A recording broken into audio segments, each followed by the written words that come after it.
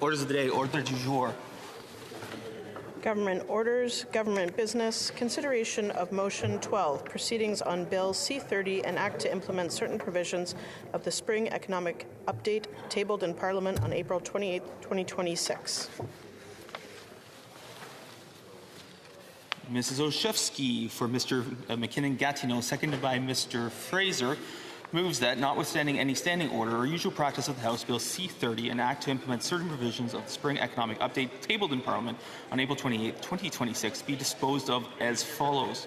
A. It be an instruction to the Standing Committee on Finance that during its consideration of the bill, le comité... 1. The committee shall meet at 9:00 a.m. on the sitting day following the adoption of this order for the purpose of completing clause-by-clause consideration of the bill.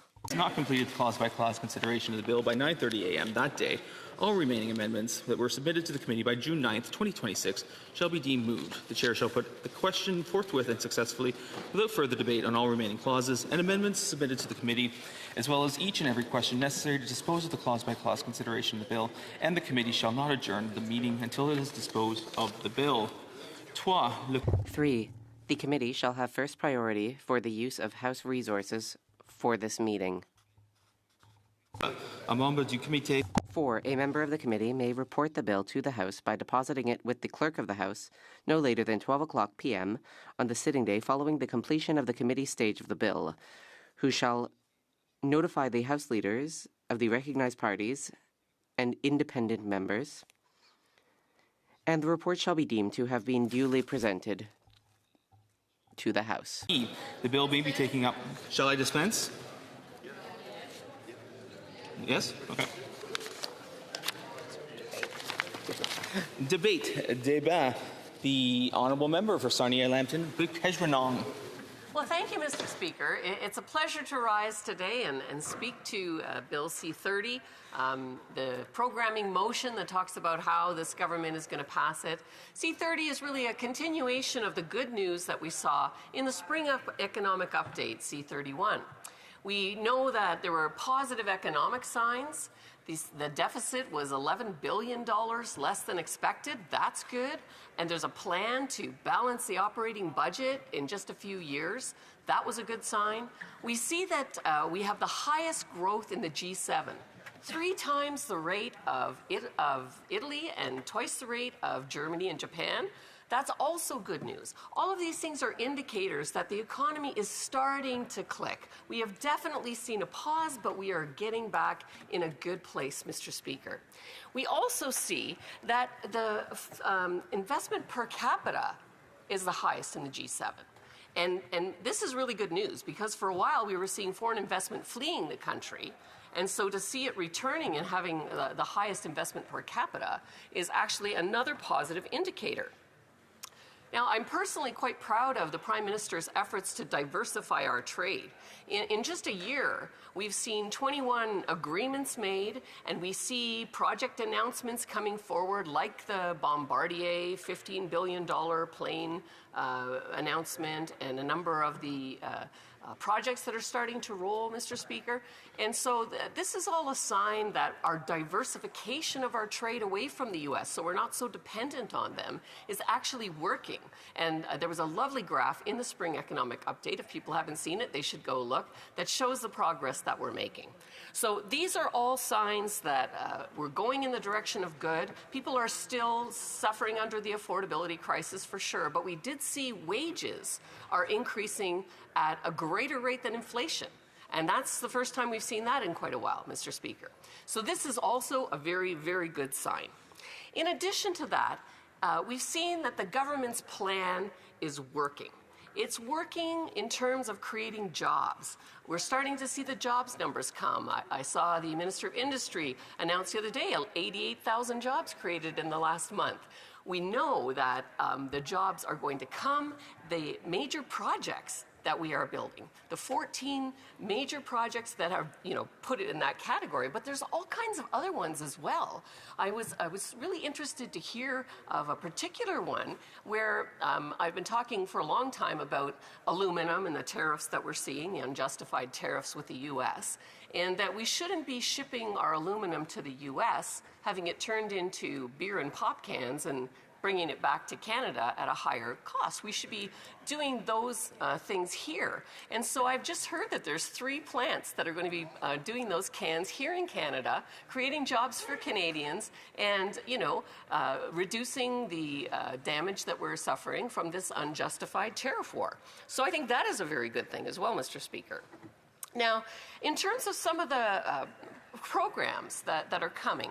I mean, Build Canada Strong is something that everybody can get behind. We all want the country to flourish, and there's a combination of things that are needed in order to make that happen. I spoke a bit about the major projects, which is a key thing, but also we know that we need to build affordable housing. And Mr. Speaker, in my riding of Sarnia-Lambton-Bikeshwanong, this is the #1 priority. We have a gap of about 1,800 affordable spaces that are needed, and that's just one riding. Think about that added up all over the country, and the need is great. And so our new government has done great on focusing plans and putting incentives in place that will not just build those homes, but make those homes more affordable. The initiative to work with, for example, the province of Ontario to get rid of the permitting fees will take about $200,000 off of the price of a house. That is really substantial, especially for these first-time homeowners that are trying to get into the market. And then taking the GST off of homes up to a value of $1 million. This is also tangible evidence that we are getting the price of houses down. Across the nation, the price of houses is down 20%, and rents are down 9%. Another encouraging sign. I feel a little bit like the Minister of Finance. More good news, Mr. Speaker, because there is a lot of good news to be shared with this House. And so the other thing I really like is building Team Canada.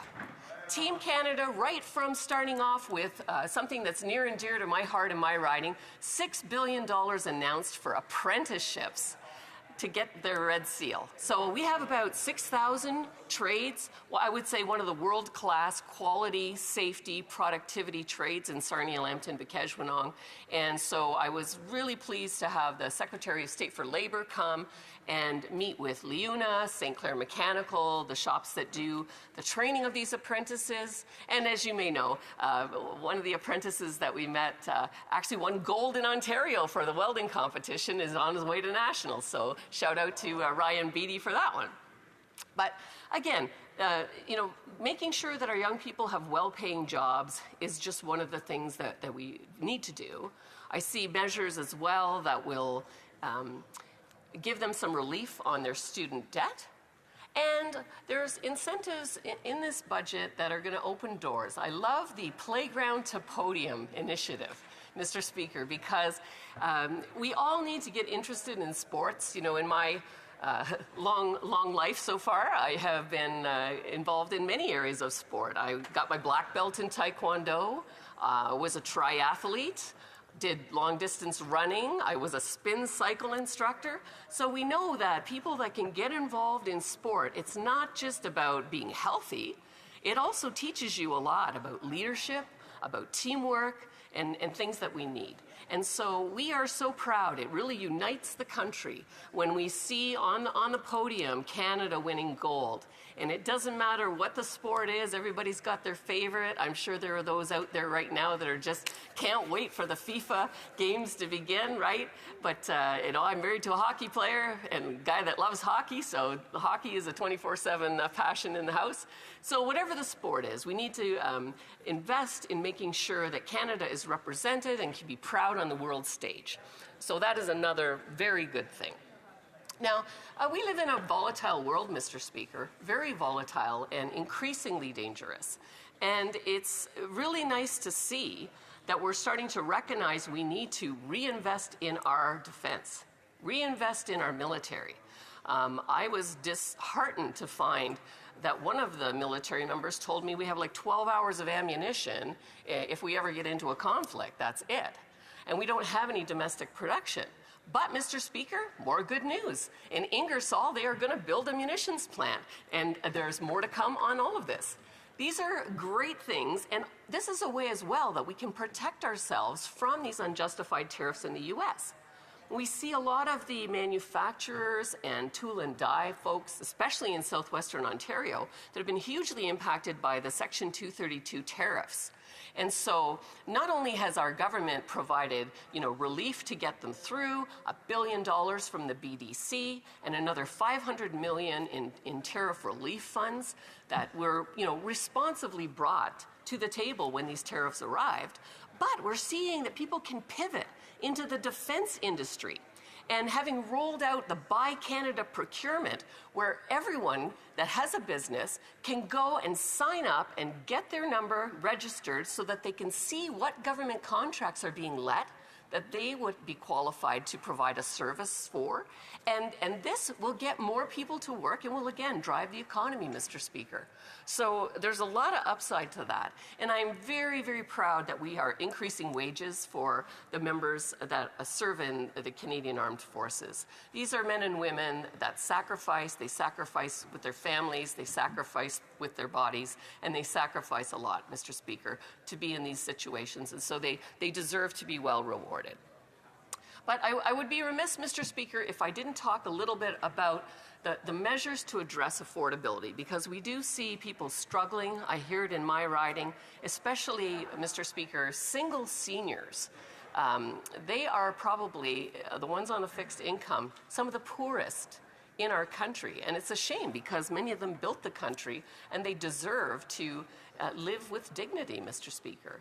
And so the many measures that this government has brought, from the grocery benefit, $1,900 for a family of 4, $800 for an individual, the tax cut for 22 million people, Mr. Speaker.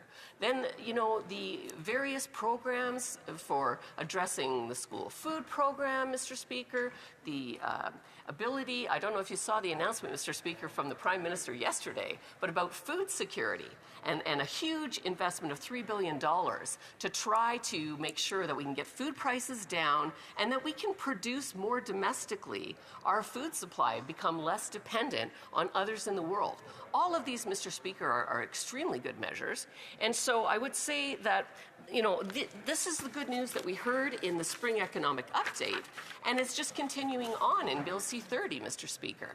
One of the ideas in here is to modify the labor mobility deduction for eligible tradespeople. Mr. Speaker, I know that our new government has leveraged a lot of ideas from the members opposite, and I remember that one coming forward. Also, making permanent the capital gains exemption for the sale of a business to an employee ownership trust or a worker cooperative. This is going to be critical because a lot of people that own small businesses are, getting long in the tooth, and they're looking for a succession plan. And in order to facilitate that succession plan, they need to have this kind of relief.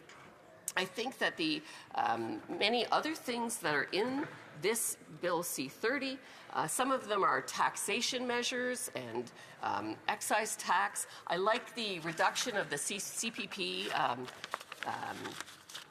the amount they have to pay in to get CPP. I think it's been increased a number of times over the last decade, and it's nice to see some relief coming there for employers and for individuals. And then some clarification on the Canadian Food Inspection Agency. I have a lot of farmers in my riding. I have a lot of very innovative farmers that are into organic farming and some of the new things that are coming on.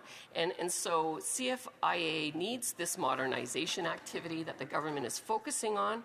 So I think that is a very good thing.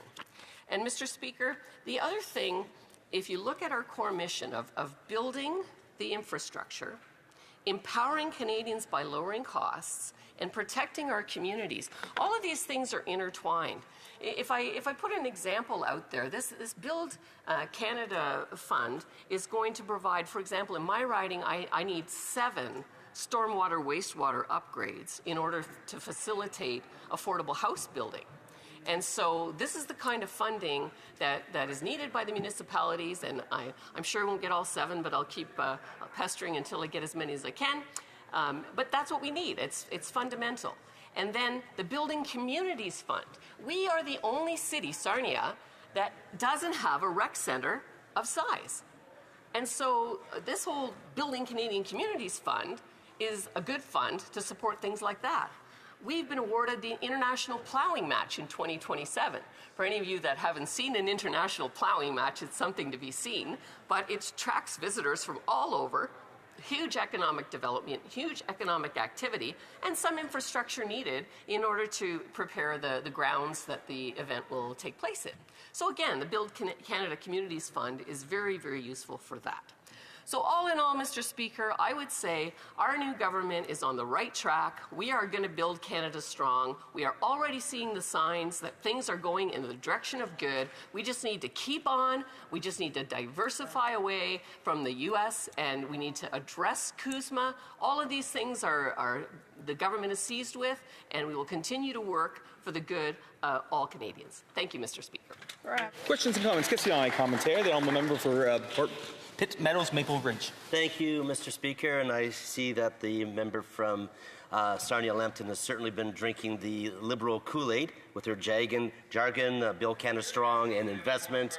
And so I just, one important industry she didn't really refer to was the automobile industry and how it has dropped from over 2.5 million units. Now it's under 1 million. There's been just a free fall there. That's one sector, and even also with the EV manufacturing. I think of the different companies like Honda's $15 billion EV and battery complex has been scrapped. Northvolt's been kind of just a free fall. So I wonder what if the member would agree with me that these Liberal investments have actually been very dubious and been unfruitful. Thank you. Member for Sarnia-Lambton, Bakesh Renong. Well, thank you, Mr. Speaker, and I thank the member opposite for the question. And what I would like to say is that I actually believe the things that I just said, Mr. Speaker, that it is very good news that we are moving in a positive direction. You know, if I was Prime Minister, what would I do? I would diversify trade from the U.S. I would build major projects in infrastructure in Canada. I would work to address the affordability issue. So all of the things that our government is doing are the things that I would do myself. Now, the member raised the issue of EVs. And of course, everything that I think about EVs is clearly on the public record for years and years. But the automotive sector has been super hard hit by these unjustified tariffs from the U.S. And the president in the South, his idea is to take apart the supply chain. I'm old enough to remember when the supply chain was first put together. And so this is going to be punishment that we'll have to support industry through for quite a while. Thank you, Mr. Questions and comments? Question commentaire. The honourable member for Chatham-Kent, Leamington. Thank you, Mr. Speaker. The member just responded to my colleague and said, I believe the things I say. She also concluded her speech with, our new government is on the right track. Mr. Speaker, a quote from March the 10th of this year. Mr. Speaker, the motion we're going to vote on today is another example of the government's overreach and tyranny and how it always wants to shut down debate, especially when it comes to freedom of expression and freedom of religion. Quote. I'm going to ask the member opposite as to going to her response, I believe the things I say. How does she reconcile those two quotes from herself?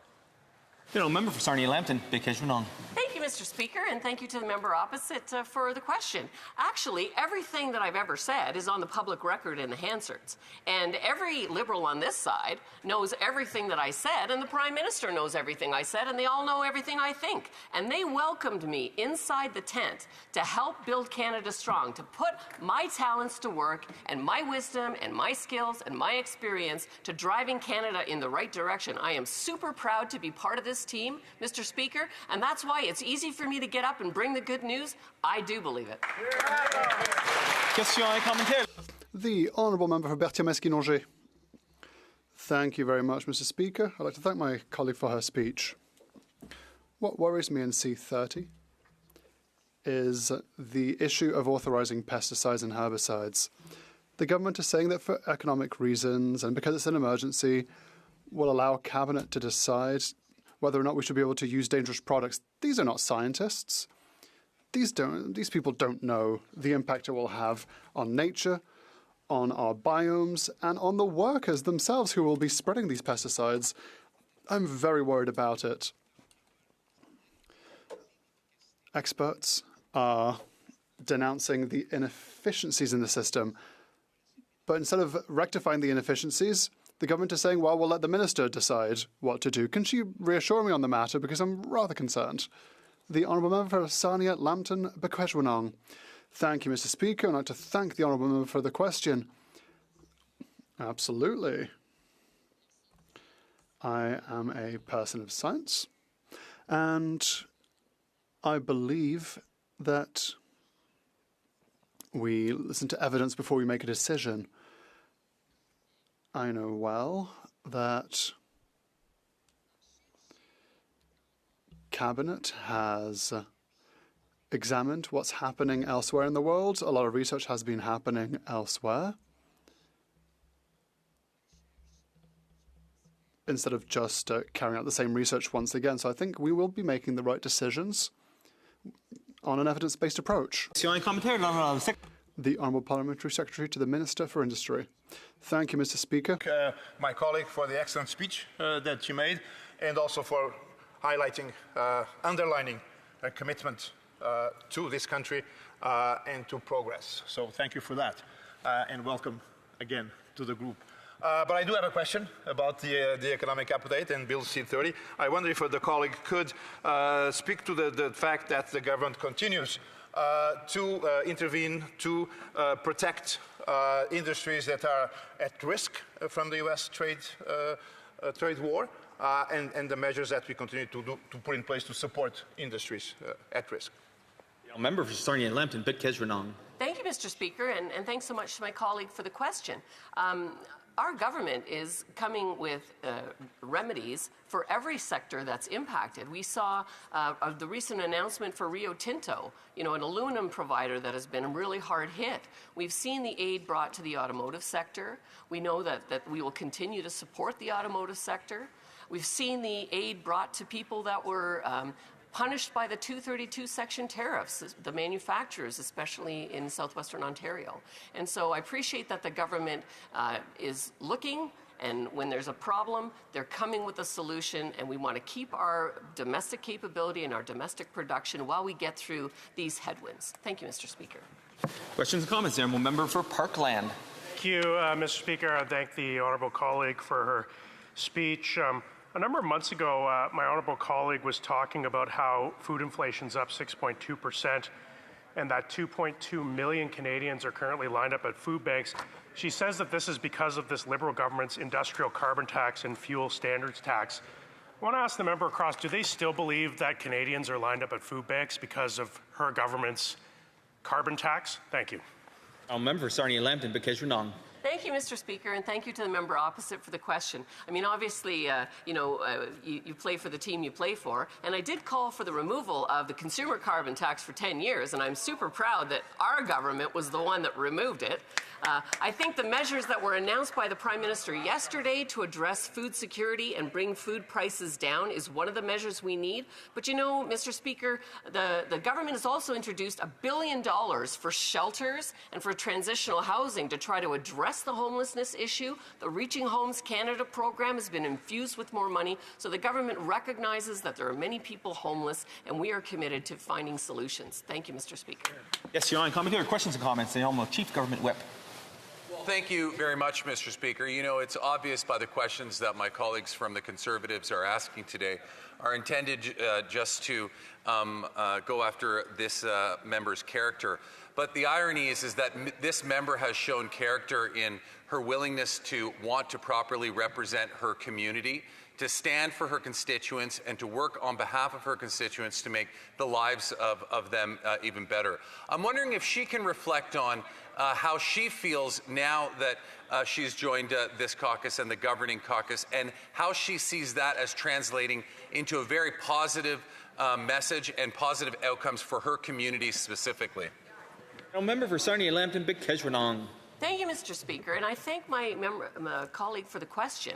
Absolutely, this has been just a joy being on this side where people work as a team And I have had Minister Solomon come to the riding and look at AI opportunities in my area. The Secretary of State of Labor came. There are more ministers that want to come take a look. And all of the projects that we've been trying to advocate for, I'm having audiences, Mr. Speaker. This is how it begins, and this is how we build Canada, and this is how we build Sarnia, Lambton, Bikeshwanong. Thank you, Mr. Speaker. Order, and I'll just remind the member not to use the proper names of members of this House. Time for a brief questions and comments. Question et commentaire. L'honorable secrétaire parlementaire. Très bien, merci encore une fois, Monsieur le Président. Thank you once again. À mon tour, à nouveau. I would like to thank my colleague for her excellent speech and for her commitment for Canada. Could she let us know more about what she was saying before? So the work that she is doing for her community with the government to make sure that her riding fully participates in Canada's economic activity. The Honourable Member for Sarnia Lambton Bikeshwanong. Thank you, Mr. Speaker. I'd like to thank my colleague for his question. In my riding, we need affordable housing. There's a crisis, absolutely. I've had the opportunity to speak with the Minister for Housing. We have a good number of projects in the energy sector. There are opportunities, and I spoke to stakeholders that have the funds to invest in my riding. For Caribou, Prince George. Thank you, Mr. Speaker. I rise today to speak to Motion 12, a motion that would dramatically curtail Parliament's ability to properly scrutinize Bill C-30, the Liberal Budget Implementation Act. The government says it wants to move quickly, but Canadians want us to move carefully. Mr. Speaker, when Liberals ask Parliament to fast-track another budget bill and limit scrutiny, Canadians have every right to ask a simple question. What has the last decade of Liberal economic management delivered for ordinary families? Because when I return home to Prince George, Vanderhoof, Quesnel, Williams Lake, 100 Mile House, and the communities throughout the Caribou, I don't hear people saying life is more affordable than it was 10 years ago. I hear quite the opposite. I hear from young families who have given up the hope of home ownership. I hear from seniors who never imagined that they would have to worry about affording groceries after a lifetime of work. I hear from small business owners struggling with rising costs and shrinking margins. And I hear from forestry workers worried about whether their mill will still be operating next year. And I hear from the hundreds, if not thousands, of forestry workers that are now out of work because of the mill closures that happened under this Liberal government. Mr. Speaker, the simple fact is that after 11 years of Liberal management, Canadians aren't better off. Our communities are being punished. Rural, remote communities specifically are being punished with the catch and release policies. It's getting harder and harder for Canadians to make ends meet. You know, I stand in this House day in and day out, and I champion those in my riding and across Canada that are facing hardship, that are facing mental health crisis, addiction crisis, that have not been seen in generations. You know, since 2016, more Canadians have died from overdose than in World War II. You know, it's hard to sit and listen, you know, whether I was at home in recovery or here in the House, and you listen to the talking points from the other side. We have a colleague, a former Conservative colleague, now on the other side, that just did a speech for 10 or 15 minutes on with the Liberal talking points, and it's a sad day for me because I was elected with her, and I have a lot of respect for her. But to see her now kind of change her tune and spew the very things that that we fought against, you know, the truth of the matter is that over 2.5 million Canadians every month are using food banks. More and more Canadians are really a paycheck away from insolvency, bankruptcy. It's getting harder and harder for Canadians to make ends meet or to live that Canadian dream. And so it's hard to sit and watch and listen to the talking points be spewed. I've said it before and I'll say it again, I'm not quite sure the world that some of my colleagues live in, but it is hard. You know, in British Columbia, we've had over 35 mills close in the last 10 years. Many of those in my riding of Cariboo Prince George. And those are high-paying jobs, generational jobs. Like many of those mills have been operating for a number of years, where you have generations of a single family working in the same mill, because that's a great job, and they were the #1 providers in most of our communities, employers in most of our communities. And when those mills close, there's not another major industry that's coming behind it, because what they've created, this Liberal government's created over the last 10 years, is not an environment where we're open for business. It's an environment where investors really truly question whether they want to invest in our country, where you have major producers looking elsewhere to relocate their businesses. That's the reality that we live in. You know, we talk about this last election, and the Liberals will say this is a new government with a man with a plan. And, you know, Mr. Carney, the Prime Minister was elected as being the man with the plan. And he comes with a pretty impressive resume, I will say that. But everywhere he's gone, he's left a wake of economic devastation. You know, we are the only G7 country, only G20 country that is currently in a recession. Now, people will say, well, what is G7? You know, we always talk about these acronyms, and you know, for those who are watching, you know, it's a packed gallery here on a Friday, Mr. Speaker, and you know, I know that the viewership goes up when they hear that the member from Cariboo Prince George is speaking every time. So CPAC is just, the bandwidth is just crazy right now. But you know, people are definitely going to be smarter at the end of this speech. There's no two questions about that, Mr. Speaker. But you know, when we talk about the Group of Seven, the G7, it's a coalition. You know, let me just tell those at home what that means, in case there's any that are confused about it. A G7 country is a coalition of countries that share core values: pluralism, liberal democracy, free market capitalism. They meet annually to coordinate global economic policy. Members include Canada, France, Germany, Italy, Japan, the United Kingdom, and the United States. We are the only country, G7 country, in that list that is technically in a recession. Well, we can't figure out whether it's a technical recession or we're actually in recession. I said that before, that if it walks like a duck, quacks like a duck, it probably is a duck. So, you know, are we, if we're technically in a recession, we're in a recession. You know, we talk about Canada being the only, bless you, that's going to ruin my video too, by the way. I thank our colleague for that. We talk about Canada being the only country, G20 country, that's in a recession. So what is a G20 country? Well, it's the same, it's a G7 countries plus Argentina, Australia, Brazil, China, India, Indonesia, Mexico, Russia, Saudi Arabia, South Africa, South Korea, and Turkey. And Canada, once again, is the only country out of that mix that is in a recession. And they'll stand up and say their plan is working. So was their plan for us to fail? Because it's not working. And so you can be tone deaf,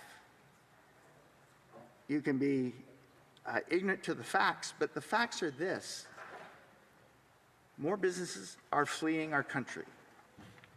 More jobs are fleeing our country, regardless of what they say that the job numbers are up or not.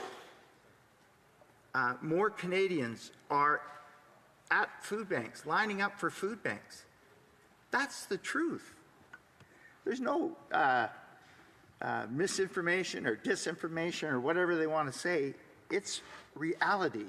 Food banks all across our country are saying that they are in dire need because more and more Canadians are accessing their services. You know, we talk with those on the ground. Just what's that? It's hot in here, Mr. Speaker. They're turning up the heat on us. In Prince George, the food banks and community organizations are facing demand levels that would have been unimaginable a decade ago. The Salvation Army in Prince George reported unprecedented demand and significant increase in food bank usage, with many clients citing the rising cost of food, rent, utilities, and fuel as the reason they needed help. Think about that. People who have worked their entire lives, people who never thought they would need assistance, people who did everything society asked of them, today they're lining up for food hampers because the cost of living has risen faster than their paychecks. Nationally, food bank visits have reached nearly 2.5 million in a single month, the highest number ever recorded in Canadian history. Food bank usage has doubled since 2019. Many of those seeking assistance are actually employed Canadians who simply cannot keep up with the rising costs. And what does that say about the state of the country when people working full-time jobs can't afford groceries? What does it say when families are skipping meals so that their children can eat? I know it's happening all across our country, but the amount of encampments, of RVs that people are being forced to move into because they cannot afford a home, they cannot afford rent, so they're moving into these rest areas and RVs, or tents in some cases. That is the reality. It's not misinformation. It's not disinformation. I ask any of those that are paying attention today, take a look around your neighborhood. Take a look around your communities. Does it look the same way as it did 10 years ago? Or is your community like mine, and many of them, riddled with crime and addiction, where you have just, it is absolutely heartbreaking, where you have people on the streets in a state of either overdose or they're in some form of addiction crisis or mental health crisis. And it's almost become the norm, Mr. Speaker, where people just kind of walk by it, where normally you want to stop and help. Many times you don't know where the person is alive or not. It's unbelievable.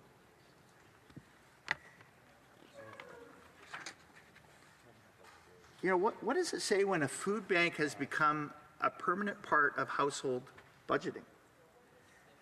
This is not Canada that previous generations built. Housing tells a similar story. For generations, home ownership represented the Canadian dream. People worked hard, saved their money, and eventually bought a home. Today, many young Canadians have stopped believing that dream is achievable. Many young Canadians have had to move back home in their basements or in their parents' basements. People worked hard, saved their money, and eventually bought a home. Now they can't. Now they don't see that dream possible. I recently spoke with a young couple in Prince George. Both have great jobs. Both are responsible. Both have done everything right, yet they feel like they're running on a treadmill. Every month they save money, but every month housing costs seem to rise even faster. The down payment they need keeps moving further and further away. They're not asking for a handout. They're just asking for a chance. They're asking for that same opportunity their parents and grandparents had. Unfortunately, after the 10 years of costly Liberal policies, that opportunity is becoming increasingly difficult to find. I touched a little bit on it earlier, the forestry sector. Few regions understand the consequences of economic mismanagement better than Northern British Columbia. Forestry is so much more than just an industry where I come from. It's families, it's communities. It's minor hockey team sponsorships, it's the swim team sponsorships, it's the high school sponsorships. It's when forestry dollars are earned, forestry dollars are spent in the communities that they are earned in. And when those businesses go out or when those jobs are lost, those dollars are no longer in those communities. You know, our community has, or our region has absolutely been decimated. I rose in the House last fall to talk about Hunter Mall, a community in my riding that lost its last mill. which represented half of its municipal tax base. You know, when those jobs, when a job law or a forestry job is lost, it's not just that job. Very often it is the spouse is a teacher, or the spouse could be a nurse. So those jobs are lost. When they leave our communities, when they leave our region, they're not coming back because there's nothing there for them. Entire towns are built around the jobs that forestry provides. Over the past 10 years, forestry communities have faced uncertainty, curtailments, shutdowns, and job losses. In late 2025 alone, temporary closures and curtailments affected hundreds of workers in Prince George, Vanderhoof, Quesnel, Williams Lake, 100 Mile House, and all areas in between. All communities in my riding. In the last 10 years, we have seen thousands of job losses. Our forestry community, our forestry industry, once a cornerstone industry in our country, is all but decimated by this government. It has honestly been 10 years of mismanagement. I don't think that there's anybody on that side that can say that they have handled the forestry file correctly. When the Liberals took office in 2015, there was a one-year grace period on the softwood lumber agreement that our former Conservative government had negotiated. They put to bed the Conservatives put to bed one of the longest standing trade disagreements with our U.S. counterparts and negotiated a one-year grace period, knowing that 2015 represented an election year. And they got it to the former Conservative government got that agreement to literally, if you were a sports fanatic like I am, to the 1 yard mark. So the next government, whoever that was, just needed to get it into the end zone. It was there for the taking. And I stood in the House in my maiden speech, and I reminded this government, or the new government at that time, the importance of this. And I said, if this is not secured in the 1 year, in the grace period that you have, we are going to face the downfall of an industry. Now's the time. And we were told at that time that there is a newfound bromance between the incoming Prime Minister, the new Prime Minister, and the administration, U.S. administration at that time. And, you know, just, we've got it handled. Don't worry about it. We've got it handled. And 10 years later, we are seeing a cornerstone industry in our country, absolutely decimated. Job losses in the tens of thousands, not just in my province of British Columbia, which softwood was the #1 export at one time. Over 65% of our exports, our softwood lumber export, went to the U.S. And it's decimated. And now we have a president in the United States that's saying that they don't need anything from Canada. Like, things have gone right sideways. So when they say that their plan is working, so I guess their plan was total economic destruction. It's so frustrating. Every time a shift is lost, a family feels it. Every time a mill closes, local businesses feel it.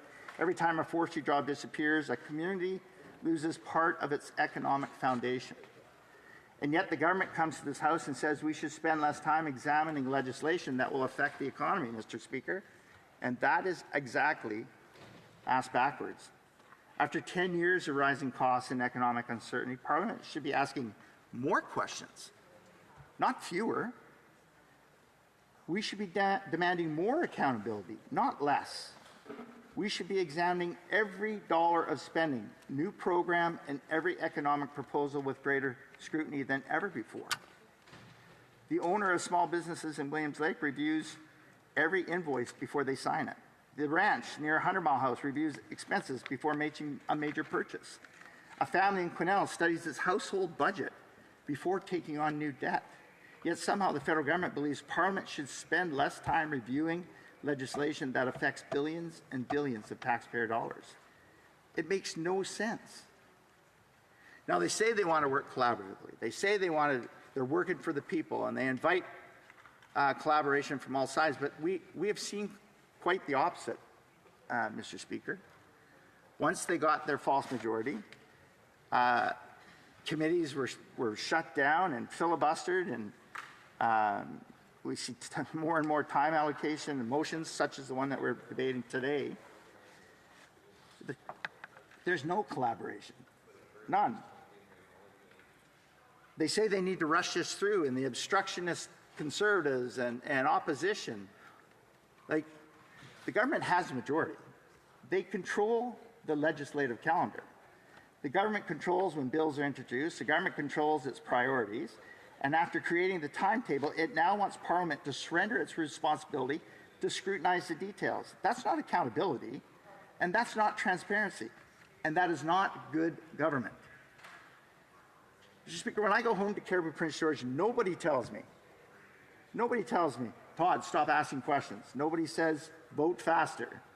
What they tell me is that groceries cost too much, housing costs cost too much, fuel costs cost too much, life costs too much, and they want someone in Ottawa asking hard questions on their behalf. That is why this motion is so troubling. After 10 years of Liberal economic management, Canadians have earned the right to expect more scrutiny, not less. If the government's economic plan is sound, it should survive debate. It should survive hard questions. If its spending priorities are justified, they should survive a committee review. If its legislation is well crafted, it should survive amendment and examination. Accountability should never be viewed as an incentive or as an inconvenience. It's the very reason Parliament exists, Mr. Speaker. At its core, this debate is about accountability. It is about whether Parliament will continue to fulfill its constitutional responsibility to examine legislation, challenge government spending, and ensure that Canadians receive value for the billions and billions of dollars being taken from their pockets. Let me remind those in this House and those who are listening, the money that is being spent is not the government's. It's taxpayer dollars. Unfortunately, this motion moves us in the opposite direction. The Liberal government is once again asking Parliament to surrender its ability to carefully examine legislation. It's asking members to accept less debate, less committee scrutiny, fewer opportunities for amendments, and fewer opportunities to identify mistakes before they become law. That should concern every member of this House, regardless of political affiliation. Let me remind this House and those that are listening, and I say it often in my speeches, this House is not ours. This House belongs to the Canadians and the electors that elected us to be here to speak on their behalf, to represent them, to be able to scrutinize the government, to be able to challenge the government, support where necessary, but to challenge the government. This House is not the government's. It is those in the gallery, those who are watching from all across our country. Committees exist for a reason. Debate exists for a reason. Committees are where legislation receives detailed examination. They're where experts testify. They are where stakeholders identify unintended consequences of poor legislation. They are where parliamentarians from all parties can propose amendments and improvements to legislation. The government now proposes to impose an artificial deadline on the Finance Committee's study of Bill C-30. And if the committee members had not completed their work by a predetermined hour, all remaining amendments would simply be deemed moved and voted upon without further debate. Let's think about that for a moment. Regardless of how many clauses remain, regardless of how many amendments remain, regardless of how many concerns experts or stakeholders have raised, regardless of how many concerns Canadians have raised, Regardless of whether parliamentarians have had the opportunity to fully disclose and discuss those proposals, the Liberal government wants the process to stop and votes to begin, essentially silencing the Canadians and stakeholders that have elected us to be here. This is not thoughtful lawmaking that Canadians expect from their parliament, Mr. Speaker. Mr. Speaker, Bill C-30 is not a minor piece of legislation. Like many budget implementation acts before it, it contains numerous measures affecting Canadians, businesses, taxpayers, and communities across the country. When legislation is broad in scope, scrutiny becomes more important, not less. The larger the bill, the greater the need for committee review. The more spending involved, the more questions are needed. The more powers granted to the government or to the ministers to make decisions without scrutiny, the more oversight should occur. Instead, the government is proposing exactly the opposite. Canadians are being told that Parliament should simply hurry up and approve legislation. That is not how responsible government works. Parliament should not just act as a rubber stamp. Members of Parliament are not spectators. We are sent here to ask questions. We are sent here to challenge assumptions. We are sent here to ensure taxpayer dollars are spent wisely. When governments become impatient with accountability, Canadians should start paying attention. Because accountability is not an inconvenience. It is the very foundation of parliamentary democracy. Mr. Speaker, Canadians are already struggling. Families are struggling with affordability, businesses are struggling with uncertainty, and communities across northern and rural Canada are struggling with economic pressures, labor shortages, and declining opportunities. People want to know how their government intends to spend their money. They want to know whether programs are effective, and they want to know whether commitments made in Ottawa will actually deliver results on the ground. Committee study helps answer those questions. This motion limits those opportunities. The government argues that legislation must move quickly. However, whose fault is it when Parliament is presented with a massive omnibus bill piece of legislation requiring extensive examination? Whose fault is it when complex measures are bundled together? Whose fault is it when committees are given insufficient time to hear witnesses and review evidence? Whose fault is it when Canadians are not heard? The answer is obvious. Governments control their legislative agenda. Governments control the timing of legislation. Governments determine when bills are introduced. Yet time and again, Liberal governments create their own scheduling problems and then use those problems as justification for limiting parliamentary scrutiny. That pattern has become all too familiar. Whenever questions become uncomfortable, debate is shortened. Whenever scrutiny becomes inconvenient, deadlines are imposed. Whenever opposition members attempt to improve legislation, procedural tools are used to limit discussion. Canadians deserve better. Mr. Speaker, there is another important principle at stake. Good legislation benefits from criticism. Strong legislation survives scrutiny. Effective legislation is improved by debate. Government should welcome examination if they are confident in their proposals. Instead, this motion suggests that the government sees scrutiny as an obstacle rather than a safeguard. And Mr. Speaker, that's troubling. Every member of this House has seen examples of legislation that required amendment after flaws were discovered. Every member has seen examples where witness testimony highlighted concerns that government had overlooked. Every member has seen examples where committee work improved legislation. That work becomes more difficult when Parliament is placed under a procedural guillotine. Mr. Speaker, representing Northern British Columbia has taught me an important lesson. People do not expect perfection from the government. They do not expect transparency. They do expect, however, accountability. And they do expect their elected representative to ask tough questions before billions of taxpayer dollars are committed.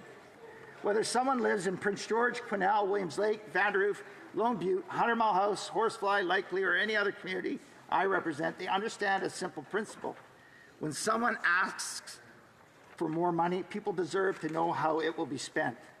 The same principle should apply here.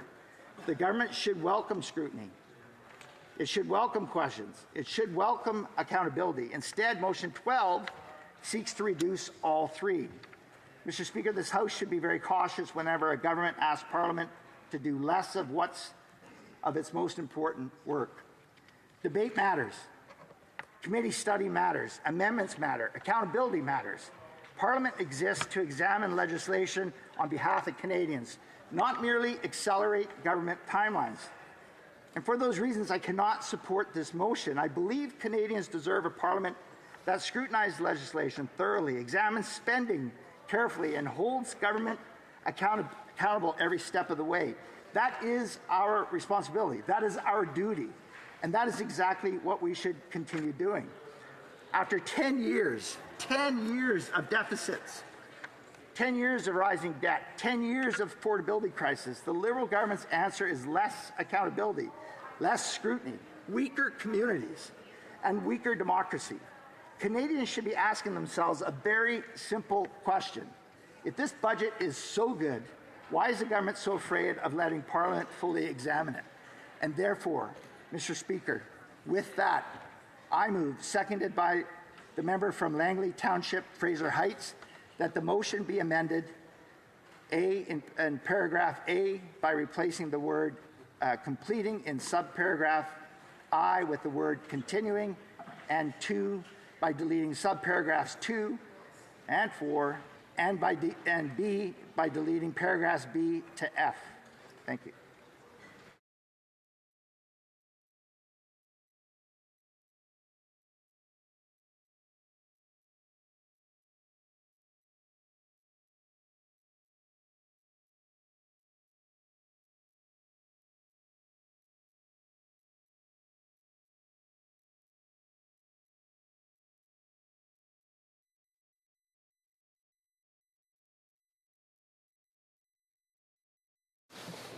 Mr. Doherty, seconded by Mr. Van Popta, moves the following amendment: that the motion be amended, A, in paragraph A, 1, by replacing the word completing in subparagraph 1 with the word continuing, and 2, by deleting subparagraphs 2 and 4, and B, by deleting paragraphs B to F. The amendment is in order, and I'll just ask Mr. El Khoury to just turn off his microphone online. So the motion is in order. If we were to go to questions and comments, I'll just remind the member I had a bit of a slip of the tongue earlier that might be considered unparliamentary, and I wouldn't want that to linger in the air. So I'll just remind members to be judicious. So we have time for probably one questions and comment. Question et commentaire. L'honorable député de Les Pays. The honourable member for Les Pays d'en Haut. Mr. Speaker, I'd want to thank the member opposite for his speech. I've been in this House for about 1 year, and all I hear from the other side is doom and gloom. I'd like to talk about some positive stuff that's happening in our area. I too have forestry in my sector. Forestry is a challenge, but I was also lucky enough to go see a mine opening.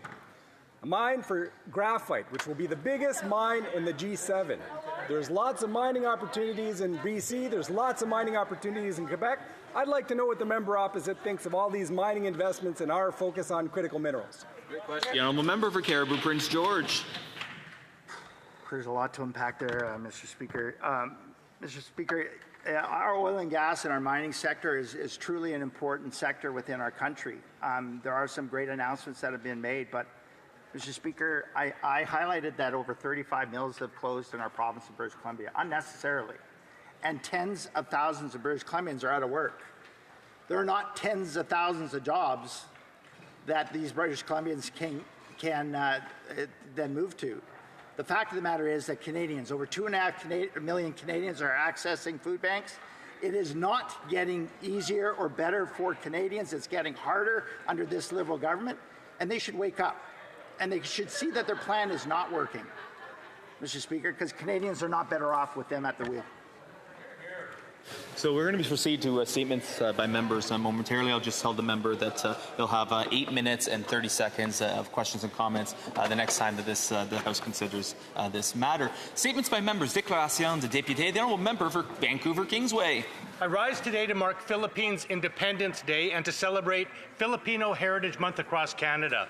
I was honored to join many friends in the Filipino-Canadian community for the annual flag-raising ceremony at Filipino Plaza in the heart of Vancouver Kingsway. It was a proud celebration of Bayanihan, representing unity, cooperation, and selfless aid.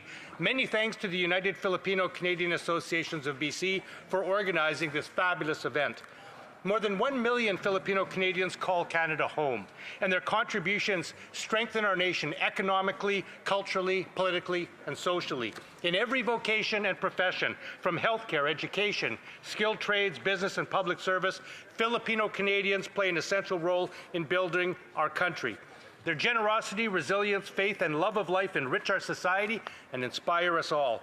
To the Filipino Canadian community, thank you for everything you contribute to our world. Maligayang araw ang kalaayan, mabuhay. Member for Winnipeg North. Yes.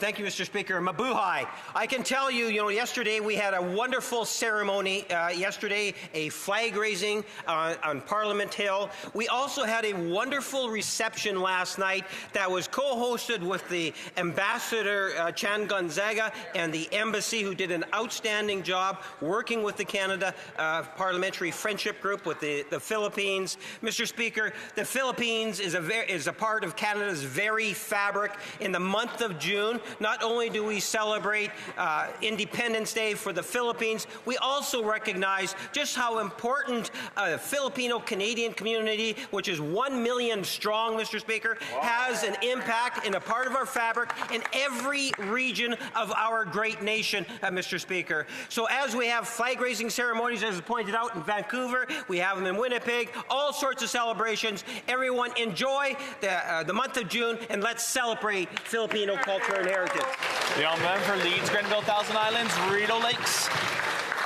In celebration of Seniors Month, I was pleased to join with MPP Steve Clark to host our first annual Seniors Expo. This week at New Hope Church in Brockville, in partnership with Senior Support Services, Lanark Leeds Grenville, we welcome more than 160 seniors and dozens of exhibitors. We heard from great presenters, including the Leeds Grenville Paramedic Service, the Brockville General Hospital's Hospital Home Program, the Brockville 50+ Activity Center, the Stroke Network of Eastern Ontario, and Rideau Community Health Services dental programs, and many others. Complete with fitness breaks and lunch, this event was open to seniors at no cost. It was a wonderful way to bring our community together, share helpful resources that support seniors and their families, and recognize the incredible contributions of our seniors.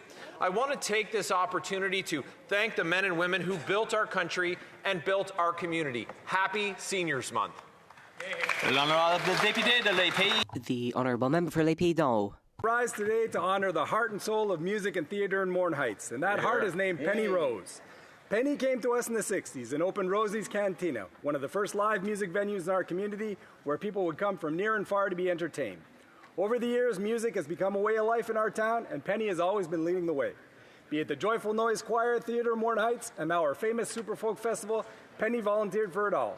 Now, Mr. Speaker, Mourne Heights music scene is best known for the Commons Bar and Le Studio, where bands like Rush, The Police, and Bryan Adams recorded some of their best music. Classics. But for the last 60 years, however, it's been Penny's work that has deeply left its mark. On July 2nd, Penny Rose will be 80 years old. She is still going strong and will host the biggest live music party that our town has seen in a long time. So from all of us here in the House of Commons, I wish the one and only Penny Rose a very happy Penny. The Honourable Member for Dufferin-Caledon. I want to extend my deepest sympathies to the family of Constable Taryn Bally, who passed away tragically in the line of duty in Northern Ontario. Constable Bally was a member of the Dufferin OPP in my home riding of Dufferin-Caledon. I know the men and women who serve in the Dufferin OPP. They are incredibly dedicated, community-oriented officers. Constable Bally was described by his colleagues as a man of bravery, dedication, and incredible community service. Police officers come under incredible scrutiny and criticism these days, and yet they put on the uniform every day knowing that they might not come home to their loved ones. I want Constable Bally's family to know that the community of Dufferin-Caledon will never forget his service and his sacrifice to our community.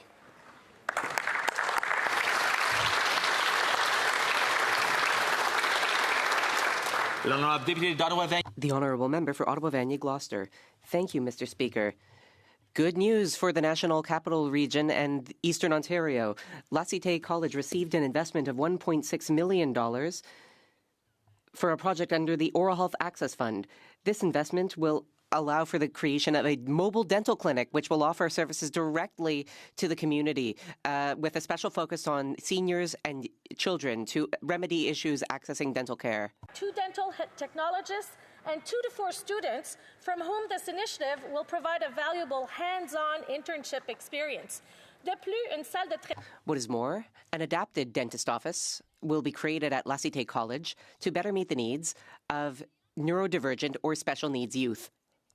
Thanks to this initiative, more families will be able to access local dental care in a welcoming, inclusive, needs-adapted environment. The engagement of the Government of Canada to make healthcare more accessible and equitable for all. Monsieur le Président, c'est ainsi. Mr. Speaker, that is how we will build Canada strong. Cambridge. Mr. Speaker, 2 years ago, the Standing Committee on Veterans Affairs unanimously tabled a pivotal report, Invisible No More, the experiences of Canadian women veterans. That title means something only because more than 50 women made it true. They sat before committee and relived military sexual trauma, wounds inflicted at times by the very people who were supposed to stand beside them. They knew the cost, and they spoke anyway, for every woman who hasn't served yet and deserves better.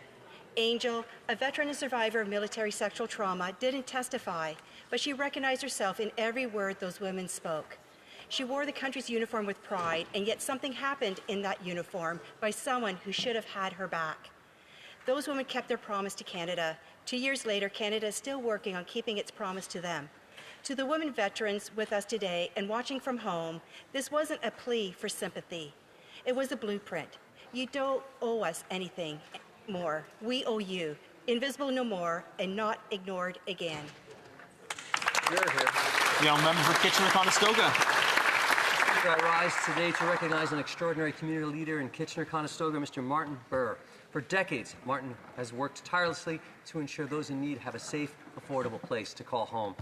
As founding member of Menno Homes, which is now known as Beyond Housing, he built a legacy of compassion, inclusion, and service that continues to strengthen our community. This year, as Beyond Housing marks its 25th anniversary and Martin celebrates his 87th birthday, he's preparing for his final Outspoken Bike-a-thon, a community event uniting riders, sponsors, and supporters committed to affordable housing. Over the years, through this ride, Martin has raised more than $387,000, with a goal of reaching $500,000. Proceeds will support a 30-unit accessible apartment in Elmira. Martin's leadership has inspired countless people across Waterloo Region and reminds us the difference one person can make. So, on behalf of a grateful community in Kitchener-Conestoga, I thank him and wish him every success in his final ride. I'll see you tomorrow, Mr. Burr. The Honourable Member for Beauce. Mr. Speaker, we may be the only G20 country in a recession, but it's because the Liberals are throwing taxpayer money out the windows. The Prime Minister has spent almost $1 million in just 1 year on airline meals on just 14 flights. Here's the facts. May 16th to 19th, Ottawa to Rome, $93,780 in food. That's a fact. November 18th to 24th, 2025, Ottawa to Athens via Johannesburg, $159,781 in food, and that's a fact. January 5th to 7th, 2026, Ottawa to Paris, $74,661 in food. That's a fact. January 13th to 22nd, Ottawa to Zurich, $175,248 in food, in luxury meals, and that's a fact. What we're witnessing is obvious. It's not that we don't have enough money, it's that we don't have enough respect for Canadians. The Honourable Member for Berthier-Masquinongé. Mr. Speaker, on June 12th, I'm buying Québécois. To celebrate this official day, I would like to offer you an incredible stay. The Auberge Saint-Mathieu in Saint-Mathieu-du-Parc is waiting for you with its exceptional restaurant. Last year, they were awarded their first Michelin Green Star. This year, the Auberge can celebrate once again. It has received its first Red Star from the famous Michelin Guide. These honors recognize not just its culinary excellence and refined flavors, but also its deep commitment to sustainable gastronomy. In this country estate surrounded by a picture-perfect forest, Chef Sami Benabed, who was awarded the Michelin Award for Most Promising Young Chef Quebec 2026, cooks up a locavore menu combining Quebecois barbecue, spices, and citrus in perfect harmony. Congratulations to the entire team for this inspiring communion of flavor, land, and respect for the environment. The Honourable Member for University Rosedale. Mr. Speaker, I rise today to recognize an institution that has helped tell and shape the stories of multicultural Canada for 60 years, Chin Radio. Founded in 1966 by the late Johnny Lombardi, a proud son of Italian immigrants, Chin gave a voice to newcomers from around the world and helped pioneer multicultural broadcasting in Canada. Today, under the equally visionary leadership of his son, Lenny Lombardi, Chin continues to build on that remarkable legacy, broadcasting to over 100 cultural communities in more than 50 languages. As Toronto prepares to celebrate the Taste of Little Italy Festival this weekend, we honor the Lombardi family's lasting contributions. To Lenny and everyone at Chin Radio on this 60th anniversary of this remarkable institution, thank you, grazie, for helping to build an inclusive, vibrant Canada. The Honourable Member for Lethbridge. Well, it is my great pleasure to rise in the House today to extend congratulations to the town of Picture Butte on its 100th anniversary. For a century, Picture Butte has been shaped by the values that define rural Canada: hard work, family, and community spirit. What began as a small prairie settlement marked by the establishment of its post office has now grown into the livestock feeding capital of the entire country. And that title reflects more than just an industry. It reflects generations of farmers, ranchers, workers, and families whose dedication has helped feed Canadians and strengthen Southern Alberta's economy. From its farms and local businesses to its schools, its churches, and its volunteers, Picture Butte continues to represent the very best of Southern Alberta. To everyone who has built, who has served, and who has strengthened this community over the past century, I wish to extend my sincere gratitude. Your legacy is one of vision, determination, and generosity. As the Member of Parliament for Lethbridge, congratulations on 100 years. The Honourable Member for Barossa. Mr. Speaker, you know what? Many people rise each day to claim they're specialists on artificial intelligence. I meet with a number of experts on AI, and I read this one book by an esteemed expert. The book turned out to be the exceptional work of an entrepreneur from my region, Mr. Patrick Chanel, the co-founder of Conquer AI and an AI strategy specialist. He has almost 30 years of experience in major Quebecois companies. In his book, Enterprise AI Driven, Mr. Chanel proposes a concrete framework based on 3 axes: knowledge management, knowledge sovereignty, and human-centered AI governance. At a time when our country is developing an AI strategy, I think it's important to recognize entrepreneurs like this one who have reminded us that humans must be at the center of all we do. So I would like to recognize Mr. Chanel's work to the debate on AI and for bringing together politics, innovation, and industry. Disbury. Well, Mr. Speaker, the verdict is in. The Prime Minister is in way over his head. He's the only leader, not just in the G7, but in the G20, to lead his country into a recession. But what does this mean practically? Since the Prime Minister won't stand in this place and answer questions about his record, well, I'll tell you. 2 in 5 Canadians struggle to put food on the table. 60% of Canadians feel anxious about their personal finances.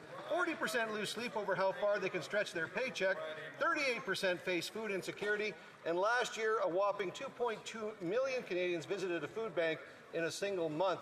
Meanwhile, the Prime Minister's office spent nearly $1 million in the last year alone on luxury in-flight catering, including $175,000 alone in one trip last November. That catering bill would have been enough to feed a Canadian family for 55 years. Every dollar spent on luxury catering is a dollar that cannot go towards lowering taxes, building homes, improving public safety, or helping Canadians put food on their own table.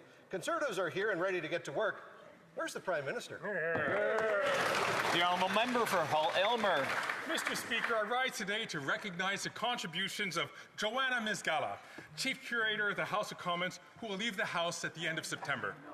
After a few months A few months after she started working in the house, Ms. Megala showed leadership and literally grace under actual fire, keeping a group of parliamentary guides calm as shots rang out and she led them to safety. As Speaker, I saw her love and passion firsthand as she worked to preserve our history and heritage for all Canadians. She helped remind us of our past through interviews and reports on key moments like the 100th anniversary of the Parliament Hill fire. She also marked key events from our history, like the 20th anniversary of Nunavut and the 150th anniversary of Confederation. Furthermore, she worked to create a room of remembrance in West Block. Many of us know her personally as she shared her expertise widely. We thank her for her remarkable service and wish her every success in her next chapter. Thank you, Joanna.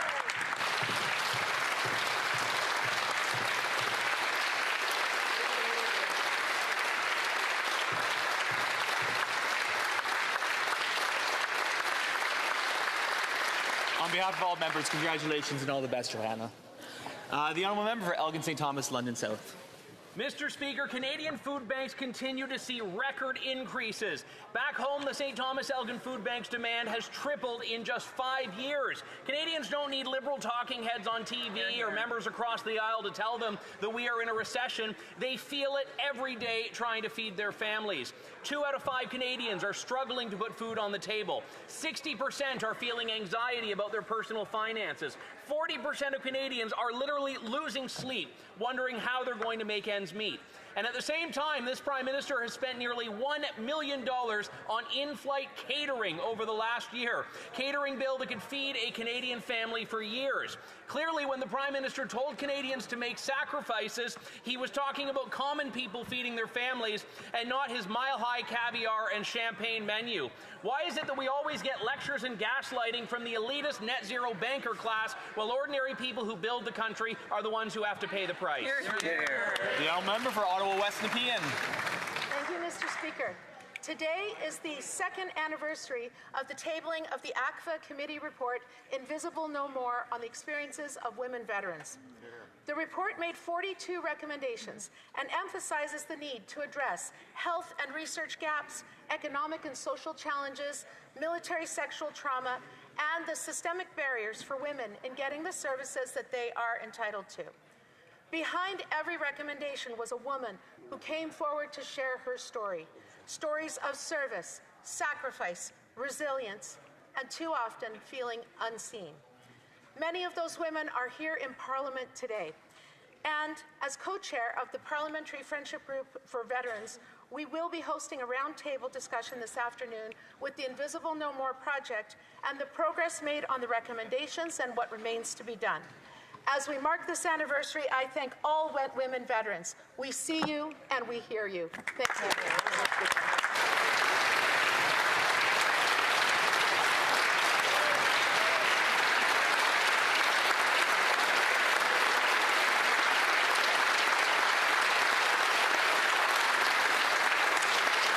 Oral questions. Questions orales. The honourable member for Wellington, Halton Hills North. Mr. Speaker, Canada mourns the loss of Constable Mark Pinizotto. Here's what the Globe has reported. A search warrant executed yesterday related to the shootings at a synagogue and the U.S. consulate. U.S. prosecutors linked these shootings to an IRGC-backed terrorist network behind 18 attacks in the U.S., Canada, and Europe.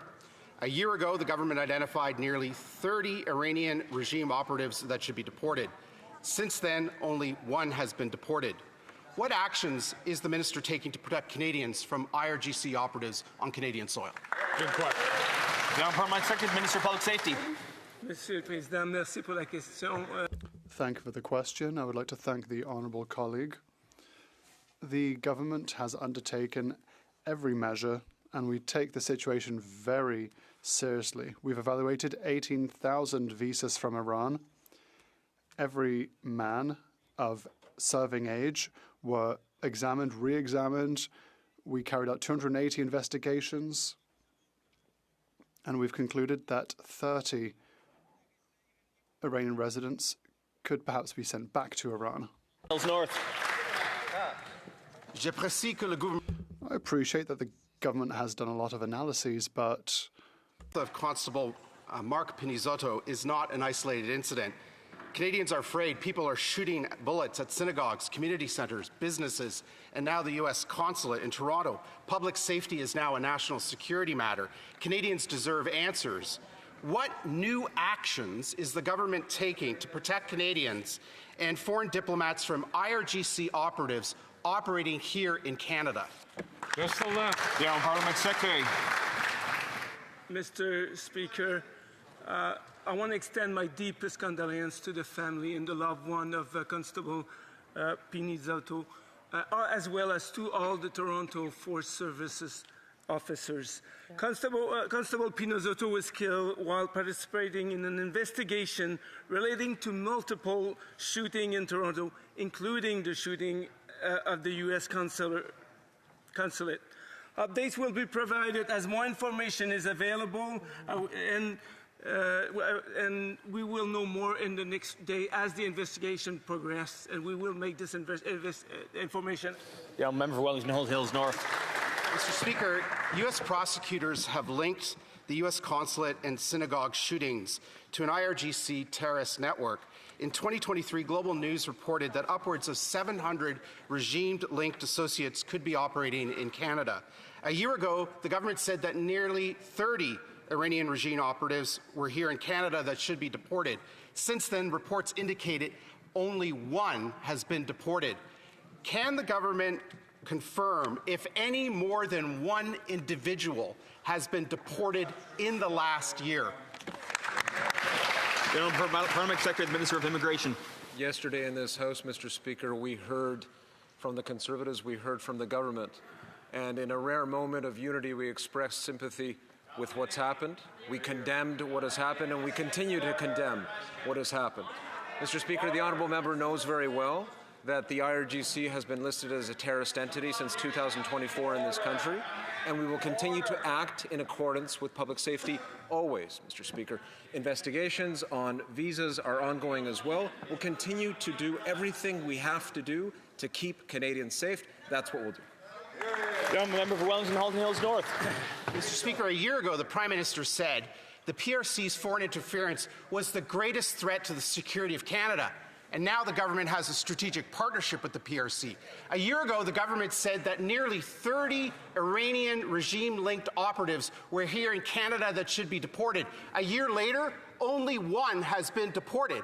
How can Canadians believe that this government is treating foreign interference seriously and taking actions to protect them here on Canadian soil? Here, here. Parliament Secretary.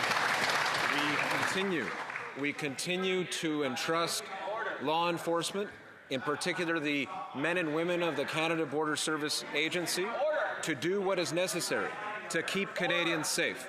As I said before, since 2024, the IRGC has been recognized as a terrorist entity, and everything we do will be in accordance with public safety, Mr. Speaker.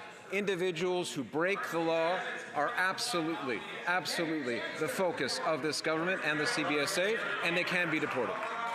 Order! The Honourable Member for Portneuf-Jacques-Cartier. Thank you, Mr. Speaker. Our thoughts go out to the Constable.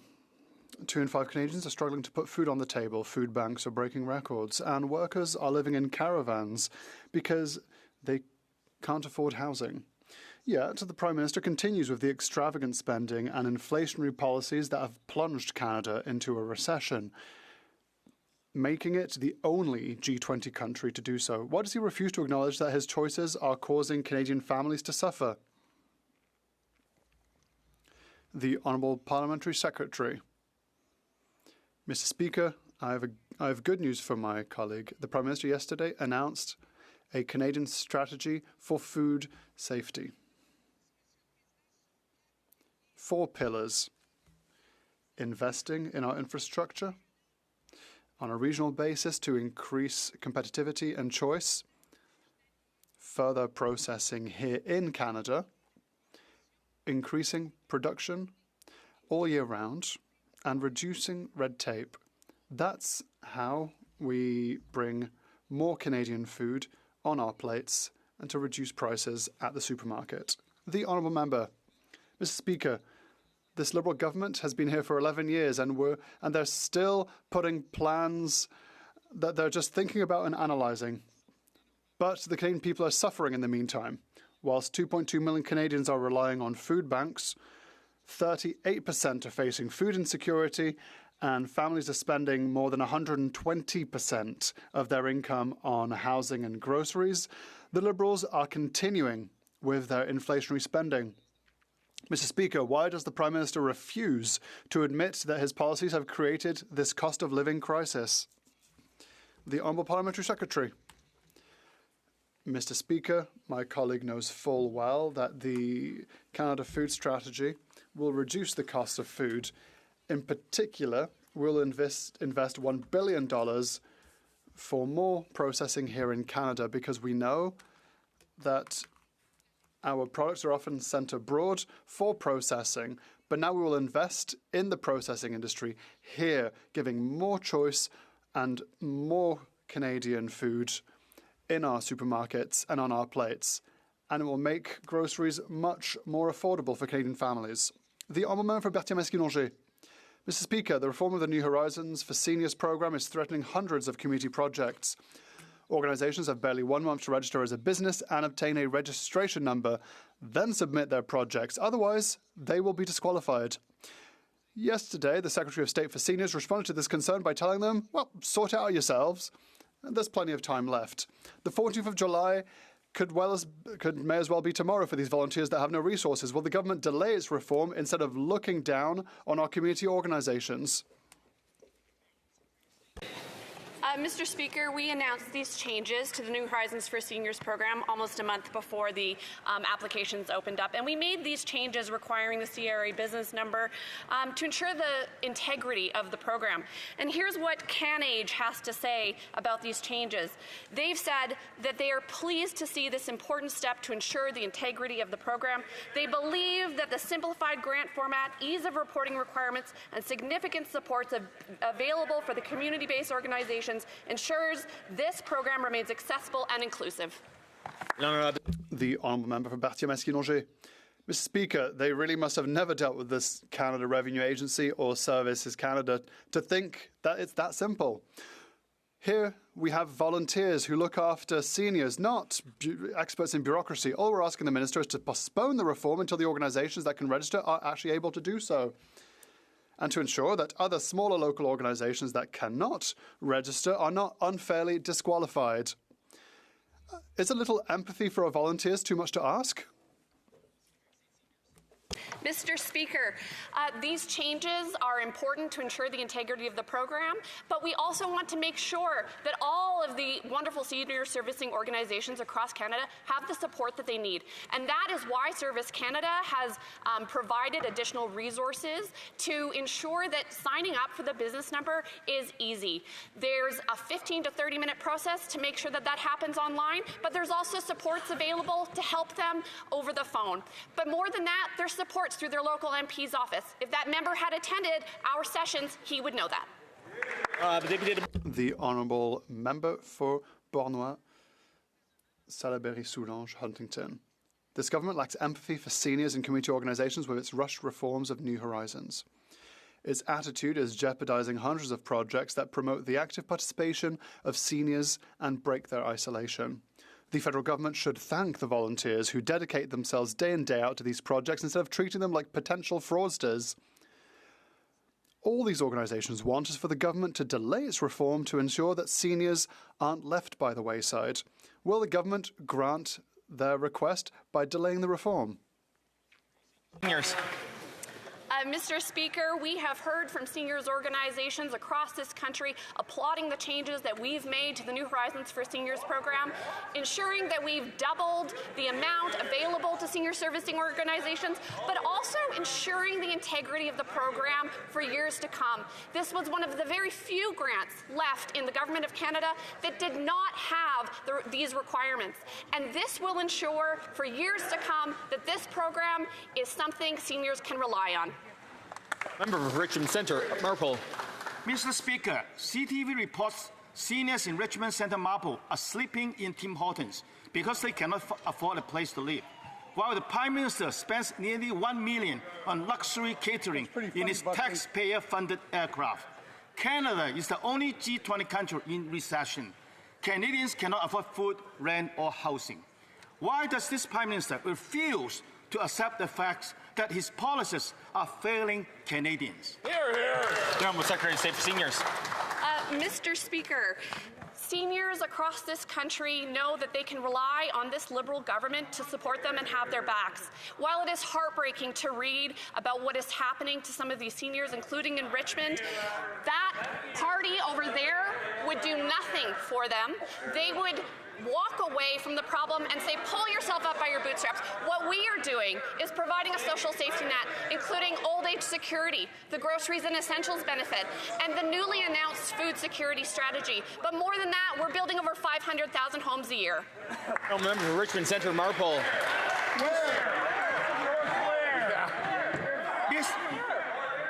Mr. Speaker, Canada is seeing a growing homeless senior population. Emergency shelters are overflowing, and seniors are saying that they do not feel safe staying in them.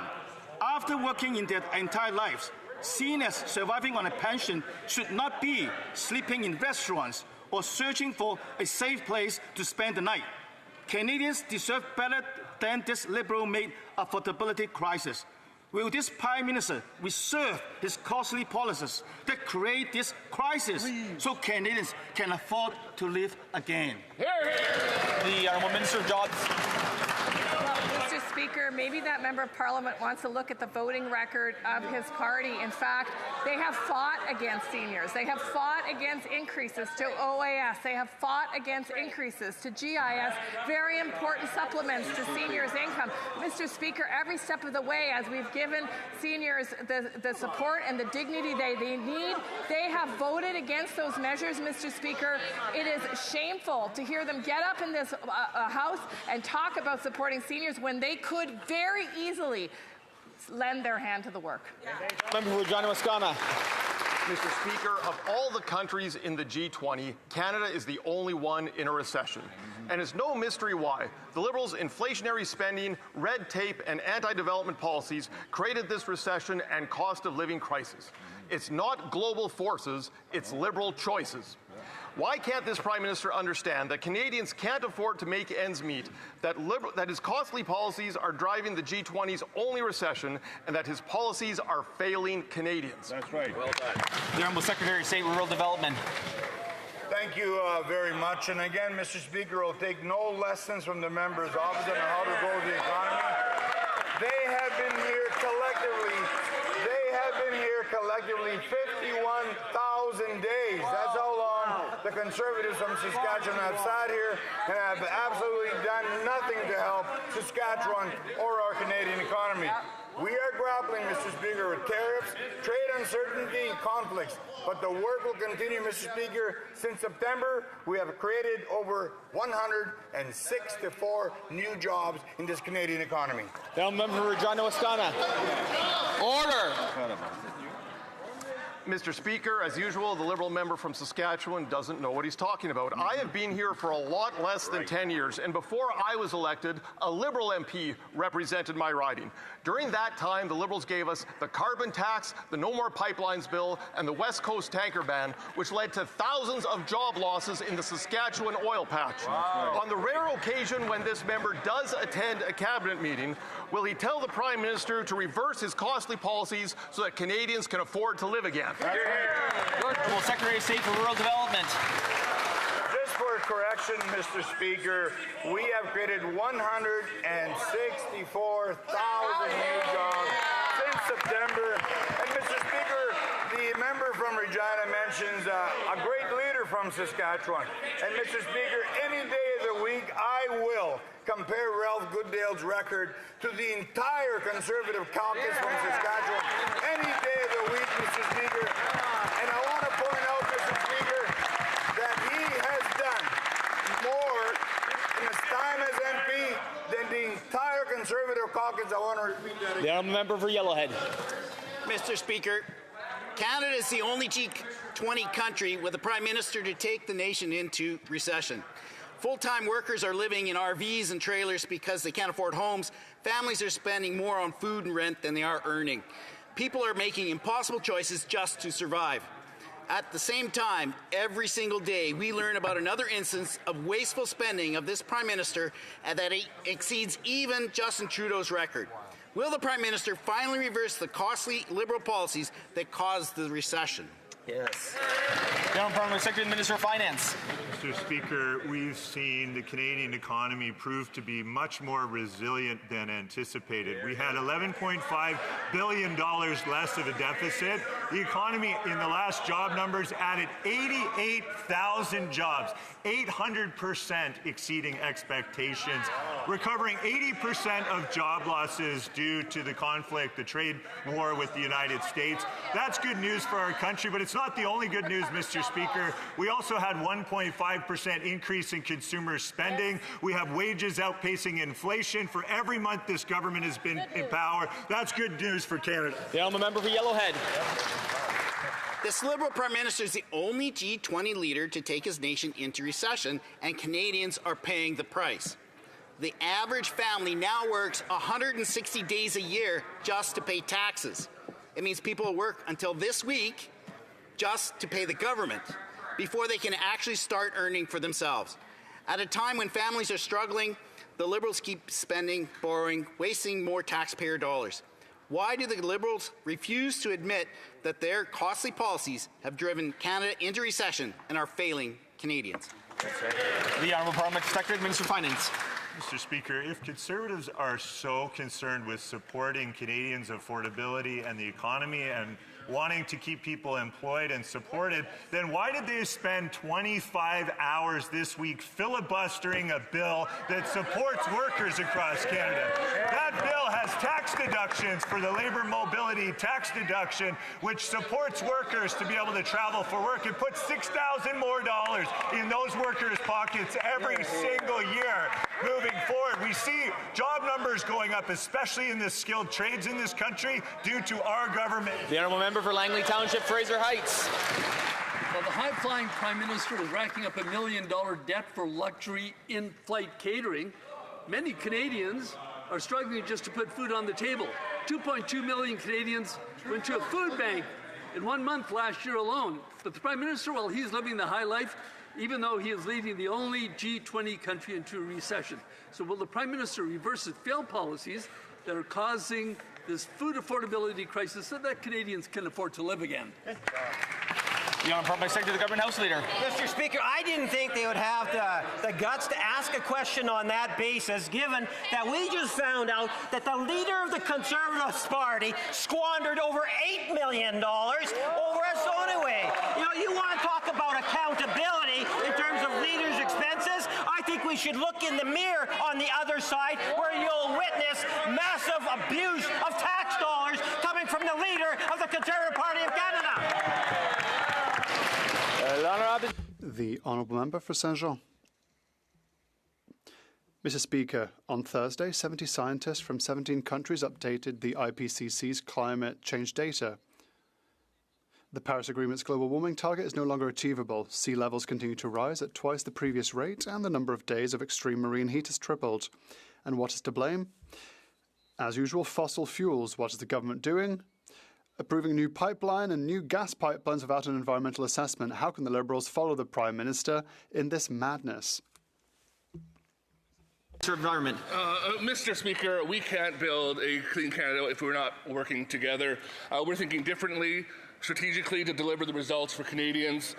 We've introduced new methane regulations. We've brought Alberta to the table. We've actually brought Canada's largest emitting province to the table. We're also recently launching our clean electricity strategy to double our grid in the next number of years. It's something that we've promised Canadians. We're going to give this to Canadians today, tomorrow, and for future generations. And that's why I'm proud to stand on the side of the aisle.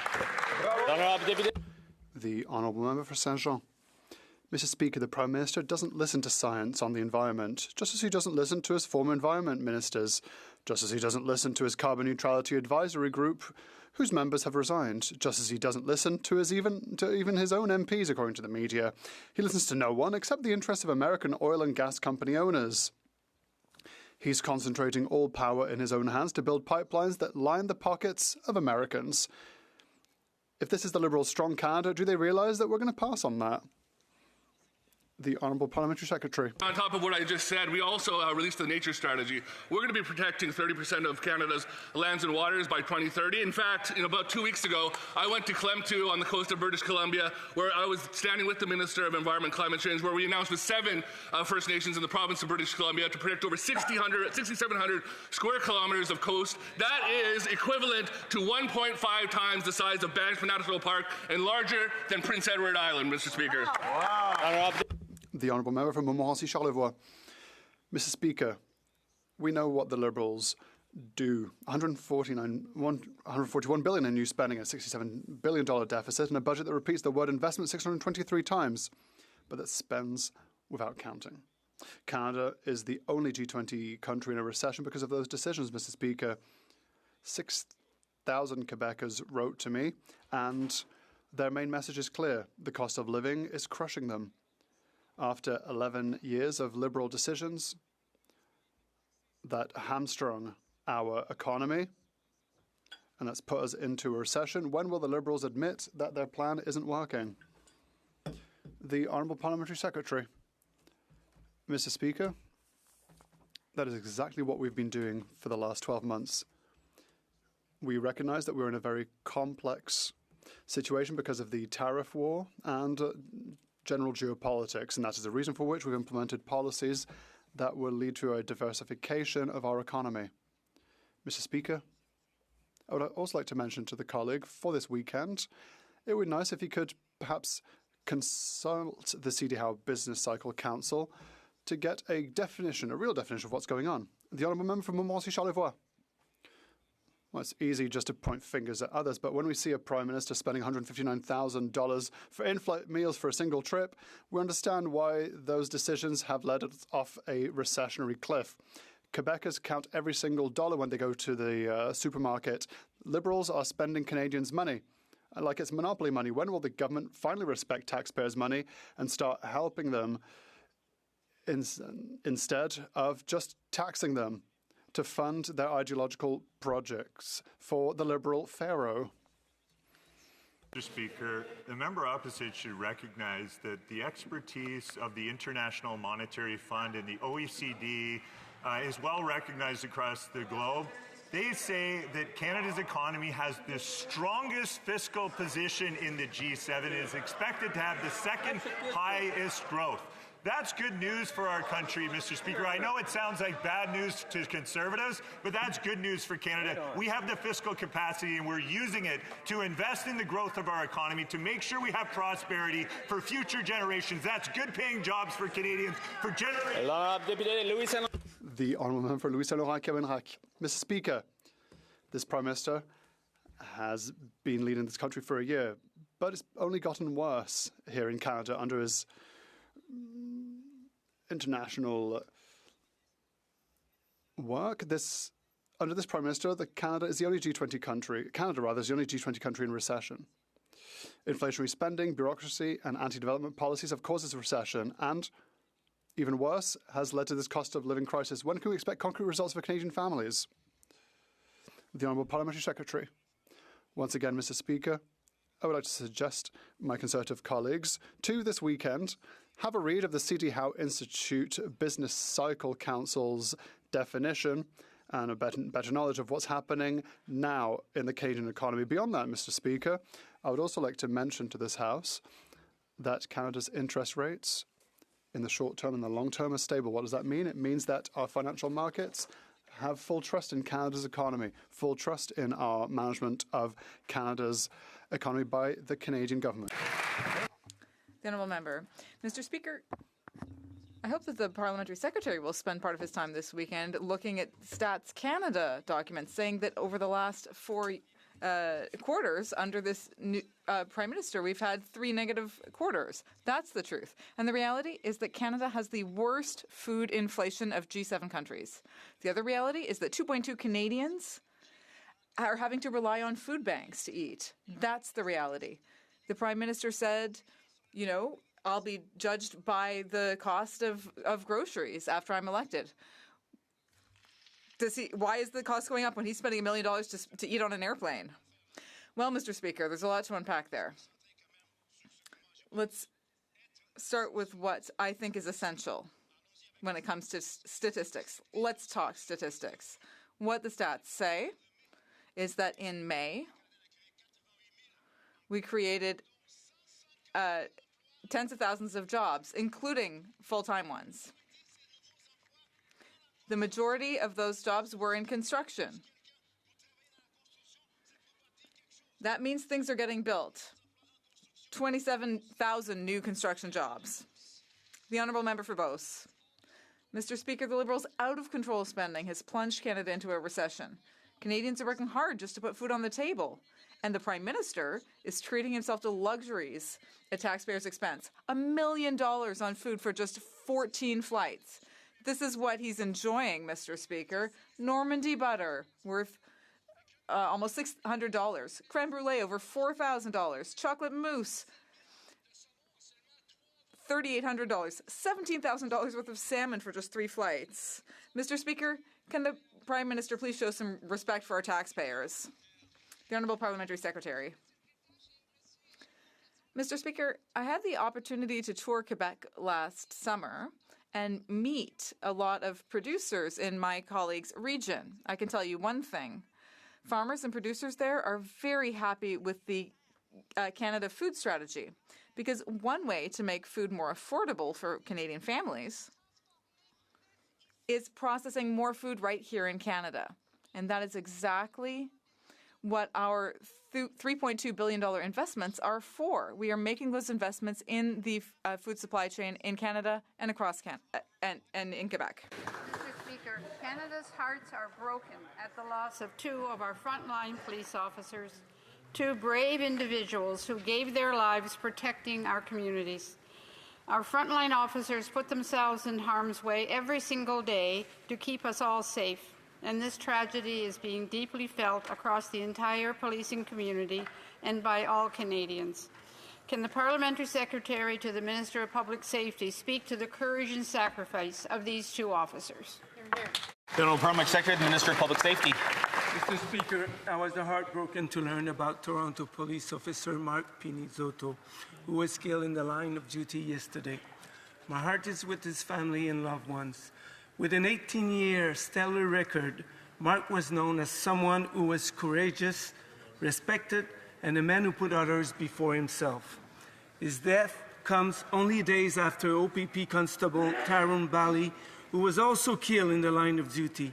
Mr. Bally was known as someone who just wanted to help others. To all our frontline officers, thank you for the work you do each day and every day to keep all Canadians safe. We appreciate your service. Thank you very much.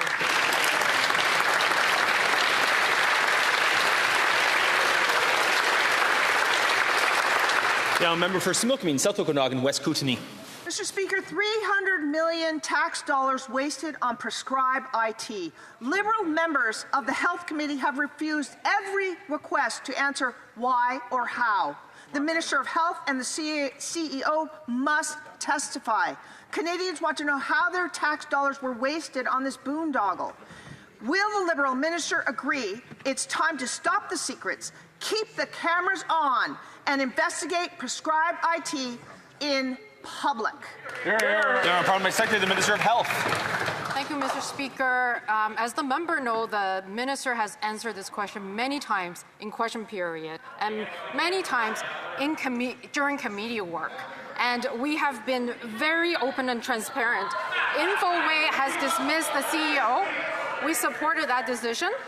And we are also reviewing the Infoway mandate to make sure they align with opening up health data for Canadians. And the funding decision will be made after the review. Thank you, Mr. Speaker. Now, member for Similkameen, South Okanagan, West Kootenay. Mr. Speaker, I take that member more seriously if she didn't keep turning the cameras off and voting to seal committee records for 30 years.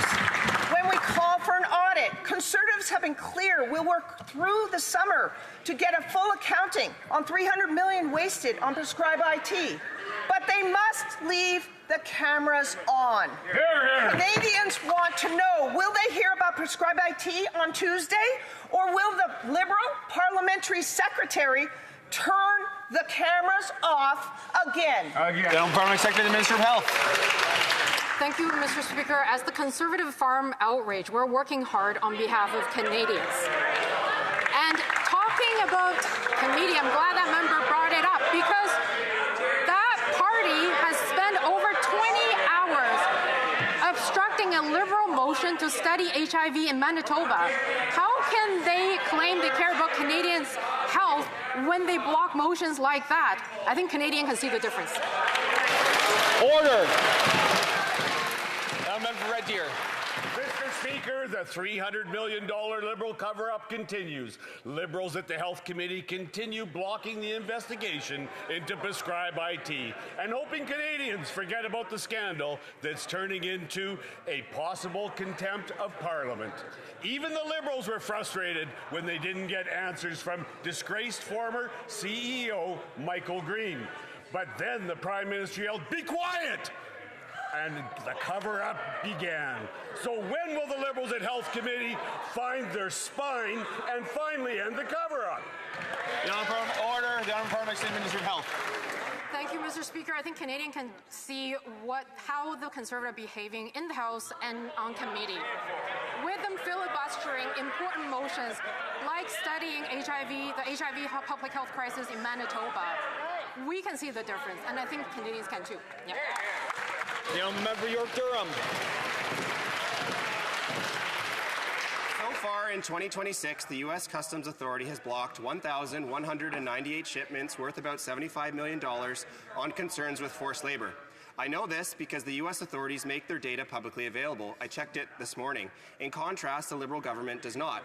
And when I asked for this information at the Standing Committee on International Trade, I received a written response that said the government is, quote, unable to provide the requested information. If the U.S. authorities can make their data publicly available to see, why can't the Liberal government? Second Minister of Foreign Affairs. Thank you, Mr. Speaker. Let me be clear. Canada and the United States share the goal of keeping goods produced through forced labor out of our supply chains. Canada already has strong protections in place, and we will further action to strengthen them through new legislation. We will continue to work closely with our partners to uphold high labor standards and ensure fair, rules-based trade. Thank you, Mr. Speaker. Member for York Durham. Mr. Speaker, the issue is not the law, whether the current law or any subsequent law the government may introduce.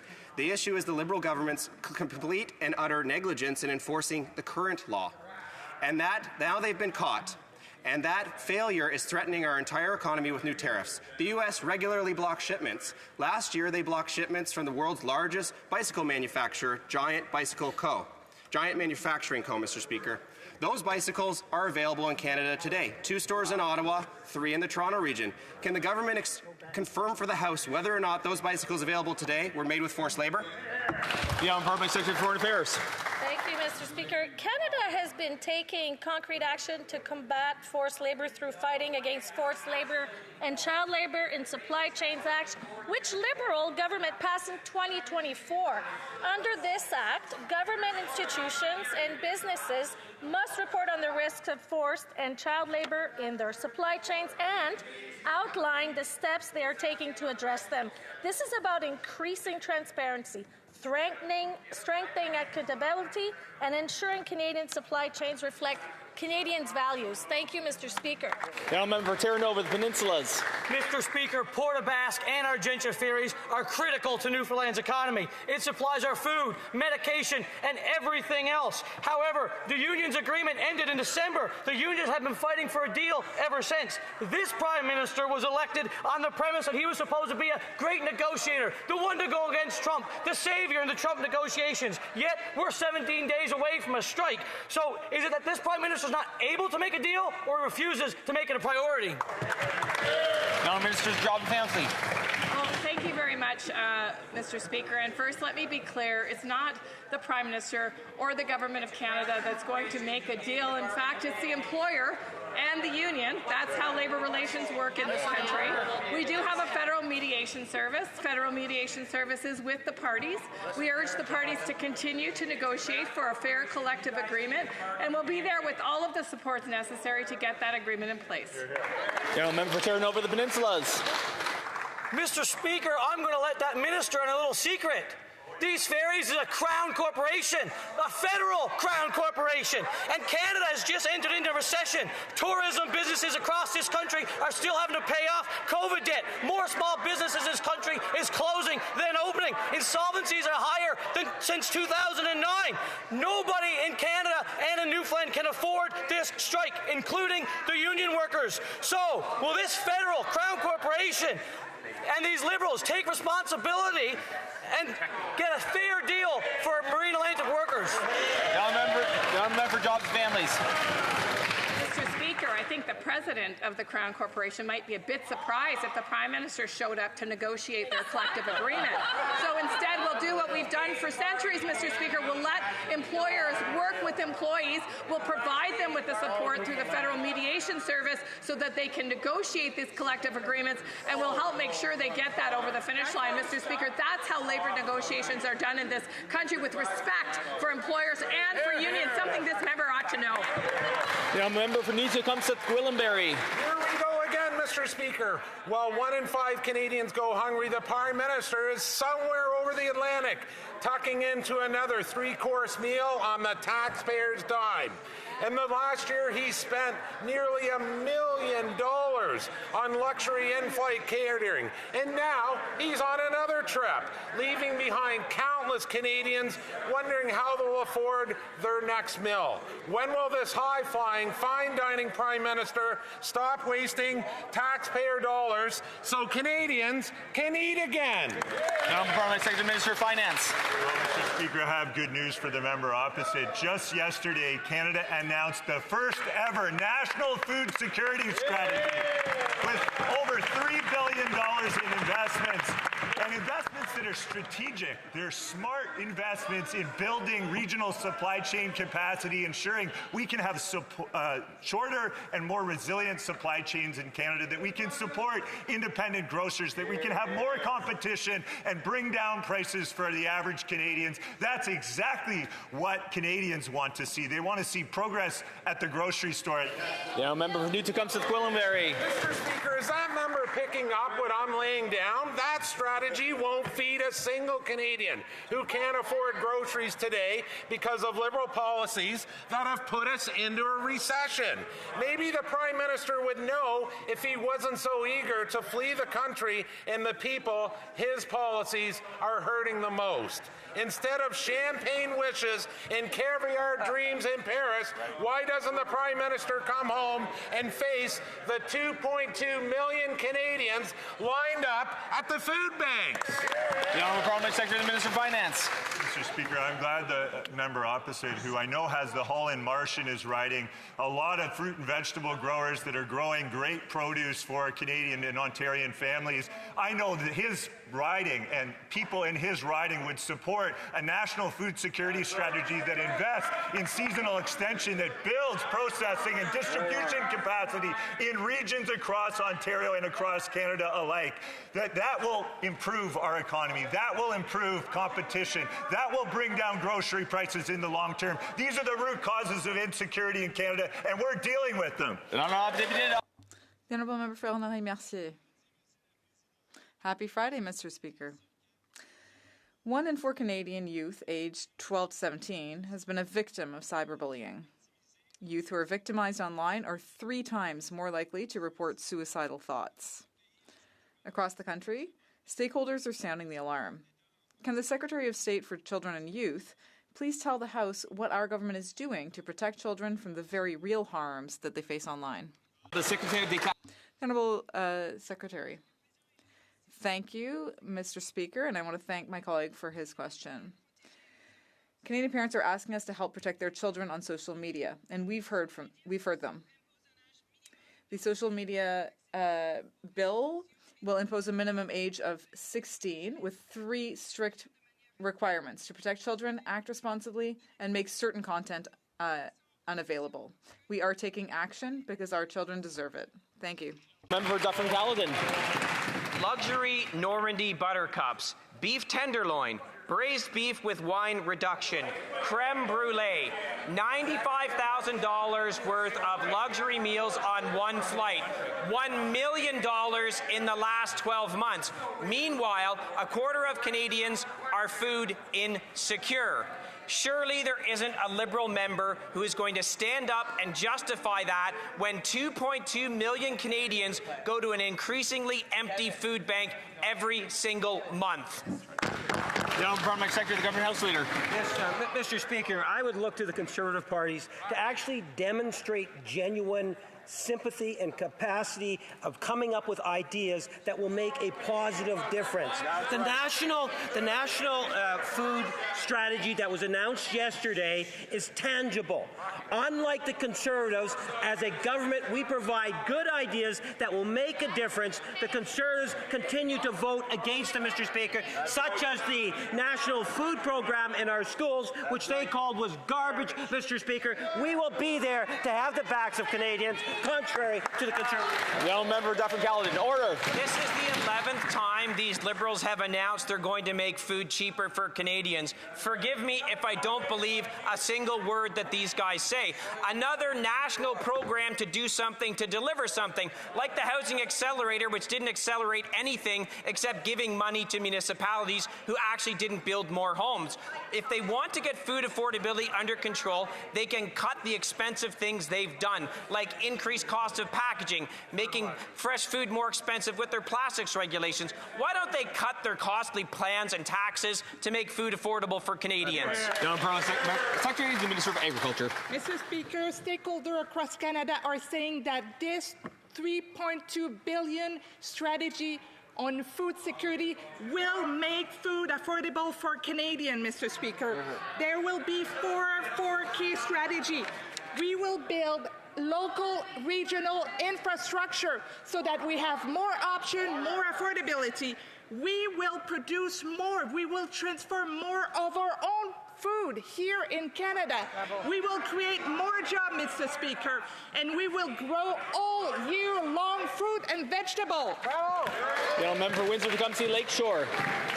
The Prime Minister promised Canadians strength and stability. But under his watch, Canada became the only G20 country in recession. That's the result of Liberal inflationary spending, red tape, and anti-development policies that have crushed workers, businesses, and families. Canadians deserve a Prime Minister who takes responsibility, not one who hides behind excuses. Will this Prime Minister admit his policies caused the crisis, or will he keep pretending Canadians are not struggling under his watch? Parliamentary Secretary, Minister of International Trade. Speaker, if Conservatives ever wonder why Canadians don't trust them and elect them as government, it's unserious questions like this, and what we continue to see in this House is a great evidence of this. So, Speaker, as all Canadians know, we're living in some very challenging times. We're engaged in an unjustified trade war with the United States. There are wars that are going on in the world that has an impact not only on the Canadian economy, but the economy worldwide. But we're, Speaker, focused on building our economy by making sure that we are engaged in diversifying our trade. We will continue to do that work to create good-paying jobs for all Canadians. Member for South Shore St. Margaret's.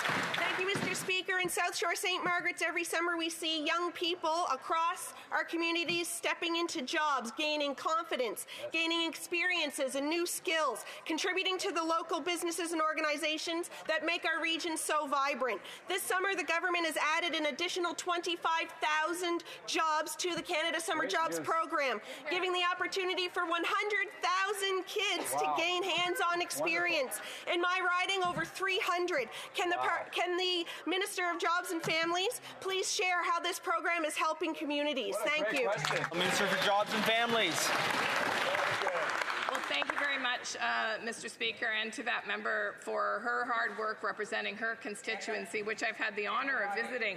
In fact, many programs in her riding and indeed across Canada hire students for the summer through the Canada Summer Jobs Program. Over 100,000 students this summer. And Mr. Speaker, this provides young people an opportunity with that work experience, quality work experience that they can add to their resumes, some earnings that they can use for their education. And Mr. Speaker, it also provides employers a source of new talent, something that many rural communities know is needed. Gentleman for Windsor West. Mr. Speaker, as a cop, I was trained to ask questions, and the facts didn't match the story. On Tuesday, the Prime Minister said the Gordie Howe Bridge was opening this weekend. And yesterday, he said Canada agreed to a delay at the request of the U.S. because of technical issues, apparently. When asked the question what the issue was, he had no answer. The bridge is built, the staff are in place. The people in Windsor have been patient for years. Now they're getting fed up and tired of this drama. So what is the real reason for this delay, and why won't this Liberal government be honest with Canadians who paid $6.4 billion US for this bridge? Parliament Secretary, Minister of Housing. Thank you, Mr. Speaker. I want to start by saying that the Gordie Howe International Bridge is a vital economic link between Canada and the United States. As we work towards an opening date, we are taking a collaborative approach, reflecting our shared ambition for this important trade corridor. As an entire team, we are committed to the timely opening of the bridge, and I hope the member opposite is ready to work with us to deliver on this important national infrastructure project as we take a Team Canada approach. The Honourable Member for Rosemont-la-Petite-Patrie. The genocide in Gaza has claimed 70,000 lives, including those of 20,000 children. The humanitarian situation is dire. Infrastructure is in ruins. At the same time, life for Palestinians in East Jerusalem and the West Bank is becoming terrible. Illegal settlements are proliferating.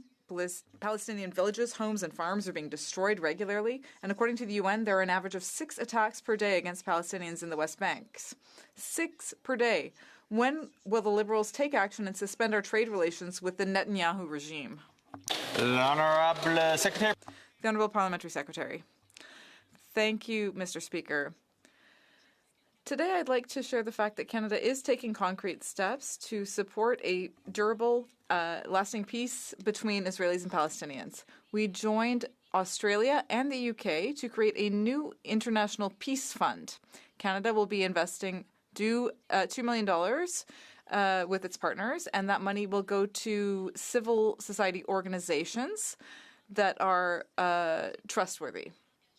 This demonstrates our strong commitment to a two-state solution for Israelis and Palestinians who will be able to live in peace. Mr. Speaker, New Democrats have been advocating for a Filipino cultural center in Metro Vancouver for many years. Our persistence resulted in the federal budget committing to fund this much-needed community resource.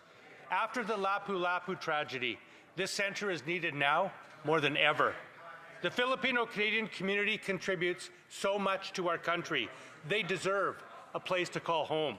When will this government honor its promise and deliver the funds necessary to make the Filipino Cultural Center a reality? You're here. Honourable Parliament Secretary, Minister of Housing and Infrastructure. Thank you, Mr. Speaker. Thank you for the timely question, as it is Filipino Heritage Month. As the member knows, we are making historic investments in infrastructure with the Build Community Strong Fund. We are investing from coast to coast to coast. We look forward to working alongside that member, working alongside communities so that we can build Canada strong. Order, and that concludes question period for today. Routine proceedings, tabling of documents. The Honourable Parliamentary Secretary to the Government House Leader. Yes, thank you, Mr. Speaker. Pursuant to Standing Order 36.8a, I have the honour to table in both official languages the government's responses to 4 petitions. These returns will be tabled in an electronic format. The Honourable Parliamentary Secretary, Minister of Veterans Affairs. Mr. Speaker, pursuant to Standing Order 32.2, I have the honour of tabling in an electronic format in both official languages the 2025-2026 Annual Report of the Office of the Veterans Ombud. Minister of Finance.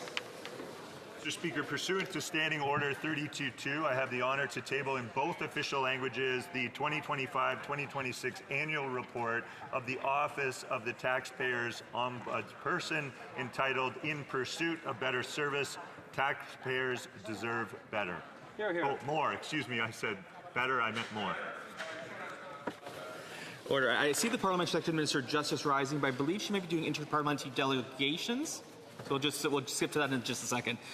Introduction of government bills.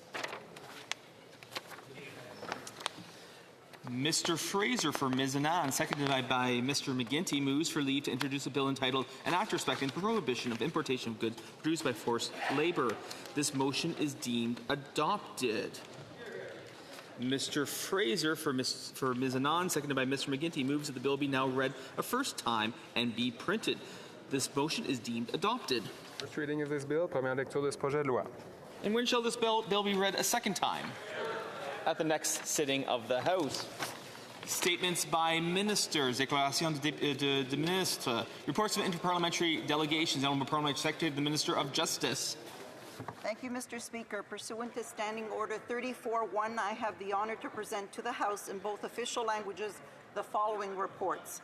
The Canadian section of Parliamerica's Globe Cup 27 Legislators Summit, Sharm el-Sheikh, Egypt, from November 6 to 18, 2022, and the Canadian section of Parliamerica's 7th Gathering of the Parliamerica's Open Parliament Network, Santiago, Chile, from April 20th to 22nd, 2023, and the Canadian section of Parliamerica's, the 7th Gathering of the Parliamerica's Parliamentary Network on Climate Change, and the 15th Gathering of Parliamerica's Parliamentary Network Gender Equality, Mexico City, Mexico, from September 20 to 29, 2023, and the Canadian section of Parliamerica's bilateral visit to Costa Rica and Dominican Republic, San Jose, Costa Rica, and Santo Domingo, Dominican Republic, from March 11 to 15, 2024, and the Canadian section of Parliamerica's, the 8th Gathering of Parliamerica's Parliamentary Network on Climate Change, and the 16th Gathering of Gender Equality Network, San Jose, Costa Rica, from October 23rd to 25th, 2024, and finally, the Canadian section of Parliamerica's bilateral mission, Guatemala, Guatemala, from November 13th to 15th, 2024. Presenting reports from committees. I'm a member for Ottawa West Nepean. Thank you, Mr. Speaker. I have the honour of tabling in both official languages the following two reports of the Standing Committee on Foreign Affairs and International Development. The 9th report, entitled Amplifying Canada's Africa Strategy, and the 10th report, entitled Standing with Democracy and Human Rights Defenders, Strengthening Support at a Critical Time by the Subcommittee on International Human Rights. Pursuant to Standing Order 109, the committee requests that the government table a comprehensive response to each of these two reports. Thank you, Mr. Speaker. Introduction of private members' bills. Mr. Lawton, seconded by Mr. Mantle, moves for leave to introduce entitled An Act to Amend the Excise Tax Act, Used Motor Vehicles. This motion is deemed adopted. The Honourable Member for Elgin St. Thomas, London South. Thank you, Mr. Speaker. It's a great honour to rise for the first time as a Member of Parliament to present a private member's bill. Just as a little bit of context here, since 2019, the price of a used car in Canada has doubled. And even though new automobiles are taxed at the full rate, when cars are resold, Canadians have to pay tax yet again, being doubly taxed for something and potentially triply and quadruply. For most Canadians, especially in rural areas, driving is a necessity, and this is a very important affordability measure I'm putting forward in this bill that will cut the GST on used cars, saving Canadians thousands of dollars and standing up for the middle class. It's a great honour to present this private member's bill. Hear, hear. Hear, hear.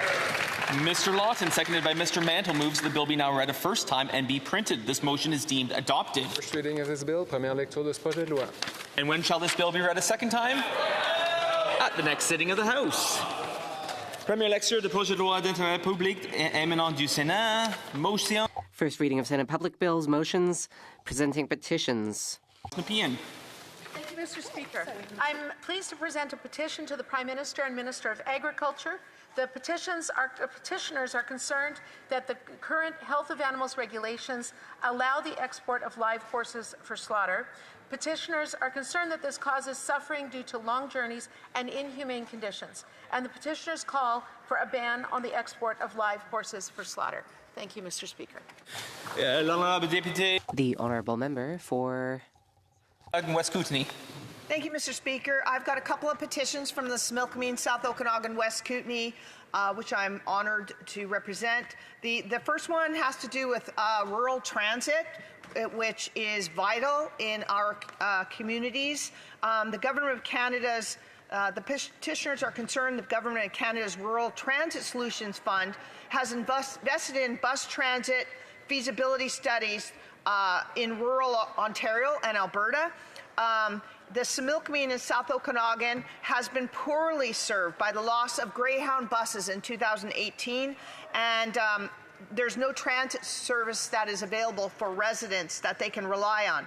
Transport Canada is owner and operator of the Penticton Airport, which many times airports are being utilized across the country as hubs for bus services. So they're asking that we establish in our communities a rural transit options service for residents and communities in the Similkameen, South Okanagan, West Kootenay, and to declare that Penticton Airport be available for private busing operators who wish to utilize it as a passenger hub.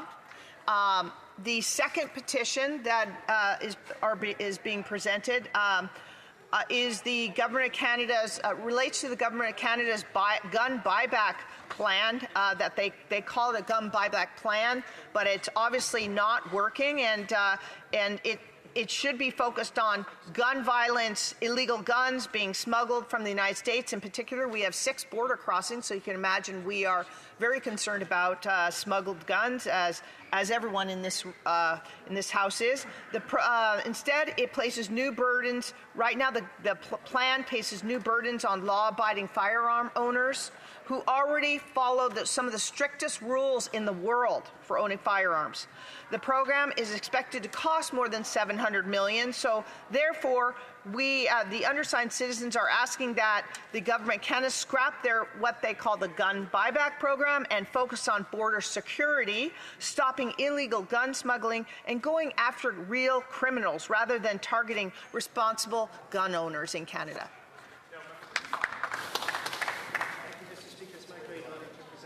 On behalf of the Gwich'in, Nachanayat Dan, Trunda Gwich'in, and Inuvialuit peoples. A petition that was signed while I was present in the beautiful community of Old Crow, Yukon, during our annual Vadsay Chudrin Caribou Day celebration in May. And the essence of this petition is to ensure that the Arctic National Wildlife Refuge, the place the Gwich'in call Idzik Gwatsan Gandai Gudlit, the sacred place where life begins, calving grounds of the porcupine caribou herd, continues to be protected from oil and gas leasing and development. For generations, the Vantak Gwich'in have lived alongside and cared for the herd.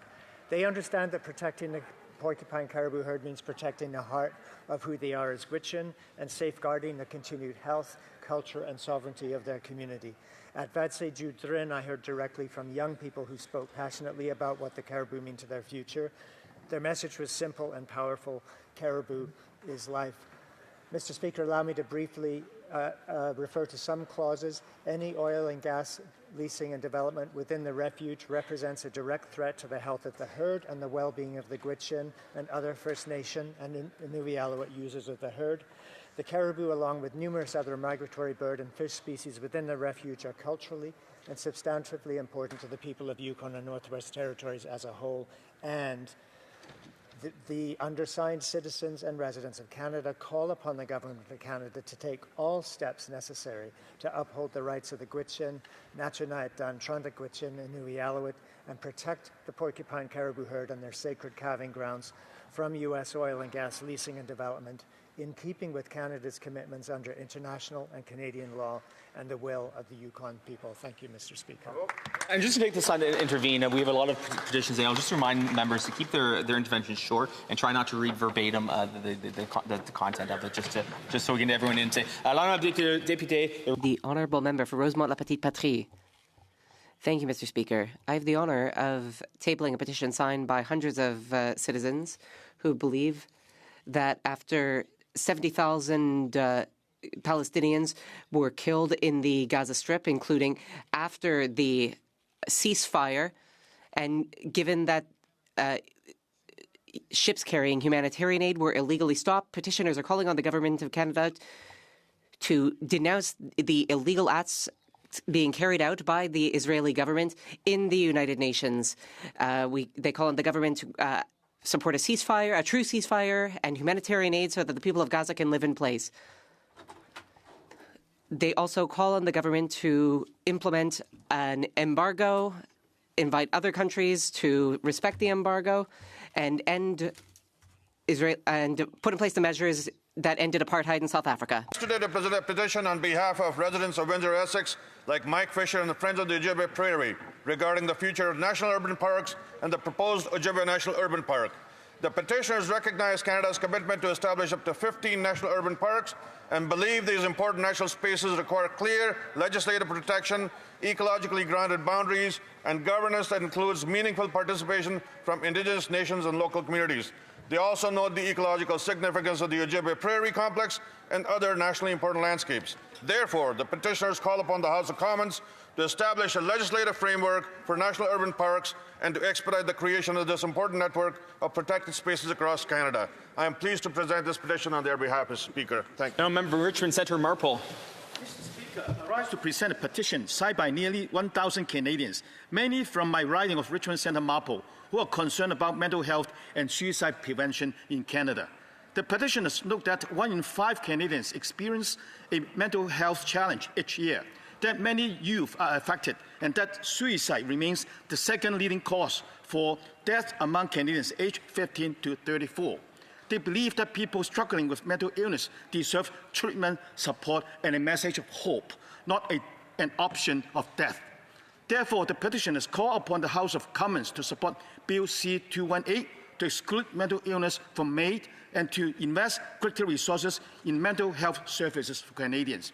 I thank the petitioners for bringing this important matter before Parliament. Now, Member for Sandwich Gulf Islands. Mr. Speaker, this is an e-petition, E6791, signed by 1,084 people. I imagine most of them from the disability community, Mr. Speaker. The petition is really heart-wrenching to read. I know I can't read it aloud, as you said, to summarize, but it's about the number of Canadians with disabilities who are living in deep poverty. What the petitioners say is that disabled people have lost hope that anyone cares. Many turning to MAID because we can't afford to live, asking why we are not being supported to live, but have easy supports to die. Many disabled people have fallen off the financial cliff. It goes on, Mr. Speaker, but the bottom line is that the undersigned citizens and residents of Canada call on the government to show disabled people that government will fix the pressures from rising cost of everyday life and giving every disabled person across Canada and people on disability supports an emergency support of $5,000 tax-free, not means tested, that can't be clawed back. Thank you, Mr. Speaker. Now, Member for Terra Nova Peninsulas. Mr. Speaker, I rise today to present a petition on behalf of the residents of Carmanville and the surrounding communities. This petition is based on a concern of the lack of RCMP presence within those communities. Here's the situation. They have a police station, they have multiple homes owned by the RCMP to house them in there, but no staff actually working at the station or living in the homes. So this petition is, the undersigned of this petition is calling on the federal government to staff that police station, put people in those homes so that people of those communities can be safe in the streets. Thank you, Mr. Speaker. Now, Member for Dufferin-Caledon. Thank you very much, Mr. Speaker. I have 2 petitions today. The first one, on July 5th, 2025, a young man from Bolton, Ontario, Gabriel Arshad, was critically injured in a devastating 4-vehicle collision. The collision was caused by a man with 5 prior drunk driving convictions who, no surprise to anyone in this chamber, was out on bail. The petitioners, therefore, are calling on the Prime Minister to take immediate action to reform Canada's bail system and sentencing laws to keep repeat and violent offenders in jail where they belong. The second petition, Mr. Speaker, is with respect to the export of live horses for slaughter. The petitioners are calling on the government to end the practice of to ban the live export of horses for slaughter, considering their treatment to be cruel and unusual punishment. Thank you, Mr. Speaker. The honourable member for Regina Wascana. Thank you, Mr. Speaker. I'm pleased to have the opportunity today to present e-petition 7326 in the House of Commons. This petition has been signed by over 1,800 Canadians who are concerned about human rights abroad, particularly the case of former Pakistani Prime Minister Imran Khan. For more than 3 years, Imran Khan has been left to languish in prison in what the United Nations Working Committee on Human Rights has described as an arbitrary detention and a violation of the Universal Declaration of Human Rights. Petitioners are asking for the Government of Canada to publicly call for the immediate release of Imran Khan, as well as all political prisoners in Pakistan. They also want Imran Khan to have access to medical treatment, his family, as well as Canada's High Commissioner to Pakistan in order to confirm his condition. Mr. Speaker, I'm pleased to have the opportunity to present this petition here today in the House of Commons. Second petition on member for Courtney Alberni. It's an honor today to table a petition on behalf of constituents from my riding. This is signed by members of Sishat and Hupachesit Nation in Nuu-Chah-Nulth Territory. They highlight that an essential part of reconciliation is addressing the harms First Nations have experienced, including the devastating loss of language and culture, that there's a growing number of Indigenous language learners, but the number of remaining fluent speakers is falling. The changes to federal funding for Indigenous language programming, especially in British Columbia, have put the preservation and revitalization of First Nation languages and culture and cultural heritage at risk, and that there's an urgent need to invest in Indigenous language revitalization before it's too late. They're calling on the government to ensure that there's fair, adequate, long-term funding to protect Indigenous languages and for Indigenous language programming. Thank you. Presenting petitions, the member for York Durham. Thank you, Mr. Speaker. I'm rising today to present a petition on behalf of concerned Canadians about the plight of Christians in Africa, and specifically in Nigeria, Congo, and Mozambique, who are being attacked and murdered by groups such as Boko Haram, Islamic State, and other terrorist groups for the simple reason that they are Christians, Mr. Speaker. And according to reports such as those from the Observatory for Religious Freedom in Africa, many communities and millions of people have been forced to flee their homes. In Nigeria alone, the petitioners note that it's estimated 30 Christians are murdered every day. Therefore, they're calling on the government to do the following: condemn and unequivocally condemn the ongoing persecution of Christians in Africa, engage diplomatically with these countries in Africa to both defend Christians and seek justice for them, and provide humanitarian and reconstruction relief to these communities. And lastly, Mr. Speaker, to ensure that Canada's foreign policy continues to defend the freedom of conscience and freedom of religion of all people globally. Presenting petitions. Questions on the order paper. The Honourable Parliamentary Secretary, the Government House Leader. Yes, thank you. Mr. Speaker, if the government's responses to questions number 1128 to 1144 be made orders for return, these returns would be tabled in an electronic format immediately. The pleasure of the House that the aforementioned questions be made orders for return and they be tabled immediately. Agreed and so ordered. The Honourable Parliamentary Secretary. And then finally, Mr. Speaker, I would then ask that all questions be allowed to stand at this time, please. Is it agreed? Agreed and so ordered. Orders of the day. Order du jour. The Honourable Minister of Justice and Attorney General. Seconded by the Minister of National Defence that in relation to Bill C-14, an act to amend the Criminal Code, the Youth Criminal Justice Act, and the National Defence Act, bail and sentencing, not more than 5 further hours shall be allotted to the stage of consideration of Senate amendments to the bill, and that at the expiry of the 5 hours provided for the consideration of the said stage of the said bill, any proceedings before the House shall be interrupted if required for the purpose of this order, and in turn, every question necessary for the disposal of the said stage of the bill then under consideration shall be put forthwith and successively without further debate or amendment. Thank you.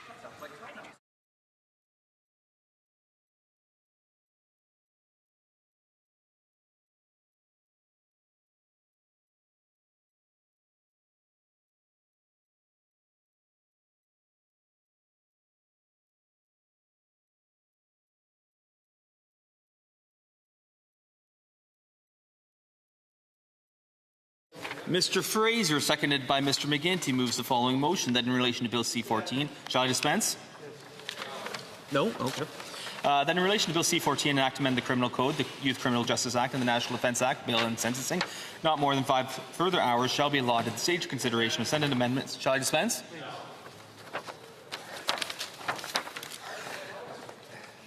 I didn't hear a no that time. Pursuant to Standing Order 67.1, there will now be a 30-minute question period. Members will recall the preference for questions during the 30 minutes is provided to the opposition, but not to the exclusion of some members on the government side. Members should keep their interventions brief, and they may speak more than once. I now invite honourable members who wish to ask questions to rise or to use the raise hand function so the chair has some idea of the number of members who wish to participate in this question period.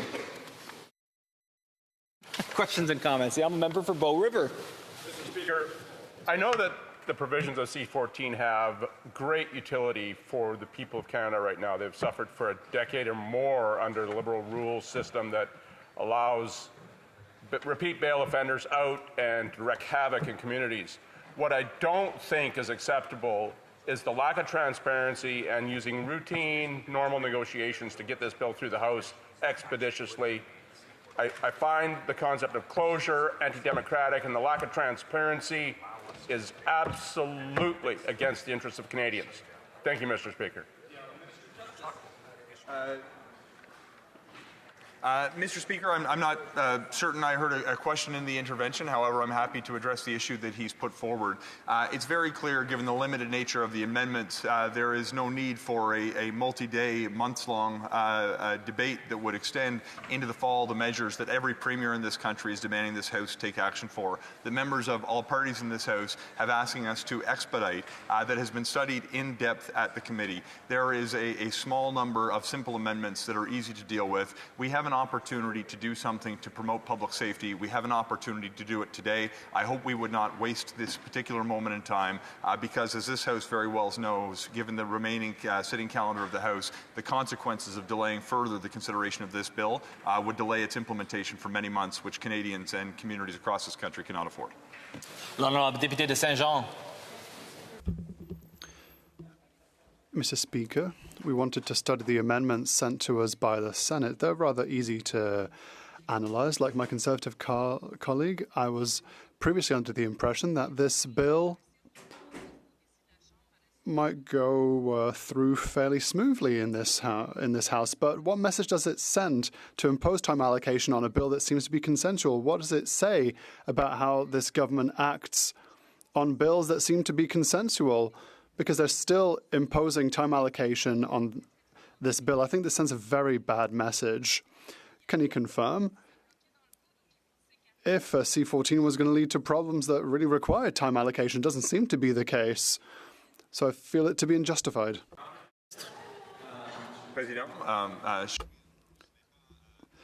I do agree. It's not difficult to analyse the amendments that the Senate put forwards recently. That we can ill afford to risk the potential consequences of delays now that even 1 or 2 days of delay in this chamber could lead to a months-long delay on the measures when it comes to violent repeat offenders. We just heard a petition read out in this regard. We have an opportunity to make a difference. The only choice that we have before us, given the seeming collaboration of different parties, is whether we're going to make the difference today, this week, or if we're going to kick the can down the road and delay the implementation of the protections that Canadian communities are asking for and that every premier in this country has forcefully argued must be implemented right away. For Kitchener-Centre. While I agree that there's a time and place where time allocation makes sense, this is not one of those times. This is an important piece of legislation that does not have unanimous consent in the House and therefore needs debate. Can the minister please explain why they want to shut down debate on this legislation at this point in time? Mr. Justice. Mr. Speaker, I'm finding it fascinating that the position the Conservatives have adopted in this debate is to delay the implementation of the Bail and Sentencing Reform Act. This is something that they have been asking for many months now. It's something that premiers of all parties, including Conservative parties across this country, are saying in public must be implemented right away. There is widespread consensus amongst many members of this House that the measures included in this bill will lead to a greater degree of public safety for Canadians. Communities are asking for this bill. There is no appetite that I have to further delay. After many months of filibustering at the Justice Committee, we have an opportunity to make a difference, but we can't let this narrow window of time before the House rises for the summer months to prevent the protections for Canadians from coming into place expeditiously. Well, Chief Government Whip.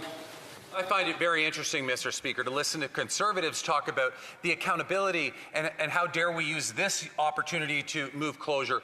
Do you know, Mr. Speaker, yesterday we moved closure on a bill that was the C-25, the Strong and Free Elections Act, that was supported unanimously in the PROC committee, then got to the House here. They forced us to move closure on it just so they could vote on it as well. It passed unanimously in the House too. So it's clear that all the Conservatives are doing is using any possible delay tactic, regardless of whether or not they even support the bill. Would the minister not agree that perhaps it's time for the Conservatives to put down the tool of forcing us to use time allocation just because they know they can just delay and delay and delay until the point that we have to do this, just so they can then use the 30 minutes to stand in this House and say, oh, how dare you disrupt accountability? Meanwhile, it's all about the games that they're playing.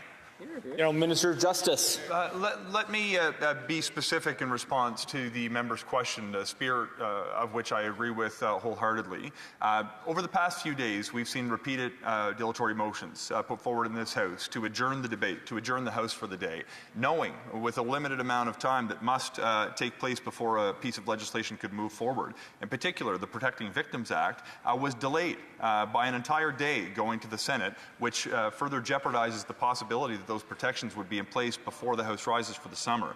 We can't, on the one hand, have the Conservative Party demanding that we take action, that we move more quickly, and on the other hand, accept sincerely their position in this debate that we need to further delay the implementation of these measures. Their argument has become self-defeating. What is most important, though, is not the procedural tactics at play. It's delivering protections to Canadians to make communities safer.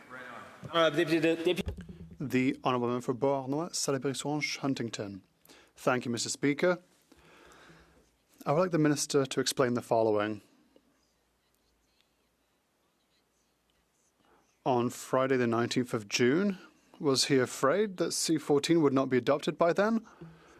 We still have 5 more sitting days next week, and I really felt that C-14 would be adopted by the 19th of June. So I don't understand why we're doing time allocation. Mr. Speaker, the reason is there is a heightened degree of anxiety on my part, given the procedural tactics that we've seen play out in this chamber over the past number of days. I recently just cited an example in response to the last questioner of a very specific series of motions that in fact delayed the advancement of criminal justice reforms in getting them to the Senate in hopes that we can adopt them before the end of this sitting. I do think there is risk, depending on the level of collaboration that we see or do not see with other parties, but it is a risk that I think we can ill afford to take. There is no world in which I would feel good going home in the summer, knowing that we didn't do everything we can to ensure that we advance measures that protect against the harms from violent repeat offenders. The kinds of things we're talking about are harms to first responders, are tougher bail rules. I see I'm running out of time, but I think you get the spirit of the response. For Courtney Alberni. First, Mr. Speaker, no one's arguing the importance of this bill.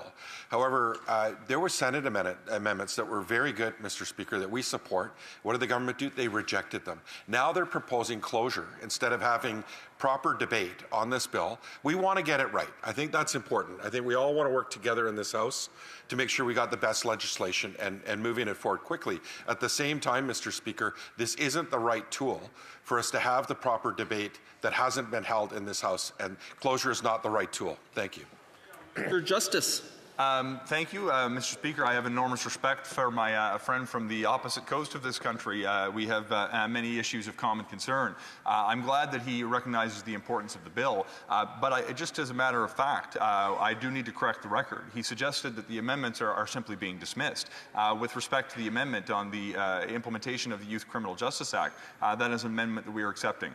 With the proposed amendments impacting the role of sureties, that's something that we're willing to accept. When it comes to doing a better job of collecting and reporting on bail data, we're not just accepting the amendment, we're actually going to be funding provincial governments who are the custodian of that data. Given the widespread agreement amongst members of this House, given the work that we have done in collaboration with the Senate, there is not a significant need to debate endlessly the narrow set of reforms that they have proposed. We need to move, and we need to move quickly if we're going to ensure that this bill becomes law expeditiously. For Niagara South. Thank you, Mr. Speaker. The Minister of Justice will remember several times in this House I've raised the issue of a 3-year-old little toddler in my riding that was brutally raped and beaten and left for dead. About a week and a half ago, I had survivors of sexual assault from early age to adulthood who came to Ottawa to talk to members of this House about their stories of survival. This is not a partisan issue for me. This is just, this is something that we need to do as a country. These survivors came to Ottawa and asked me to ask the Minister of Justice, why is it that continually we see people being given bail after being convicted of sexual assaults against children and adults? Will he commit to ensuring that this legislation, if it does not go far enough, that there will be amendments made in the future to ensure that perpetrators of these vile crimes against children never happen again? Minister of Justice. Thank you, Mr. Speaker. And let me signal a sign of good faith that it is not a partisan issue when you're dealing with something as heinous as sexual crimes committed against children. Though this bill is focused more squarely on bail and sentencing, I would point him to changes being made in the Protecting Victims Act, which change the potential, or rather in this act, when it comes to conditional sentencing orders for sexual offences, including sexual offences against children, no longer being available should this bill pass. In addition to the issue that squarely addresses the member's concern included in this bill, we have made a series of changes, or are proposing a series of changes, that will make it more difficult for violent and repeat offenders to receive bail and will result in harsher sentences. The spirit of his question is reflected in the text of the bill. I hope we can use that as motivation to quickly implement the measures so families and survivors, as he's referenced, have the protections that this bill will provide. Oakville West. Thank you, Mr. Speaker. Just today, I have received multiple calls from my constituents about why this bill is delayed, and for months it's on the table. So could the minister explain us why this bill is so crucial to pass and how it will help the Canadians? Minister of Justice. Mr. Speaker, I want to thank my honourable colleague for her question and for her continued advocacy on behalf of public safety and the community that she represents. She's been a tremendous advocate to say that we need to ensure that the bail provisions in the criminal code and the sentences reflect the seriousness of the crimes that she has witnessed in her own community, with a view to improving public safety. Very specifically, we have an opportunity to ensure the criminal code treats more seriously violent and repeat offenders and gives courts the tools that they need to ensure that when public safety is at risk, there is stronger grounds to detain a person to ensure that we do not pass the risk on to the general public. Mr. Speaker, whether you're dealing with home invasions, auto theft, violent extortion, whether you're dealing with crimes committed against our first responders, there is a very clear need to ensure that we strengthen the criminal law reform as part of the public safety strategy, which will also include more support for the front line and upstream investments to end violent crime in the long term. Thank you. Member for Portage Lisgar. Mr. Speaker, now I recognize that the minister was not here during the last Conservative government. There are members across the way that were here, and you may recall the outrage whenever the Harper government used this. And if you look at the number of sitting days that this Liberal government has had in place since it's got its majority, it is on a vastly higher pace in the use of time allocation. But I'd like to bring up a quote from the debate on Bill C-38. Quote, "The government has consistently demonstrated a lack of respect for democracy and the parliamentary process when discussing the use of time allocation." Now, who was that, Mr. Speaker? It was the member for Winnipeg North. So I'm wondering if the minister could explain to us how the glass house he lives in is different now than it was 12 years ago when he was yelling about the same issue. Mr. Justice. It is a failure of logic to assume the same rule can be applied across a very different set of facts in every instance and result in the same outcome. Mr. Speaker, one of the reasons that we are forced to move forward with time allocation ties back to the issue that I raised months ago when his Conservative colleagues were filibustering for months the Justice Committee. I warned them at the time that that was going to delay the potential implementation of the Bail and Sentencing Reform Act and the Protecting Victims Act. Despite the fact that there is widespread agreement on many of the measures included in both of those bills, the filibuster continued for months. We saw on the video clips members talking about their preference for puppies or kittens rather than how we can strengthen the criminal law response. I would dare argue, Mr. Speaker, in this House, that as a result of those delays, we have a limited choice. Do we want to move forward expeditiously using the procedural tools to implement these reforms this week, or do we want to simply throw our hands up and say this can wait several months down the road? Canadians are telling us they cannot wait. I agree. Member for Pitt Meadows, Maple Ridge. and crime has gone out of control under these Liberals. Violent crime, extortion, those that are out on bail, and they make it seem as if they are the bearers of truth and justice and getting things done, when they're the reason why we're in the situation we're now. And also they are closing down debate. And we have a role. I'm sure the Liberals would prefer that there not be an opposition. Well, we have a responsibility to bring up amendments, to bring up the opposition on behalf of Canadians, because almost all the time the Liberals get it wrong. Minister of Justice. There was not a question that I could observe in the member's statement now, but he did cite that he has an obligation as a member of the opposition.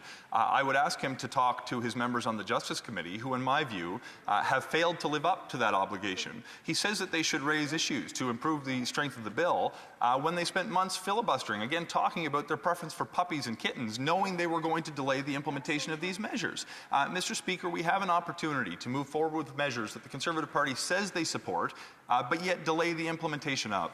We should get beyond the political back and forth and realize where we have widespread consensus, supported by law enforcement, supported by provincial governments, supported by cities, and supported by parliamentarians in the House and in the Senate from a wide range of regions and political affiliations. I suggest we should take the opportunity before us to implement these measures today.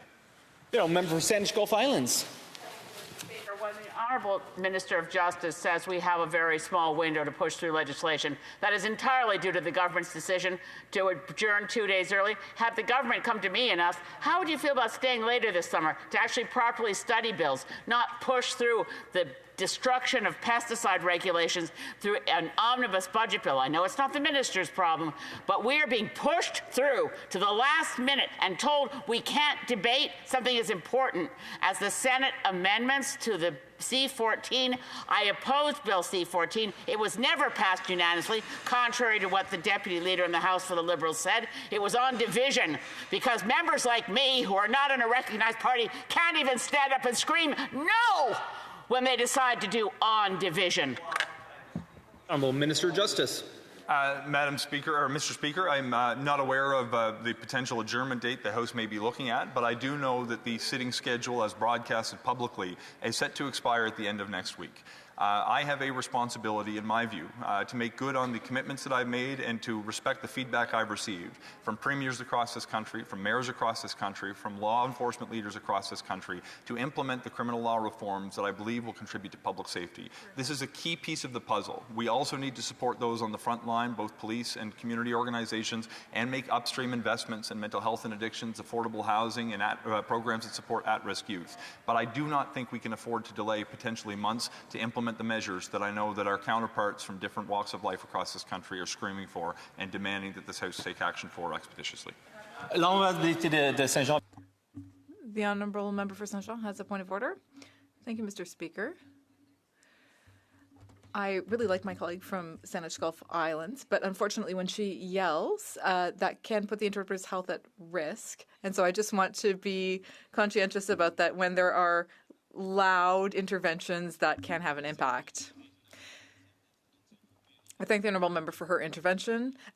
In effect, we do need to be careful with microphones for the benefit of our interpreters who are important to the deliberations. Thank you. Member for Winnipeg North. Yes, thank you, Mr. Speaker. My priority is the residents of Winnipeg North, and I know through the last election a commitment was made to deal with the issue of crime. The Prime Minister made it a part of our election platform. This is something in which we have taken very seriously, bringing forward a number of pieces of legislation to protect and make our communities safer. I'm tired of the Conservative filibustering on all these crime initiatives. Bill C-14 deals with bail reform, has wide support from many different stakeholders, virtually from all stakeholders. Even I understand the Conservatives might even support it. My question to the Minister is just how important it is for us to be able to get our crime agenda through. After all, it was an election platform.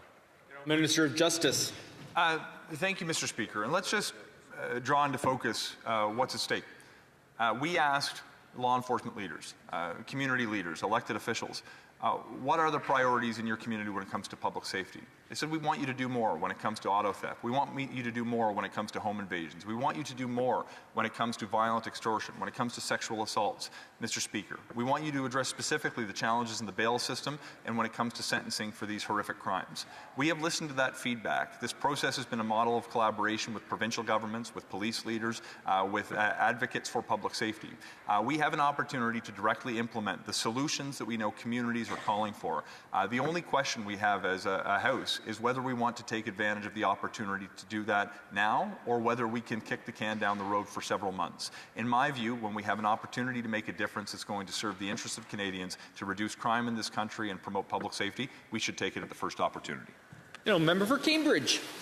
Mr. Speaker, this government thinks it can fix the chaos it created by rushing legislation and shutting down debate. I'm hearing directly from survivors, women who have faced repeat violent offenders, and they are asking for stronger protections, not weaker laws. Organized crime has taken over as they know there are no real consequences. There are real amendments that need to be made to better protect Canadians, yet the government is cutting off debate and limiting committee work. Why are the Liberals shutting down debate instead of strengthening the law to keep Canadians safe? Mr. Justice. Mr. Speaker, in the preamble to the member's question, she drew into focus the importance of dealing with survivors who are faced gender-based violence, sexual crimes. Mr. Speaker, we need to move. But it is hypocrisy in the extreme when the member yesterday voted against the Protecting Victims Act, which deals specifically with the issues that she's just raised. Mr. Speaker, the kind of action that she's asking for in her question is represented in the bill that she's now seeking to delay. We do not need to wait to implement the solutions that are widely agreed upon in this House, that come directly from police leaders, that come directly from community organizations, that come directly from mayors, that come directly from premiers. It is extraordinary to me that the Conservatives have adopted the position months after this debate has started that we need to delay action on bail reform. I disagree. Questions and comments. I remember for Chatham, Kent, Leamington. Thank you, Mr. Speaker. A few minutes ago, the Minister for Justice referenced the procedural tools of the trade that are used, and he decried the fact our party's use of the tools in the past and justified the use of the tools in this present hour. I would ask how the party's use of procedural tools are equivalent between what's being done to go in Canberra to stifle debate at the Health Committee on Prescribed IT versus what we're witnessing here today. Minister of Justice.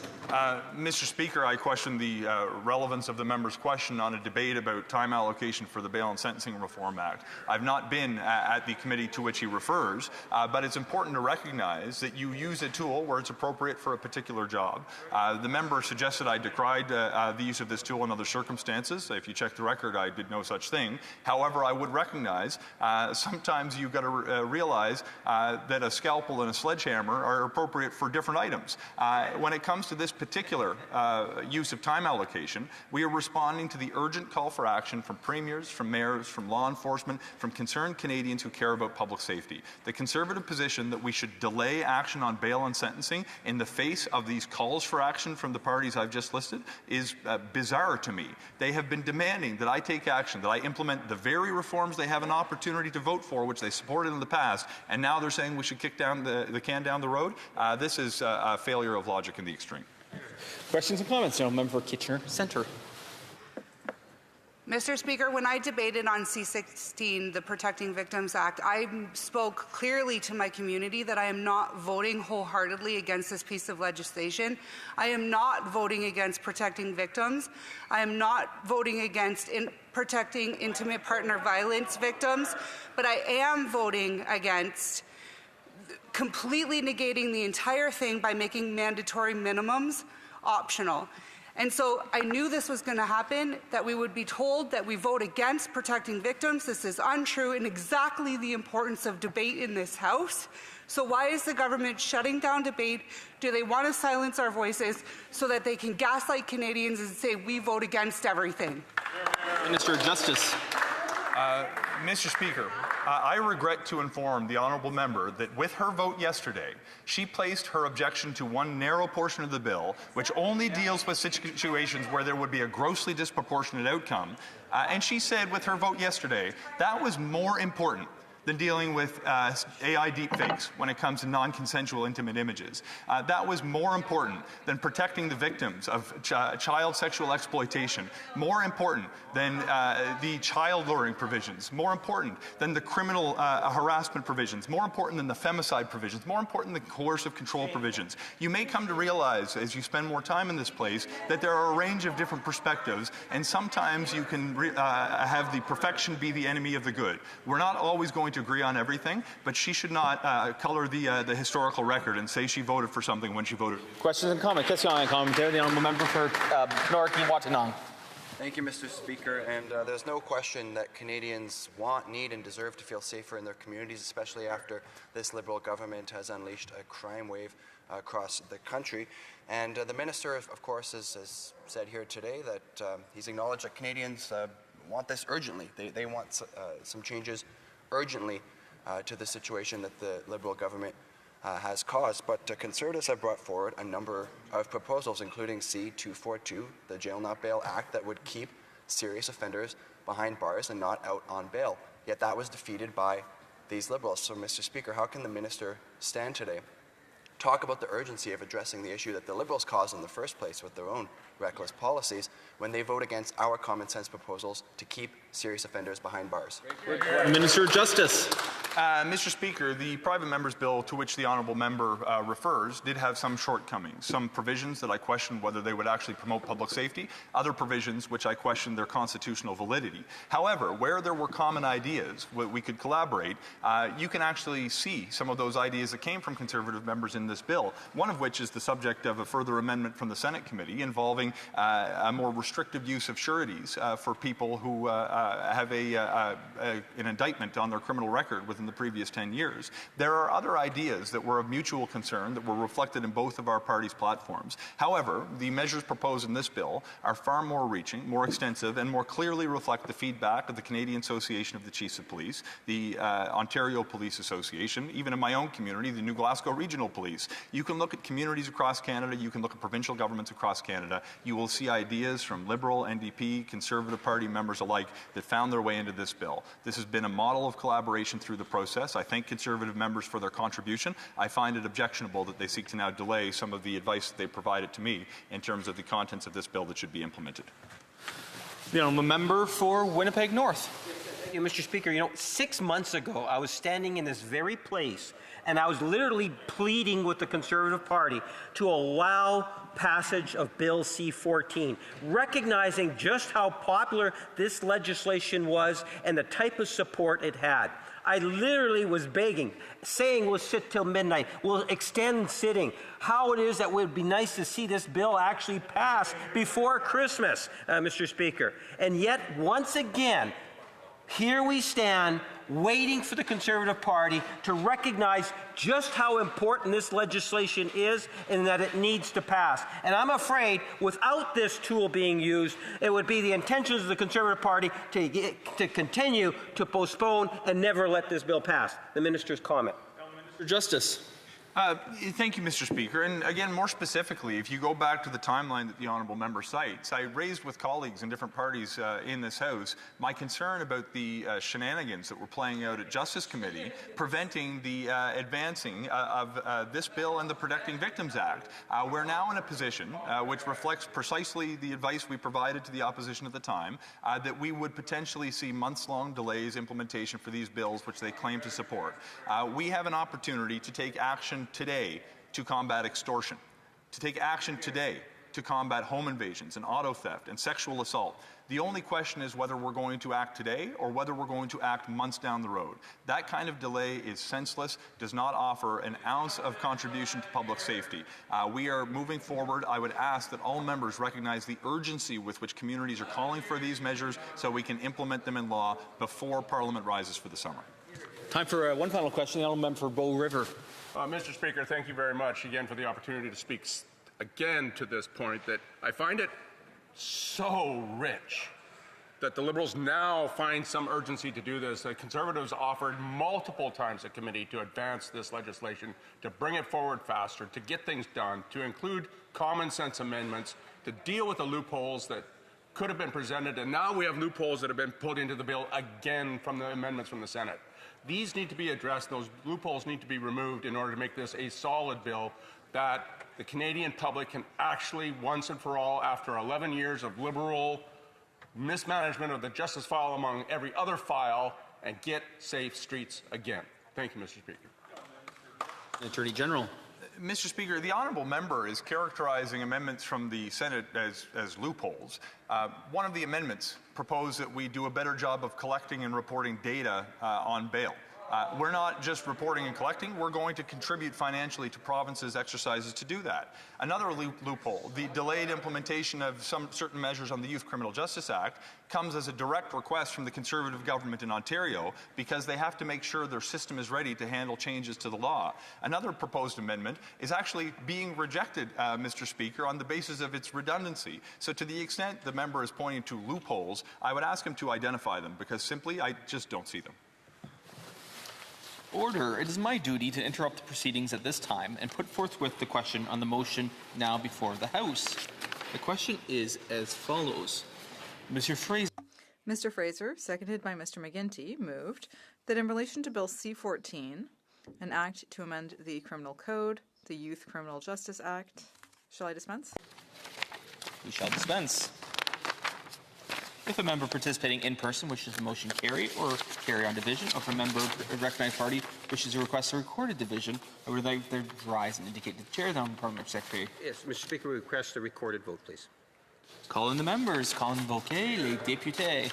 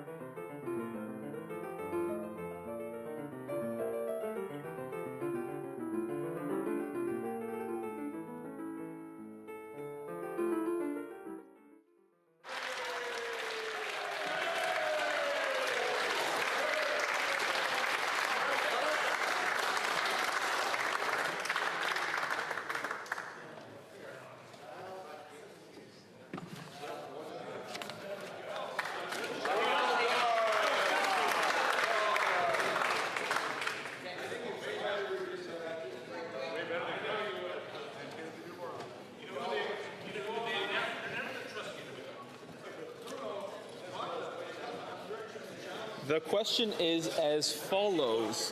Mr. Fraser, seconded by Mr. McGinty, moved that in relation to Bill C-14, an act to amend the Criminal Code, the Youth Criminal Justice Act, and the National Defence Act, bail and sentencing, not more than 5 hours shall be allocated. Shall I dispense? Yes. The 10-minute voting for members period for members voting electronically has now started, and the House will now proceed to the vote for members participating in person. All those in favour of the motion will please rise. Mr. Fraser. Mr. Fraser. Mr. Miller. Mr. Miller. Ms. Gainey. Ms. Gainey. Mr. Belanger, Desnathe, Mississippi, Churchill River. Mr. Belanger, Desnathe, Mississippi, Churchill River. Mr. Garrettson. Mr. Garrettson. Mr. Nakfi. Mr. Nakfi. Ms. Scrow. Ms. Scrow. Mr. Duguid. Mr. Duguid. Madame Châtel. Madame Châtel. Mr. Lewis Kitchener-Conestoga. Mr. Lewis Kitchener-Conestoga. Mr. Grant. Mr. Grant. Monsieur Letao. Monsieur Letao. Mr. Lamoureux. Mr. Lamoureux.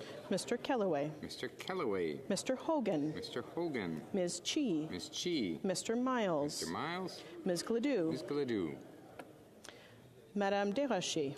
Madame Desrochers. Mrs. McKelvey. Mrs. McKelvey. Mr. Hanley. Mr. Hanley. Madame Fortier. Madame Fortier. Mr. Clausen. Mr. Clausen. Madame Lavac. Madame Lavac. Monsieur Ramsey. Monsieur Ramsey. Ms. Church. Ms. Church. Monsieur d'Entremont. Monsieur d'Entremont. Mr. Pulowski. Mr. Pulowski. Mr. Aelfson. Mr. Aelfson. Ms. Idlaut. Ms. Idlaut. Mr. Carr. Mr. Carr. Ms. Akan. Ms. Akan. Mr. Connors. Mr. Connors. Monsieur Deschênes-Thériault. Mr. Deschênes-Thériault. Mr. Earl. Mr. Earl. Ms. Fancy. Ms. Fancy. Mr. Fanjoy. Mr. Fanjoy. Monsieur Joseph. Monsieur Joseph. Mr. MacDonald Cardigan. Mr. MacDonald Cardigan. Madame Mingarelli. Madame Mingarelli. Ms. Naffin. Ms. Navin. Monsieur Toumba. Monsieur Toumba. Ms. O'Rourke. Ms. O'Rourke. Monsieur St. Pierre. Mr. St. Pierre. Monsieur Watchorn. Monsieur Watchorn. Ms. Begum. Ms. Begum. Ms. Martin. Ms. Martin. All those opposed to the motion will please rise. Mr. Schmale. Mr. Schmale. Mrs. Thomas. Mrs. Thomas. Mr. Seaback. Mr. Seaback. Mr. Barrett. Mr. Barrett. Mr. Workington. Mr. Workington. Mr. Cooper. Mr. Cooper. Mr. Lloyd. Mr. Lloyd. Mr. Van Popta. Mr. Van Popta. Mr. Zimmer. Mr. Zimmer. Mr. Davidson. Mr. Davidson. Mr. Malello. Mr. Malello. Mr. Epp. Mr. Epp. Mrs. Jansen. Mrs. Jansen. Mr. Abouteif. Mr. Abouteif. Mr. Cram. Mr. Cram. Mr. Au. Mr. Au. Mr. Bailey. Mr. Bailey. Mr. Bexty. Mr. Bexty. Mrs. Cody. Mrs. Cody. Mr. Davies Niagara South. Mr. Davies Niagara South. Mrs. DeRitter. Mrs. DeRitter. Mr. Leslie. Mr. Leslie. Madame Normandin. Madame Normandin. Monsieur Perron. Monsieur Perron. Madame de Bellefeuille. Madame de Bellefeuille. La Chambre attendra maintenant à la fin. The House will now wait for the end of the electronic voting period before resuming its proceedings.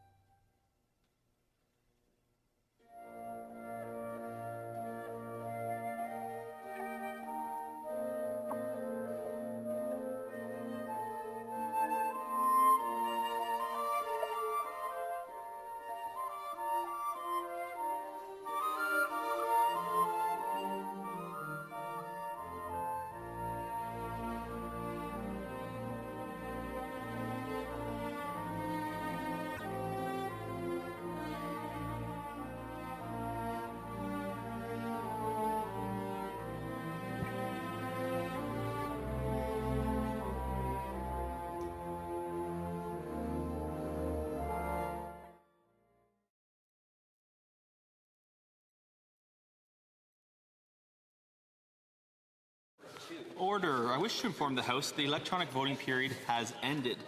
If members were not able to vote due to technical difficulties, they may now use the raise hand function and the chair will recognize them. Madame Miedema. Thank you, Mr. Speaker. I had a problem with my app, but would like to vote yes. Ms. Miedema, yea, pour. And I see the honourable member for Caribou Prince George does have his hand raised. However, I would note that his vote has been recorded as nay. Maybe he wants to change it. Well, he won't be able to because he's not wearing a jacket. The table will now compile the results of the vote. Next time. Yeas pour 166, 166. Nays contre 158, 153. I declare the motion carried. I believe Mr. Saini has his hand raised. Is this a vote or is it a point of order?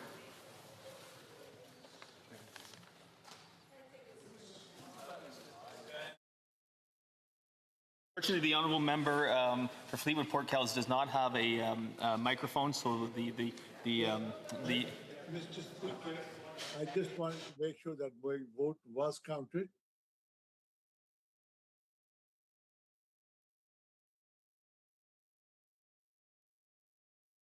From the honourable member for Fleetwood Port Kells, his vote was cast. Thank you.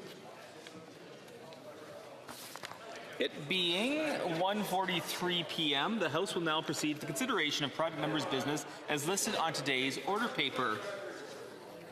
Private members' business.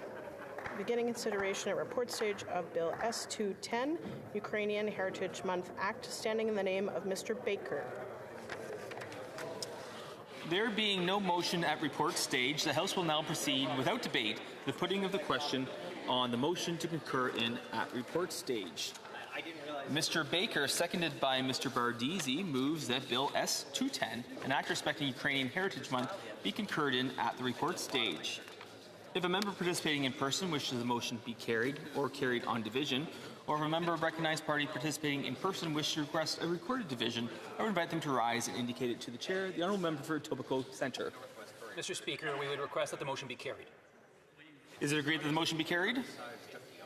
Agreed. I therefore declare the motion carried. When shall the bill be read a third time? Right now. Mr. Baker, seconded by Mr. Bardisi, moves that Bill S-210, an act respecting Ukrainian Heritage Month, be now read a third time and do pass. Debate. The honourable member for Etobicoke Centre. Monsieur le Président et chers collègues. Mr. Speaker, colleagues, I'm honored to be here today to talk about Bill S-210, which, if adopted, would designate the month of December as Ukrainian Heritage Month. I will give brief remarks today. I will not be using all of my time. The government side will not be putting up any other speakers, and the majority of the parties here in the House have agreed not to have MPs speak to this bill today to ensure that we can have a debate collapse today on this bill, to ensure that the debate ends before the time allocation for the debate comes to a close. Why is this happening? All parties support passage of this bill. We know that because it's been unanimously supported at second reading, unanimously supported at Heritage Committee, and it's come back from the committee to the House without amendment. There's no doubt about that. If the bill continues on a normal schedule, it would likely pass sometime in the fall. Normally, this would be just fine. But the former Senator, Stan Kuchar, who is the Senate sponsor of this bill, and the Ukrainian Canadian Congress have made the request that we expedite passage of this bill so that a final vote on this bill can be held next week. They've done so because the former senator is in poor health. In fact, that is why the former senator resigned his seat in the Senate several weeks ago, because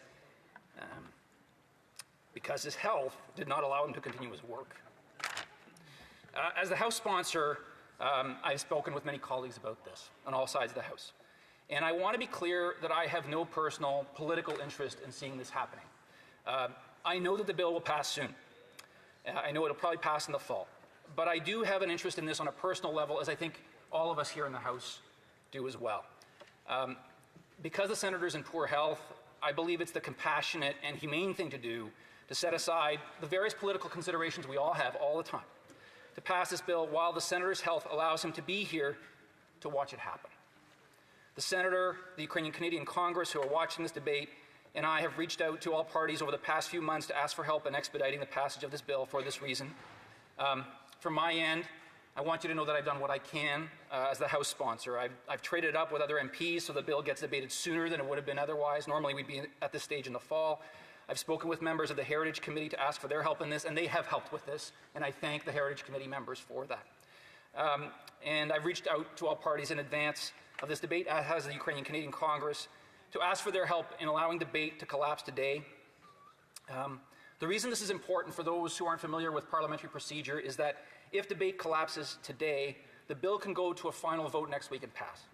If debate does not collapse today, the bill would probably not get to a final vote until at least the fall. So my request to all MPs of all parties is that we allow the debate to collapse today.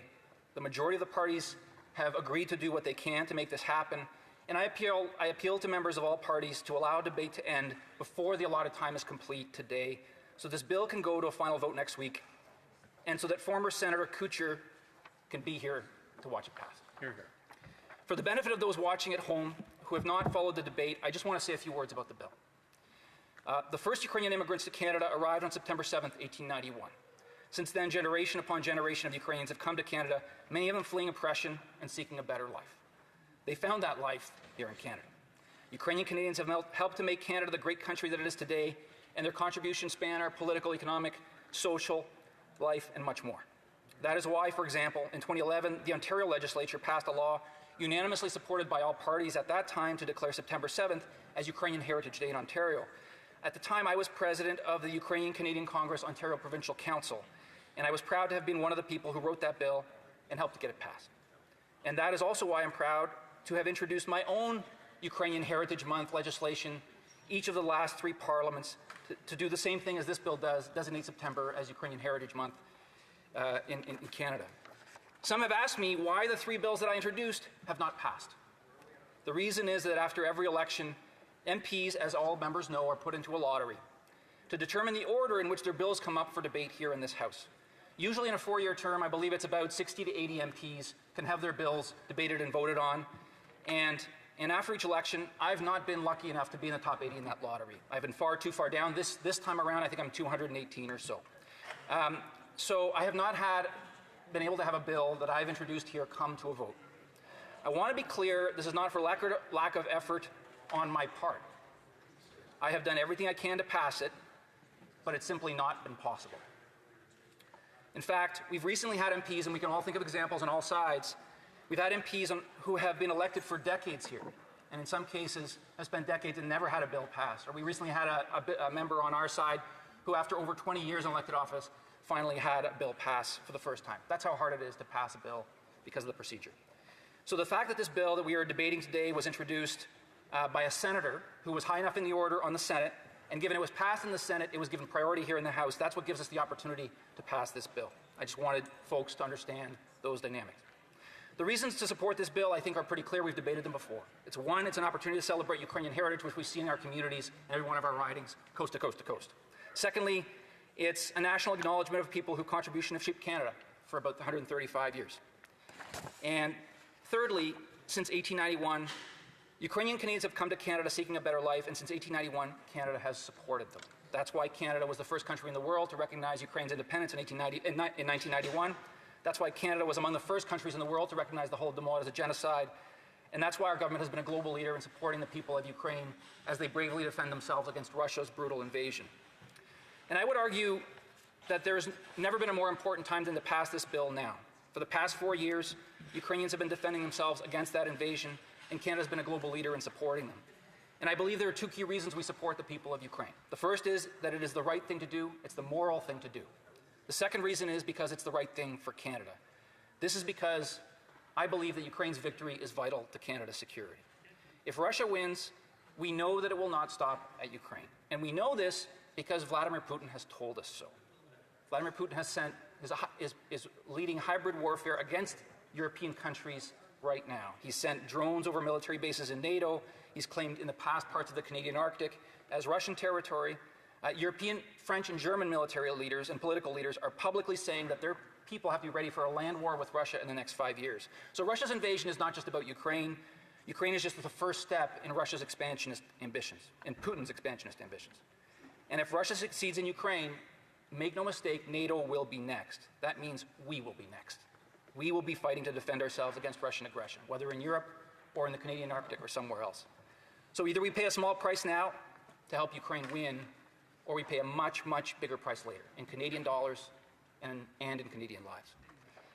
That is why I believe we have to stand with the Ukrainian people until they win, and that's why Canada has been a global leader in supporting Ukraine, with over $25 billion in support since 2022, military, humanitarian, financial, and more.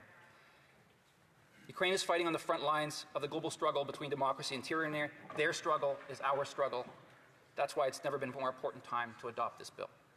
Ce projet de loi rend hommage au passé, renforce This bill pays tribute to the past and inspires the future. Opportunity for us to celebrate Ukrainian heritage, the role that Canada has played in supporting Ukrainian Canadians, and the contributions that Ukrainian Canadians have made to Canada. So I hope that all members of this House will not only support this bill, because I know all members of this House do support this bill, but join us in allowing debate to collapse today so that we pass this bill next week with the former senator watching, and that we designate each September, including this coming September, as Ukrainian Heritage Month across Canada. Thank you, Mr. Speaker.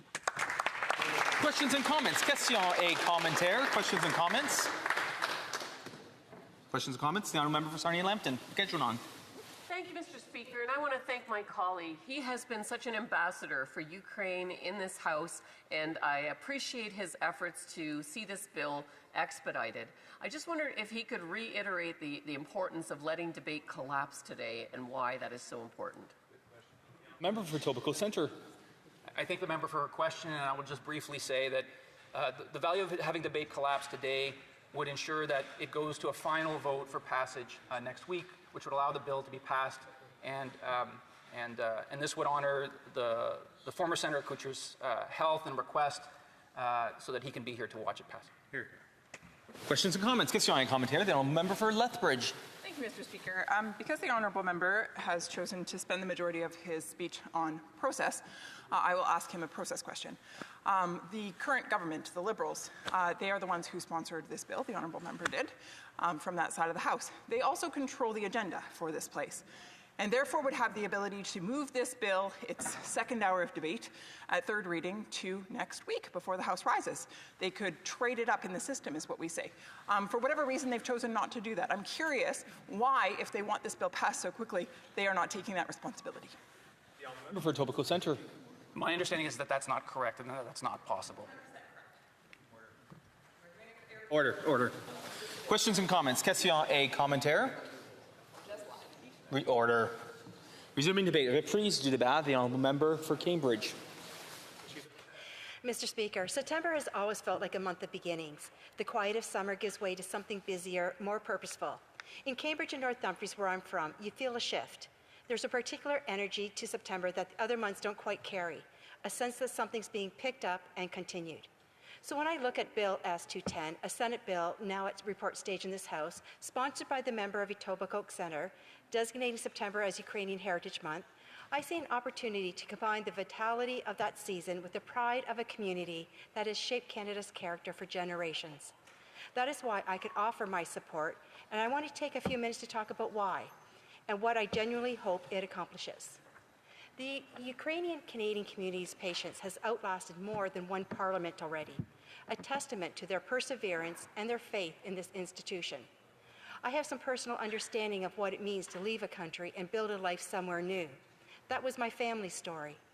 And what I know from growing up with that history is that you don't leave easily.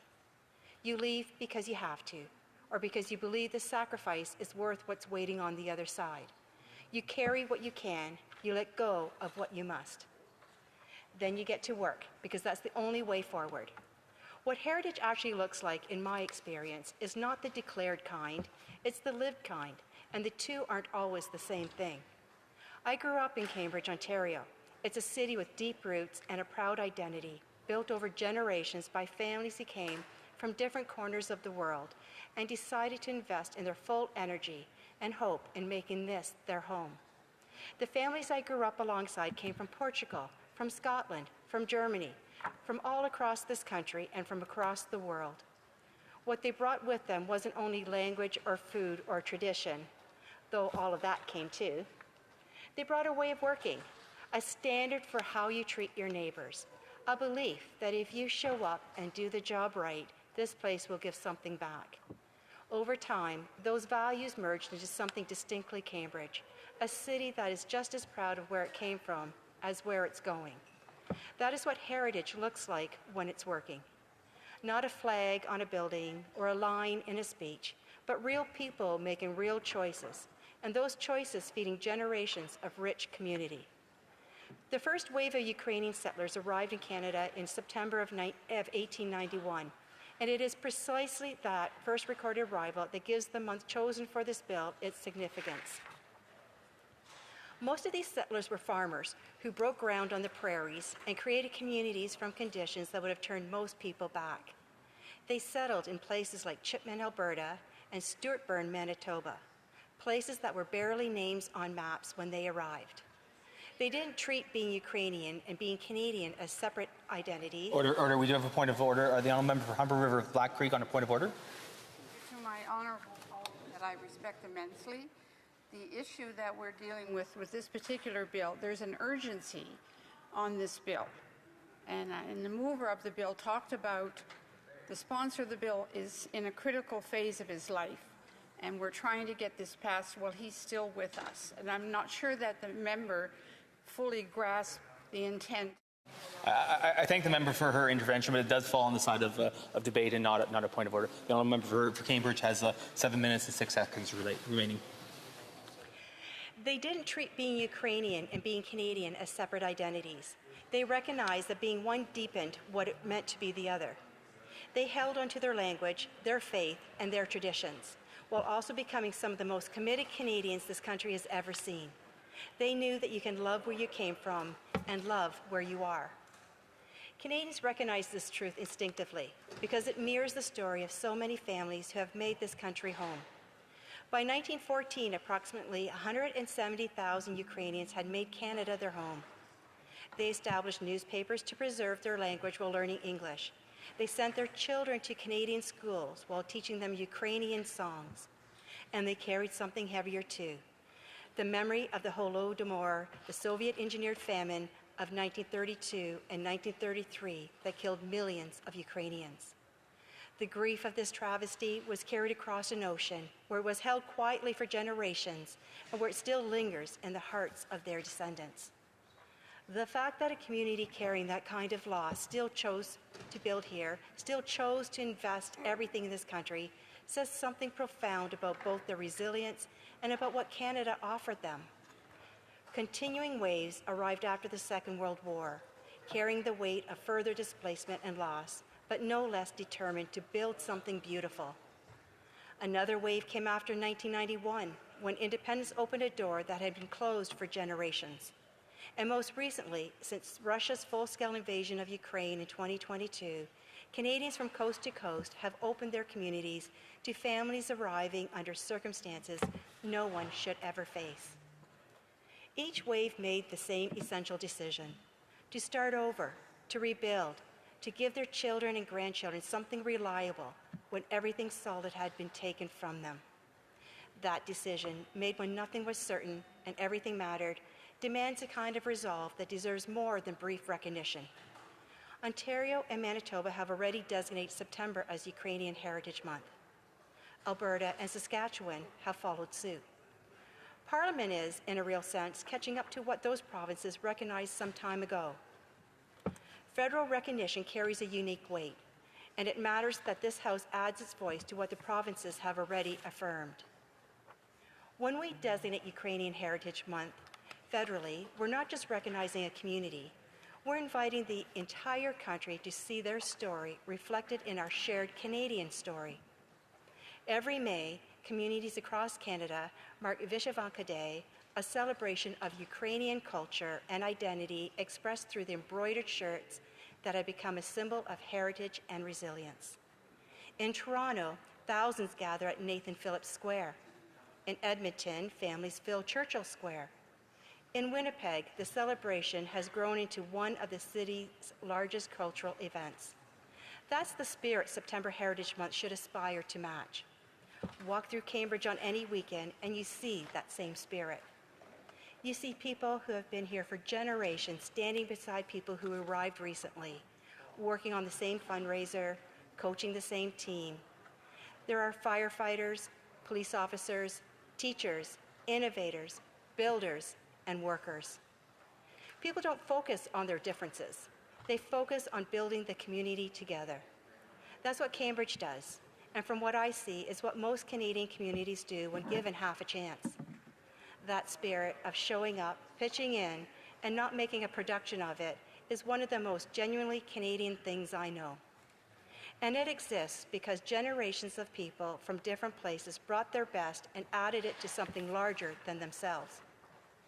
That's the community I'm proud to represent. That's the foundation that Bill S-210 is, in its own way, asking us to honor. I've met farming families in North Dumfries who have worked the same land for 4 generations, watching the world change around them while holding on to a deep connection to this country and their community. They still gather for Easter dinner, whipped up from their family recipes, handed down through generations. They still know the songs she sang, but they're also innovating with precision the sustainable farming practices their great-grandmother couldn't have imagined. That kind of rootedness combined with forward momentum deserves recognition alongside the stories of those who crossed an ocean to build life here. These stories don't all follow the same path, but they share something, a decision made at some point to commit, to stay, to build, and to trust that the place they chose would be worth it. This is how Heritage Months can carry real potential, and they can also carry a real risk. The potentials that they give communities a legitimate occasion to bring forward stories that might otherwise find no voice. Stories that, once told, have a way of changing how people see each other and how they understand the country they share. The risk is that we stop at the declaration, that we mark it on the calendar and move on, having made a gesture without doing the harder work of actually listening. Canadians notice the difference between genuine respect and political convenience. What I hope Bill S-210 produces is something genuine. Community gatherings, conversations in community centers, in church halls and around kitchen tables that would not have happened without this invitation to begin them. The grandfather who arrived with almost nothing built something his grandchildren are still proud of. The young person who is only beginning to understand what their family gave up so they could have a better future. These stories exist in every riding in this country. September gives us a reason to find them and bring them forward, and that is worth supporting. So I'd encourage every member to this House, as September approaches, to do more than issue the press release. Find a story in your riding you didn't already know. Sit down with someone from the Ukrainian community or from any community whose history you haven't yet taken the time to understand. Ask them what they brought when they started over. Ask them what they sacrificed to get here. Ask them what they pray their grandchildren will remember 50 years from now. Those conversations are worth more than anything we can pass in this chamber. If Bill S-210 opens the door for more of those conversations to happen across Canada, then it will have accomplished something that lasts past September and past this Parliament. Mr. Speaker, September is a good time to start listening. Thank you. Resuming debate, reprise du débat. The honourable member for Niagara South. The member will have 10 minutes. Thank you, Mr. Speaker.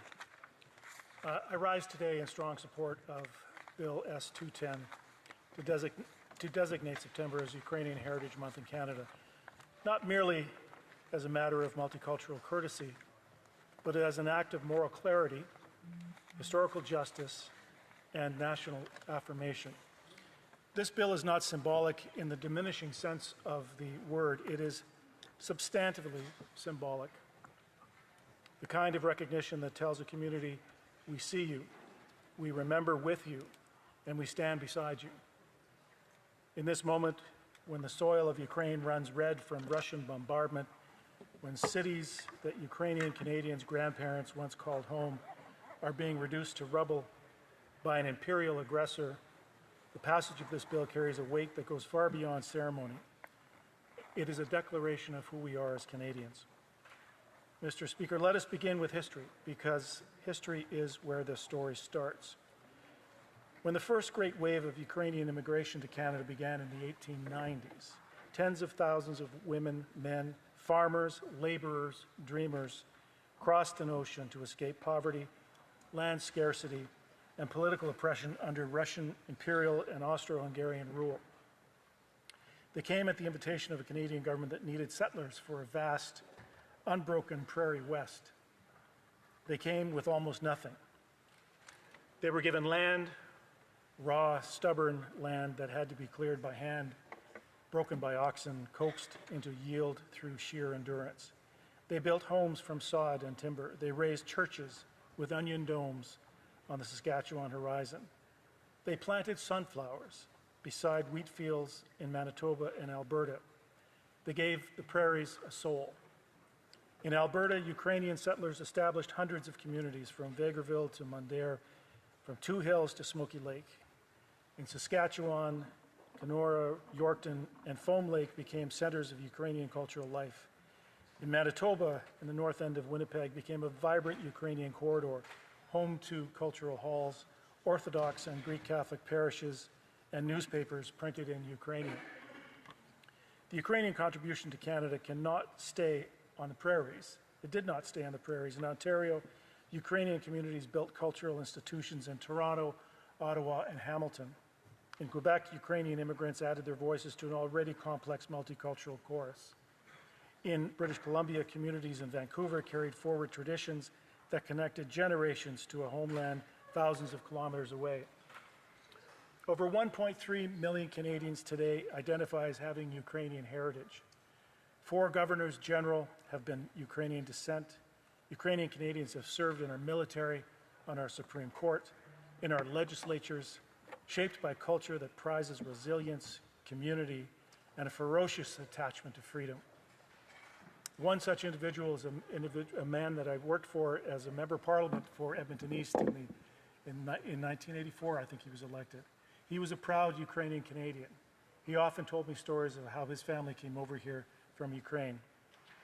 I was proud to spend a few years with Bill Lesick, the MP for Edmonton East. I'll never forget his passion for Canada. He ended his career as a citizenship judge, which reflected his commitment to his country. But his attachment to freedom, Mr. Speaker, brings me to the present moment, and I will not mince words. On February 24, 2022, Vladimir Putin launched a full-scale invasion of a sovereign democratic nation. Russia did not stumble into war. It chose war deliberately, systematically, and with a stated ambition of erasing Ukrainian national identity from the map of the world. Putin has said explicitly that Ukraine is not a real country, that Ukrainians are not a real people, and that their language, their culture, their history, the very things that this bill celebrates, are fabrications to be corrected by force. This is not a border dispute. This is not a regional conflict. This is a genocidal ideology expressed through artillery shells and mass graves. When this Parliament debates Ukrainian Heritage Month, we are debating it against the backdrop of Mariupol, of Bucha, of Kherson, while Ukrainian families in Canada carry the grief of relatives killed under Russian occupation. To pass this bill is to say the culture Russia is trying to destroy is a culture Canada honors. The identity Russia calls fictional is an identity Canada celebrates. There is no more powerful rebuttal to imperial erasure than democratic recognition. And Mr. Speaker, that resolve is alive right here in our own communities. In Hamilton, Ontario, a drone manufacturer called Senatel Research and Development, founded in 2023, specifically because of Russia's war of aggression, is now part of the Canada-Ukraine Defense Partnership. When the Russian government responded with threats, CEO Kath Inson did not flinch. She called it what it was, political posturing. It does not affect our way forward in any way whatsoever. This is the Canadian answer to Russian intimidation. Not retreat, not appeasement, but moving forward. Senegal is cut from the same cloth that those prairie settlers. The geography has changed, the adversary has not. Mr. Speaker, some will ask why a dedicated month? The designation matters because it creates space in schools, in communities, in public life, for structured reflection and education. It means teachers have a framework to bring Ukrainian history into classrooms. It means Ukrainian Canadians, particularly the younger generation, the grandchildren of those prairie settlers, see their inheritance acknowledged at the highest level of democratic governance. And given the current war, given Russia's documented attempts to suppress Ukrainian cultural expression, banning the Ukrainian language in occupied territories, destroying cultural monuments, abducting children, the designation of Ukrainian Heritage Month is an act of cultural solidarity. It says, what they are burning, we are keeping alive. Let me close, Mr. Speaker, with an image. Somewhere on the prairies, perhaps in Alberta, perhaps in Saskatchewan, there is a small Ukrainian Orthodox church, white-walled, blue-domed, standing alone in a field of wheat. It was built over 100 years ago by hands calloused from a hard crossing and harder work. Around that church are the graves of men and women who arrived with nothing and gave everything to this country. Those graves are Canadian soil. That church is Canadian heritage. The culture it represents is alive in Edmonton, in Winnipeg, in Toronto, in Ottawa, in Hamilton, and in my riding, Niagara South. There are 1.3 million Canadians who carry that Ukrainian heritage with them. They deserve a month. They deserve this bill.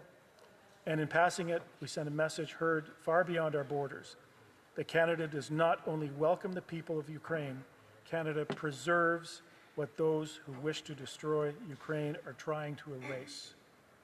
Vote yes. Support this bill. Honor the heritage. Stand with Ukraine. Slava Ukrainian. Resuming debate, reprise débat, the Honourable Member for Regina Wascana. Thank you, Mr. Speaker. I'm pleased to have the opportunity this afternoon to speak in favor of Bill S210, which will designate the month of September as Ukrainian Heritage Month. This bill is particularly relevant to Saskatchewan and to the prairies as a whole because of the long and rich history of Ukrainians and Ukrainian communities who have contributed to the development of that region of the country. The settlement of Western Canada was one of the most transformational events in Canadian history. In the late 1800s, the land that would eventually become Saskatchewan had a population of approximately 10,000 people. That number would increase nearly a hundredfold by the 1920s. Homesteaders from all across Europe, including some of my great-grandparents, moved to Saskatchewan because of the promise of free farmland and a better life. Many of these settlers came from Ukraine. In addition to their farming practices, they also brought with them their language, their culture, and their traditions, many of which can still be seen today across the prairies. The town of Hafford, Saskatchewan, proudly displays Ukrainian language street signs as a tribute to the Ukrainians who first homesteaded and settled in that area. The first Ukrainian Museum of Canada was established in Saskatoon in 1941 by the Ukrainian Women's Association of Canada before going on to expand into a national network of museums. The town of Vegreville, Alberta, is home to the world's largest pisanka, or Ukrainian Easter egg, outside of Ukraine. This Ukrainian Easter egg is one of the most popular tourist stops along the Yellowhead Highway and visited by thousands of tourists every year, including by myself and my fiancée just last summer. And of course, Mr. Speaker, many Ukrainian Canadians, as well as Canadians without Ukrainian heritage, celebrate Vyshyvanka Day every year on the third Thursday in May. The Vyshyvanka is the traditional Ukrainian embroidered shirt, and I know I enjoyed wearing my Vyshyvanka and spending time with members of the Regina chapter of the Ukrainian Canadian Congress when we celebrated this occasion in Regina just last month. With the possible exception of the grain elevator, I would argue that few buildings have defined the prairie landscape more than Ukrainian churches, both Catholic and Orthodox. There are two of these churches in particular that I would like to mention. The first is St. Michael's Ukrainian Orthodox Church in Regina, which will be celebrating its 100th anniversary next year. I know that I and many members of the community are looking forward to the centennial celebrations. The second is St. Onufrius Ukrainian Catholic Church. This church was originally built in Smoky Lake County, northeast of Edmonton, between 1915 and 1928. In the 1990s, the building was meticulously disassembled and relocated to the Canadian Museum of History in Gatineau, where it was reassembled in the Canadian History Hall, where it stands today for all to see. While the history of Ukrainians in Canada has been mostly positive for over a century, we recently entered some very sad and dark times in February of 2022 with Russia's illegal and unprovoked invasion of Ukraine. We all remember the images on TV of Russian tanks rolling across the border into Ukraine. And I remember having many conversations with members of Regina's Ukrainian community, and I would ask them, do you have any friends or family members who are close to the fighting? And the answer was invariably yes. Practically everyone had received an email or text message or had a phone call from a friend or family member not far from the fighting. And practically all of them had fled with nothing more than the shirts on their backs. Certainly a tragedy that they will remember for the rest of their lives. But as Mr. Rogers famously said, whenever there is a catastrophe, always look for the helpers. Because if you look for the helpers, you'll know that there's hope. And when the people of Ukraine needed help, the people of Saskatchewan provided that hope. All of a sudden, a century of Ukrainian heritage in Saskatchewan kicked into action. Cousins and aunts and uncles started texting each other to arrange for spare bedrooms and spare clothing and to make all of the necessary arrangements to welcome their Ukrainian friends and family members who were coming to Saskatchewan to flee the war zone. People who had taken Ukrainian language classes in Saskatchewan schools had a newfound use for their language skills, as newcomers from Ukraine were being given work placements on farms, oil rigs, and local businesses. Masses and services at Ukrainian Catholic and Orthodox churches were all of a sudden standing room only on Sunday morning.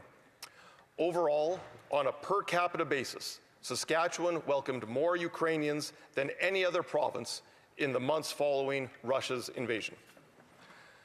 Mr. Speaker, I have to say that designating Ukrainian Heritage Month is a fine idea, particularly for the people of Saskatchewan, and therefore I certainly support Bill S-210.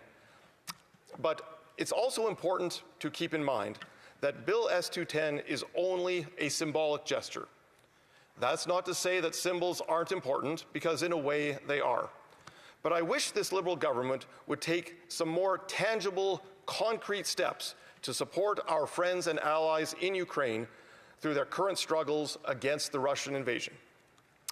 In particular, the single most beneficial action that Canada could take to help Ukraine is to sell more Canadian oil and gas to Western Europe so they can stop buying from Russia. In fact, I said as much in a speech in this House 4 years ago. When Finance Minister Chrystia Freeland made her 2022 budget speech in this House, she received one standing ovation from all members from all parties. That's when she said that the Russian army that was invading Ukraine needed to be vanquished. Mr. Speaker, I agreed then and I agree now that nothing would be better for the Ukrainian people than to get the Russian army off of Ukrainian soil. And the best way to do this is to displace Russian oil and gas sales to Western Europe with Canadian oil and gas exports, thus making it financially impossible for Russia to continue the war. But as I said in my speech 4 years ago, Mr. Speaker, exporting oil and gas to Europe requires pipelines. We need to get pipelines built in this country by repealing the Liberals' anti-energy laws, such as Bill C-69, the No More Pipelines Law, and C-48, the West Coast tanker ban, so that we can export Canadian energy and to be a force for good in the world, instead of enriching dictators like Vladimir Putin and enabling them to wage war against Ukraine. Mr. Speaker, in the following 4 years since Chrystia Freeland's speech in the House of Commons, the inaction from this Liberal government has been disappointing, to say the least. The Chancellor of Germany, the Prime Minister of Greece, the President of Poland, and the President of the European Union have all asked this Liberal government for more Canadian energy exports to Europe, only to be told quite famously by Justin Trudeau that there was no strong business case for LNG exports from Canada to Europe. As a result, Russian troops continue to occupy Ukrainian soil, Russian rockets continue to rain down on Ukrainian cities, and Ukrainians continue to suffer. In conclusion, Mr. Speaker, I support Bill S-210 to officially recognize Ukrainian Heritage Month, and I encourage all members to vote in favor of this bill. But I also hope that it serves as a reminder that to this Liberal government there are some very tangible measures that they could be taking to help our friends and allies in Ukraine, which will ensure that their culture and heritage remain strong for generations to come. Thank you very much, Mr. Speaker, and Slava Ukraine. Resuming debate, reprise du débat, the honourable member for Chatham, Kent, Leamington. Thank you, Mr. Speaker, and it's always an honor and a privilege to bring the voices of Chatham, Kent, Leamington to this chamber. And today especially, I come representing those of Ukrainian ethnicity and heritage, both ethnicity and heritage, and there's actually a difference, and I'm going to come back to that in a moment, but to bring those voices from Chatham, Kent, Leamington to this chamber. Of course, we're talking today about Bill S-210 designating September as Ukrainian Heritage Month. Some ties that bind, Mr. Speaker, our country of Canada, our country of Ukraine. Canada is home to approximately 1.4 million people of Ukrainian descent, and I'm referring to ethnic descent there, and that actually represents 4% of Canada's population. Canada has the second largest Ukrainian diaspora outside of Russia in the world. The first Ukrainians came to Canada in 1891, with about 150,000 estimated to have landed between 1891 and 1914. And this comes from the Government of Canada in 2020, and I'm actually going to dispute some of these numbers in a moment. Most Ukrainians from this period settled in Manitoba, Saskatchewan, and Alberta, which we've heard from other interventions today. And they came to obtain farmland, bringing their rich heritage of agricultural expertise from the steppes of Russia at the time, from Ukraine, here to Canada, to our untamed West at the time, and many in Ontario. In fact, 28% of Canadians identifying as Ukrainian descent, ethnic descent, list Ukraine, and they live in Ontario.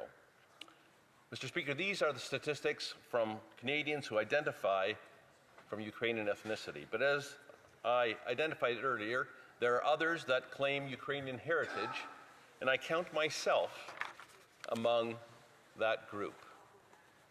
As many of you know, I am from a Mennonite background, and there are a number of Mennonites that have the honor of representing their constituencies here in the chamber.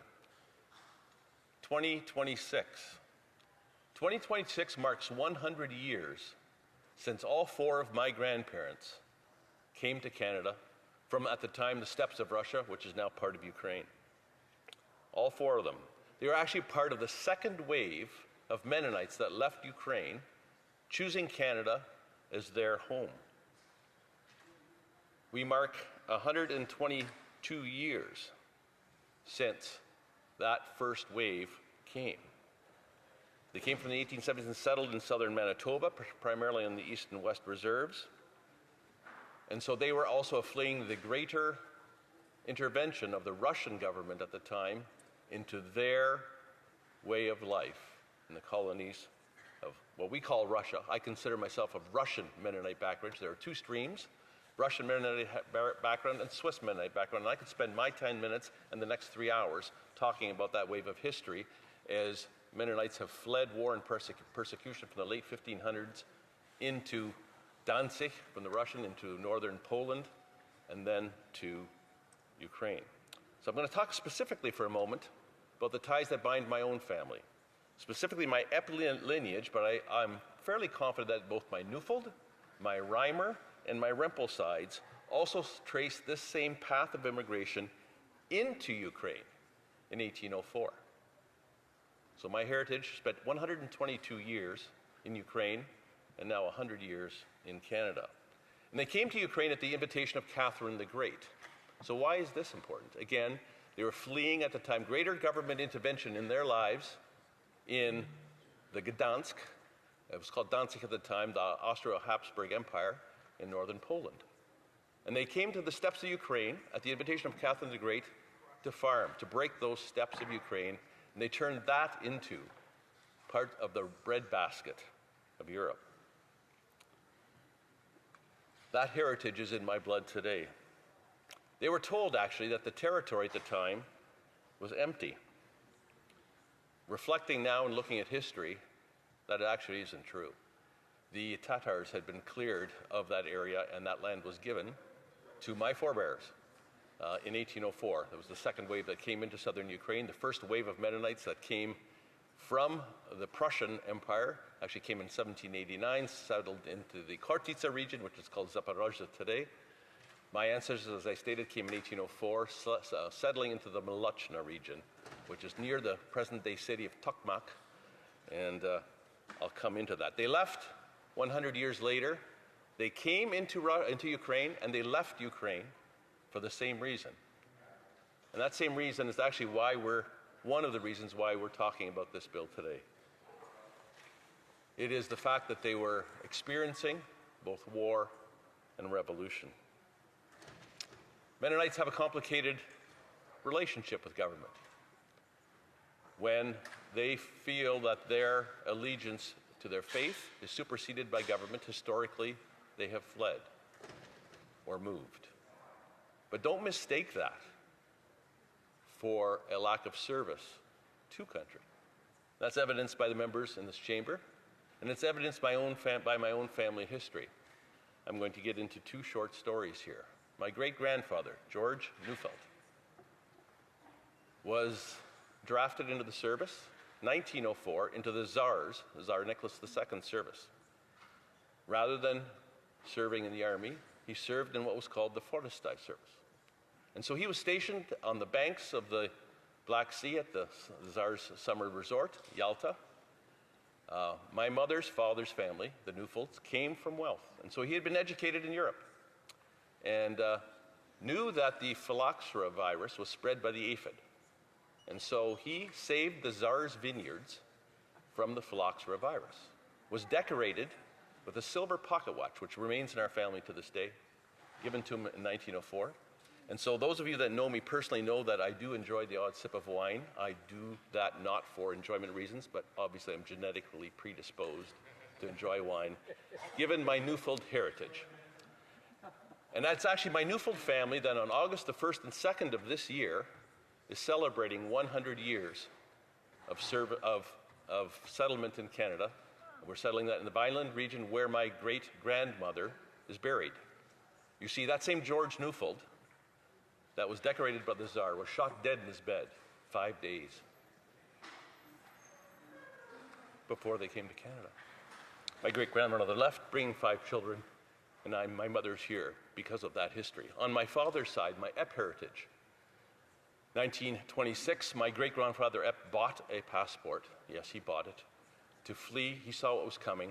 My great-grandfather came to Canada on that passport at the age of 22. His parents were going to come that fall when they finished the harvest in southern Ukraine, and then they were going to join their family. For 7 years, there were letters that went back and forth between my grandfather and his parents. And here is where those of ethnic and heritage Ukrainians, histories unite. You see, Stalin slammed the door shut on my great-grandparents. Their visas and passports were never honored. They tried and they tried and they retried. Those 7 years of letters became increasingly more desperate. And eventually a letter came from my great-grandfather to my grandfather stating that his mother had passed away at the beginnings of the Holodomor. My great-grandfather would follow and die of starvation in 1933. So my own heritage is intertwined with the conflict that comes from war and revolution. My parents never had a desire to visit Ukraine. Neither did any of my grandparents, even when those opportunities opened up again post-1991. I, on the other hand, have been back 3 times. I've been to that soil, and it actually has not been my own heritage that has allowed me to go back. It's always been tomatoes and the Ukrainian involvement in the tomato industry, and I could spend another hour just talking about that alone, but I won't. In my final minute, Mr. Speaker, I do want to talk about other areas that Canada and Ukraine have become close and support each other. Canada was the first Western country to recognize Ukraine's independence. And since then, we have maintained that close bilateral relationship. Canada is one of the leading bilateral development assistance partners of Ukraine, and many of us continue in that work to today. Our free trade agreement has allowed for the further expansion of trade.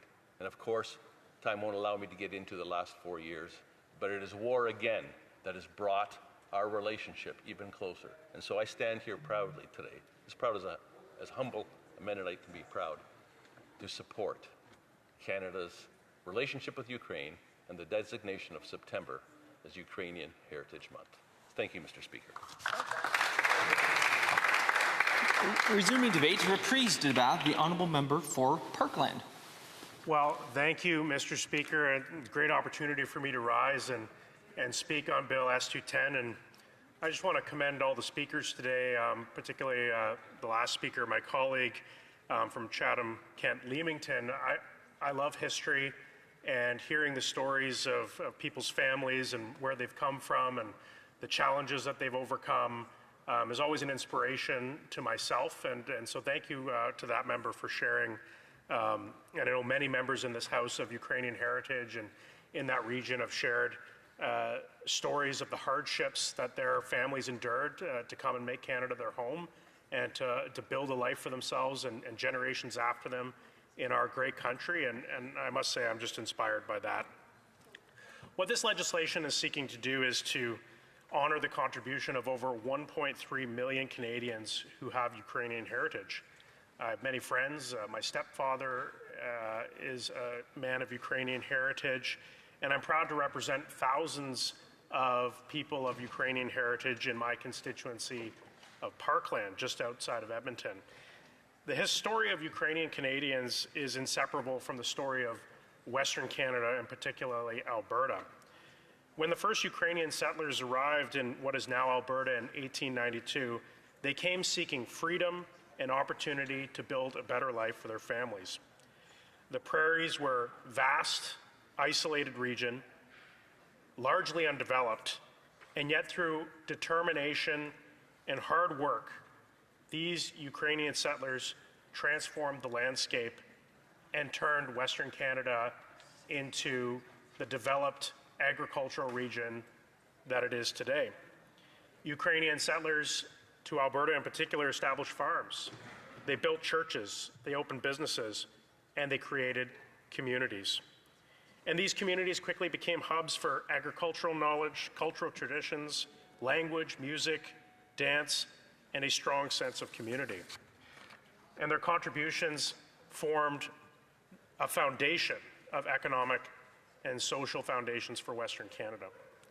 Some of the earliest Ukrainian settlements in Canada were established just east of what is now my constituency in Parkland, and these communities still stand today.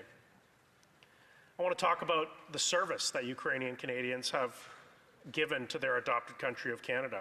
During the First World War, many Ukrainian Canadians demonstrated great loyalty to Canada by volunteering to serve in the Canadian Expeditionary Force. Thousands answered the call to defend their country they had chosen as their home, including Ukrainian Canadian recipient of the Victoria Cross, the highest medal of valor in the British Empire, Philip Conowall, who was also a member of the Governor General's Foot Guards, which is a regiment that I serve in today. At the same time, though, there's a tragic history. Many thousands of Ukrainians who had immigrated to Canada were classified as enemy aliens by the federal government. because Ukraine was not a country at that time, and it was under the control of either Russia or Austria-Hungary, and Austria-Hungary was a member of the Central Powers.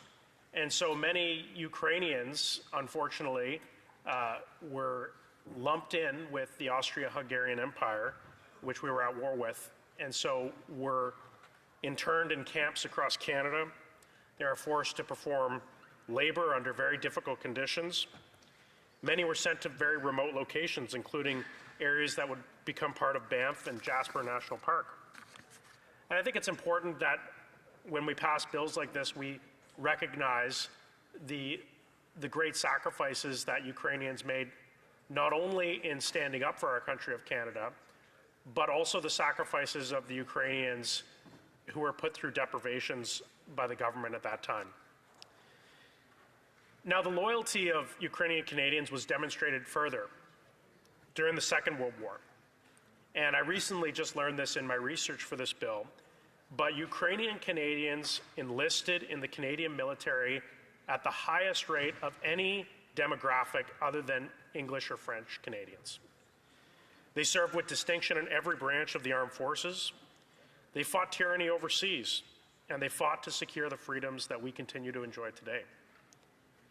And I think, Ukrainian Canadians have a very real experience with oppression, knowing what their ancestors faced under the Russian Empire, under Austria-Hungary, under the Soviets, and they understood the value of liberty in a way that I think many people could take for granted. And so I like to think that those Ukrainian Canadians knew exactly what they did know exactly what they were fighting for. Now, since the arrival of the first Ukrainians in Canada over 135 years ago, they have enriched our country in countless ways. They've contributed to agriculture, business, science, education, public service, and art across Canada, and might I say, I think they produced some of the best hockey players we've ever seen in Canadian history. They have preserved and shared their vibrant culture, including the Vyshyvanka, that continues to thrive across Canada. I think that Ukrainian festivals and heritage celebrations are some of the most wonderful events that you can attend in this country. I want to talk about my own constituency, where we have an organization of Ukrainian dancers who play an important role in preserving and sharing Ukrainian traditions. Since 1983, they've connected countless young Canadians with their heritage through dance, music, and cultural education, while also welcoming those who want to learn more about Ukrainian culture. And I think these organizations have been critical in recent years as we've seen many Ukrainian war refugees coming to Canada. And I think it's always really interesting how people who have been in Canada for over 100 years are connecting with Ukrainians who are just coming to Canada today, and the things that they're learning about each other and the traditions that they're reviving together. These organizations are doing more than just preserving traditions, they're building bridges. My province of Alberta is home to many significant symbols of this Ukrainian heritage. The giants of the prairies, for one, are icons of Ukrainian heritage. This includes the world's largest pierogi, as well as Canada's largest Easter egg. The Ukrainian Cultural Heritage Village, which is just 30 minutes east of Edmonton, captures the early pioneering spirit of Ukrainian Canadians. Now, this is an open-air museum, and it hosts authentically restored buildings from across the prairies. It's host to many school programs that provide generations of Albertans with a closer understanding of Ukrainian settlement in Alberta.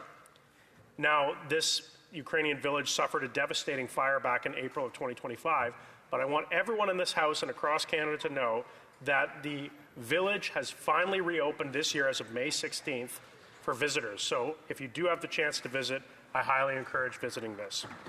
Now, the influence of Ukrainian Canadians is not only found in the West, of course, it's found right here in Ottawa, where the St. Onufrius Ukrainian Catholic Church has been preserved at the Canadian Museum of History.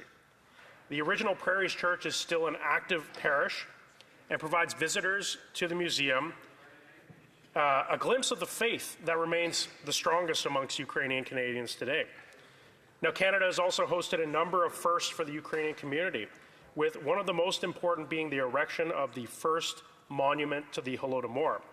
This was completed in Edmonton in 1983 to commemorate the 50th anniversary of this famine genocide.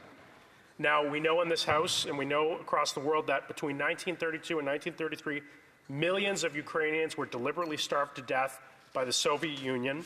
This is not natural in any way. This was not the result of a drought or a failed harvest. It was a man-made famine designed to crush the Ukrainian people. For decades, Soviet authorities sought to suppress the knowledge of these atrocities, but the truth has prevailed through the witness testimony of survivors and has prevailed through the determination of Ukrainian Canadians who have sought justice and to preserve the memories of those lost. Long before the world recognized the Holodomor, members of the Canadian-Ukrainian community were fighting to ensure that this crime against humanity would never be forgotten. And Conservatives are proud of our long record of standing beside Ukraine and the Ukrainian community within Canada. In fact, Canada was one of the first countries to recognize Ukrainian independence from the Soviets, and Canada became the first Western nation to formally recognize their independence.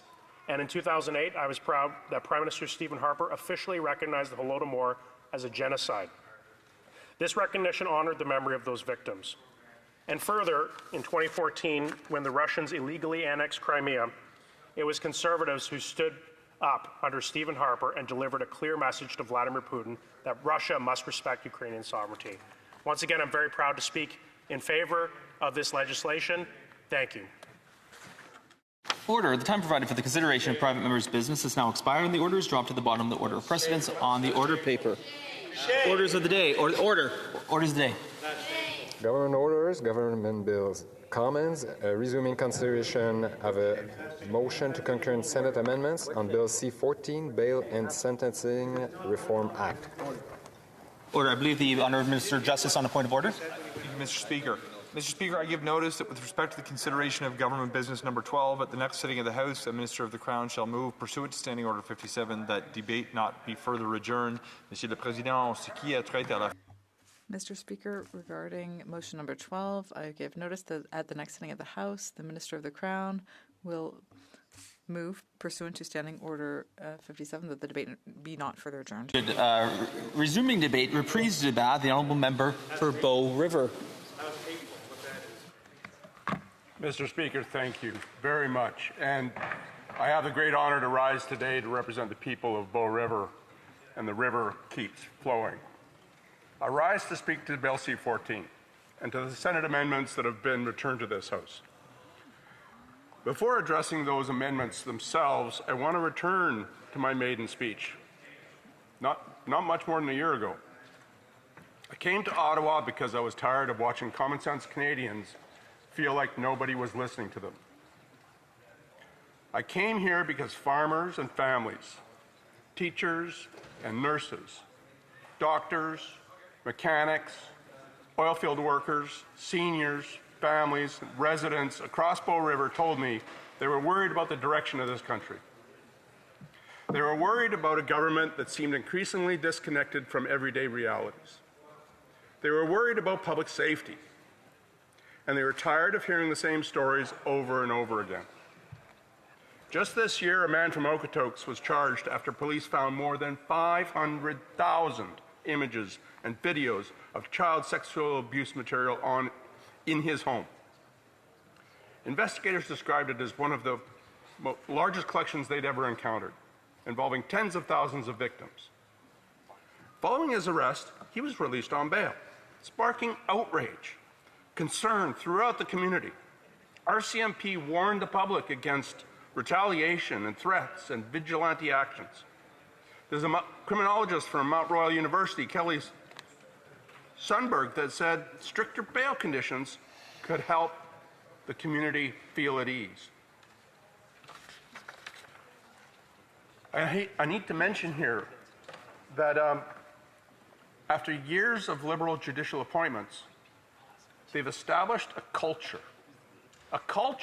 in the judiciary to defer to the perpetrator. This is maybe not deliberate by every judge, this is maybe not a grand scheme, but it is a culture that has insidiously infected our judiciary resulting in the deference to the perpetrator. Where does this leave victims? Where does this leave the public when they're worried about crime? When the crime wave sweeping across this country that we've been enduring for years is in fact, it's bringing our communities to its knees sometimes. The people that I represent do not believe public safety should be controversial. They do not believe accountability should be controversial. And they certainly do not believe that protecting victims should take a back seat to protecting criminals. That's why C-14 matters. This bill is really important. The original purpose of C-14 was straightforward. It was intended to strengthen Canada's bail system and restore confidence to a justice system that many Canadians believe has become far too lenient toward repeat offenders and violent offenders. And the intent was to ensure that meaningful safeguards are in place when accused persons are released into our communities. I just spoke about how our communities feel and how they feel unsafe. This is what Canadians expected from Parliament when they began studying this legislation. Unfortunately, Mr. Speaker, we're here today because the Senate has chosen to weaken one of those safeguards.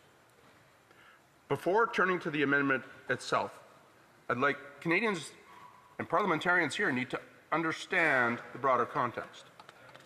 Throughout this Parliament, Liberals repeatedly stood in the way of common sense criminal justice reforms. They voted down Bill C-220. They voted down Bill C-242. They voted down Bill C-246. And these were not half measures, but these were substantive legislative proposals designed to address real and growing public safety concerns facing Canadians. Bill C-242, the Jail Not Bail Act, would have strengthened Canada's bail system for repeat violent offenders. Canadians have watched too many tragic cases unfold where dangerous individuals repeatedly cycle through the justice system and are released back into communities despite extensive criminal records. The principle behind that legislation was simple. Public safety should come first. The Liberals voted it down. Bill C-246 would have strengthened sentencing provisions for serious sexual offenses and recognized the profound and lasting harm that these crimes inflict on victims.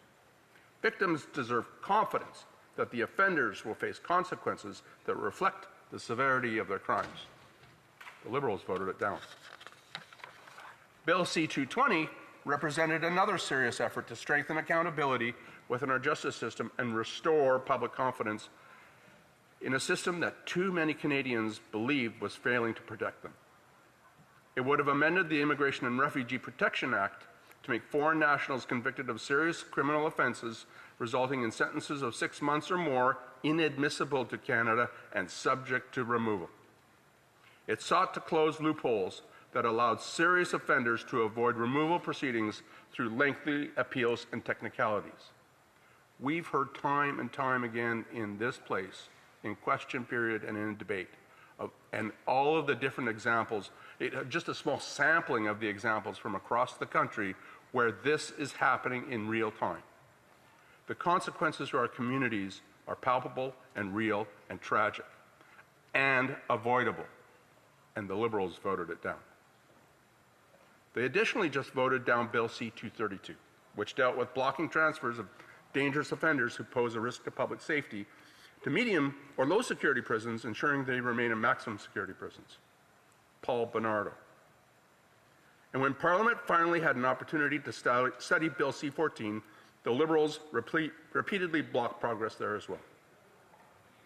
If we think back to December, they prevented the Justice Committee from studying this legislation not once, not twice, but 18 separate times.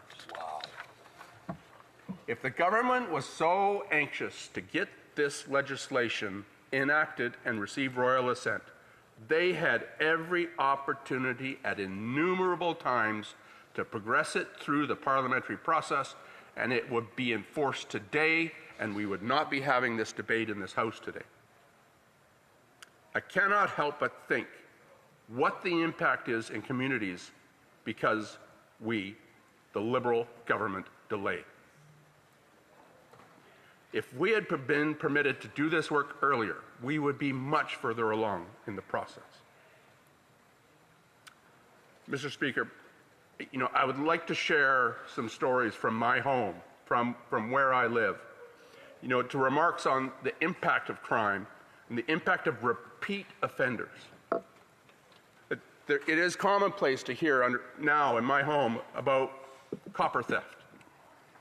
And it may seem like a fringe or a fad, petty theft kind of circumstance, but the impact to communities, and in this particular case, farmers, is significant and massive.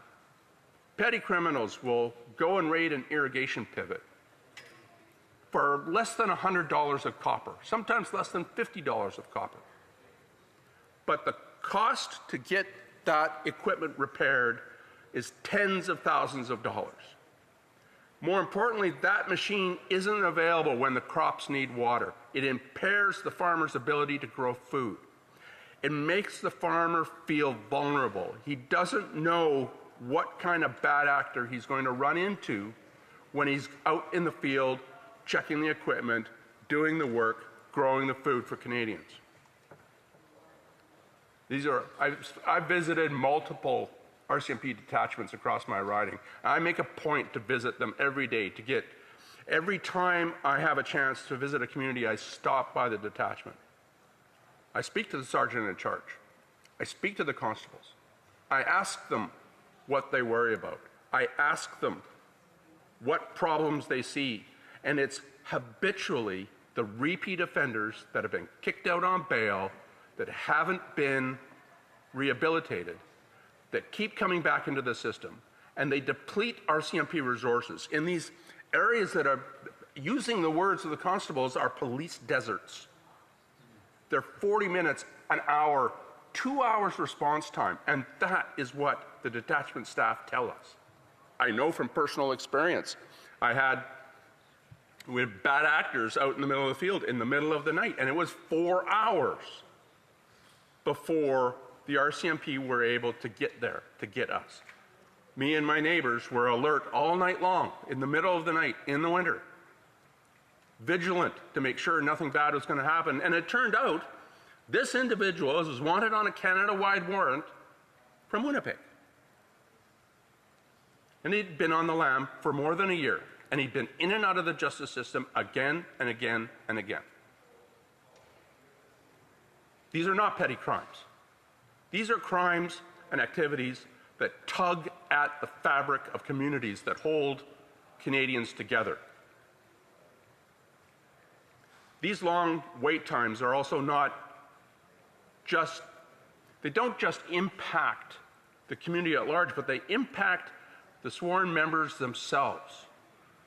They fear that they are going to miss a call where something bad happens. They are stretched too thin because they're consistently dealing with repeat people.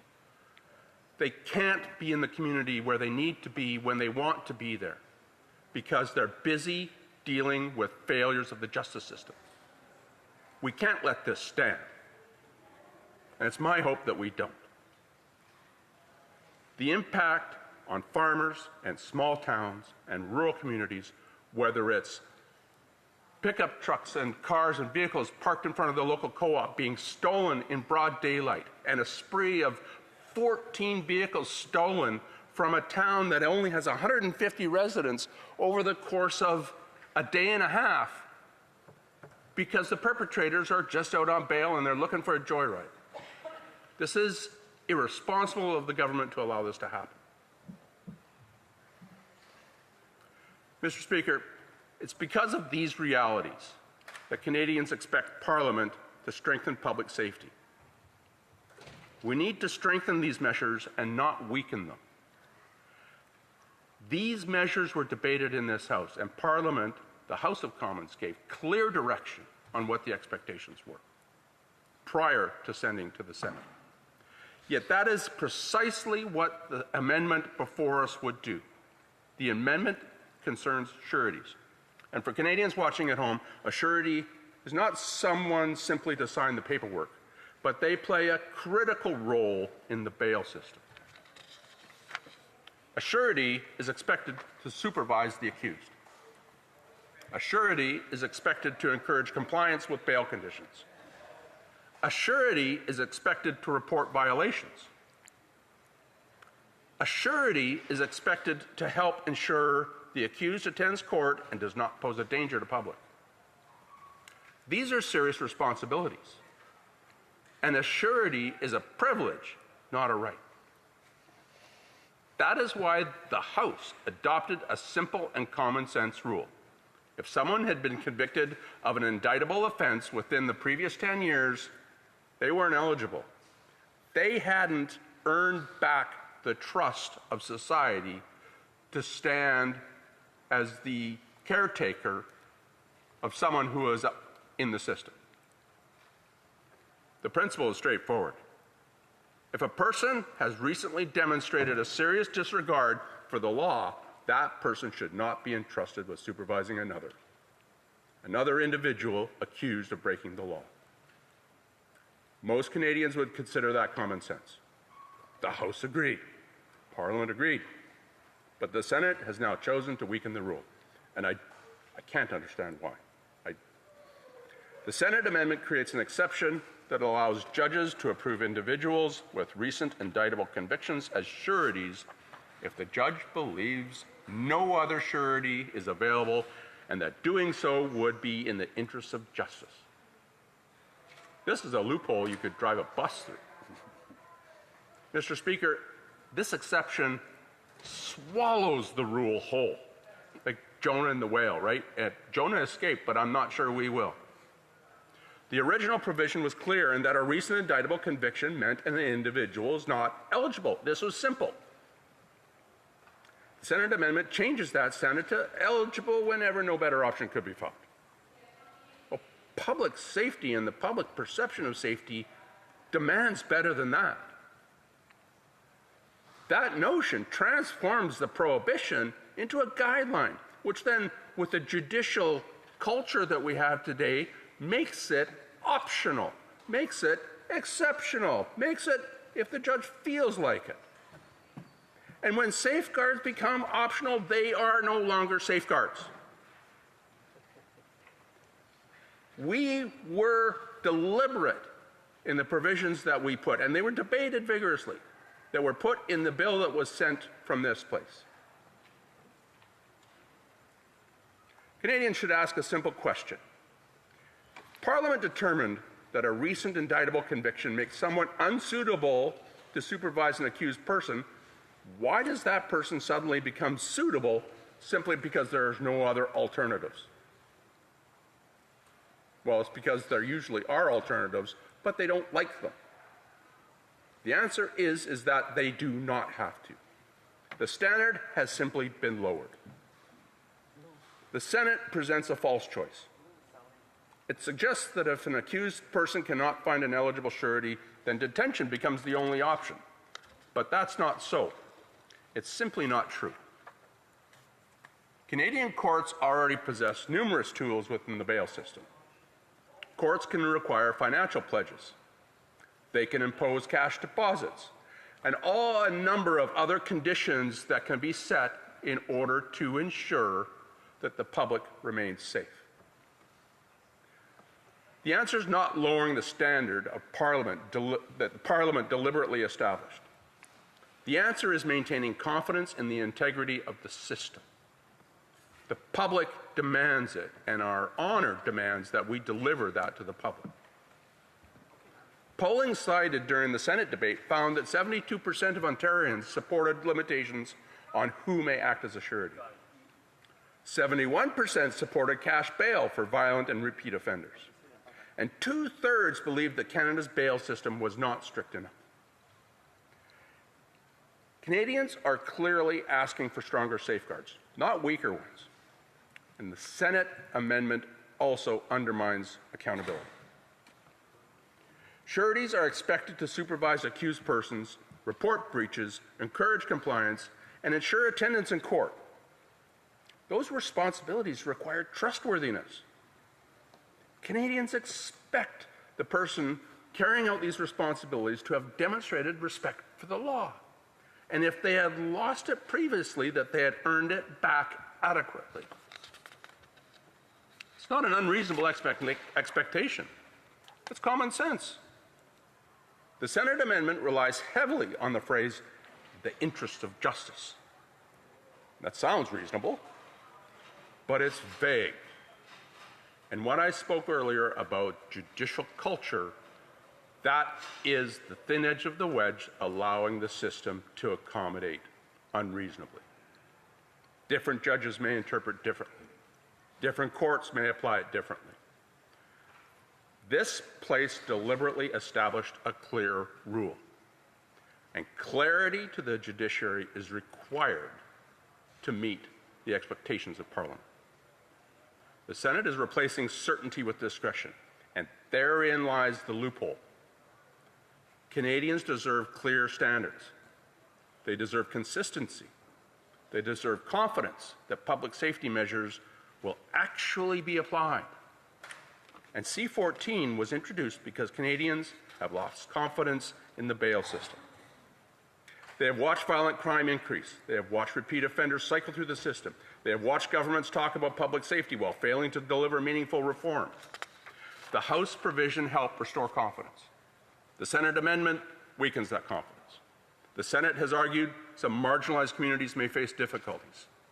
We should absolutely recognize the challenges faced in some communities. But compassion cannot come at the expense of public safety.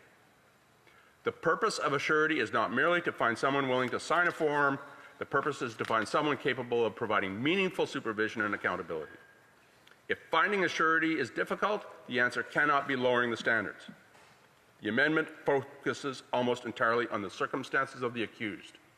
But what about victims? What about families? What about communities? The threads of the fabric of our communities are what is at risk.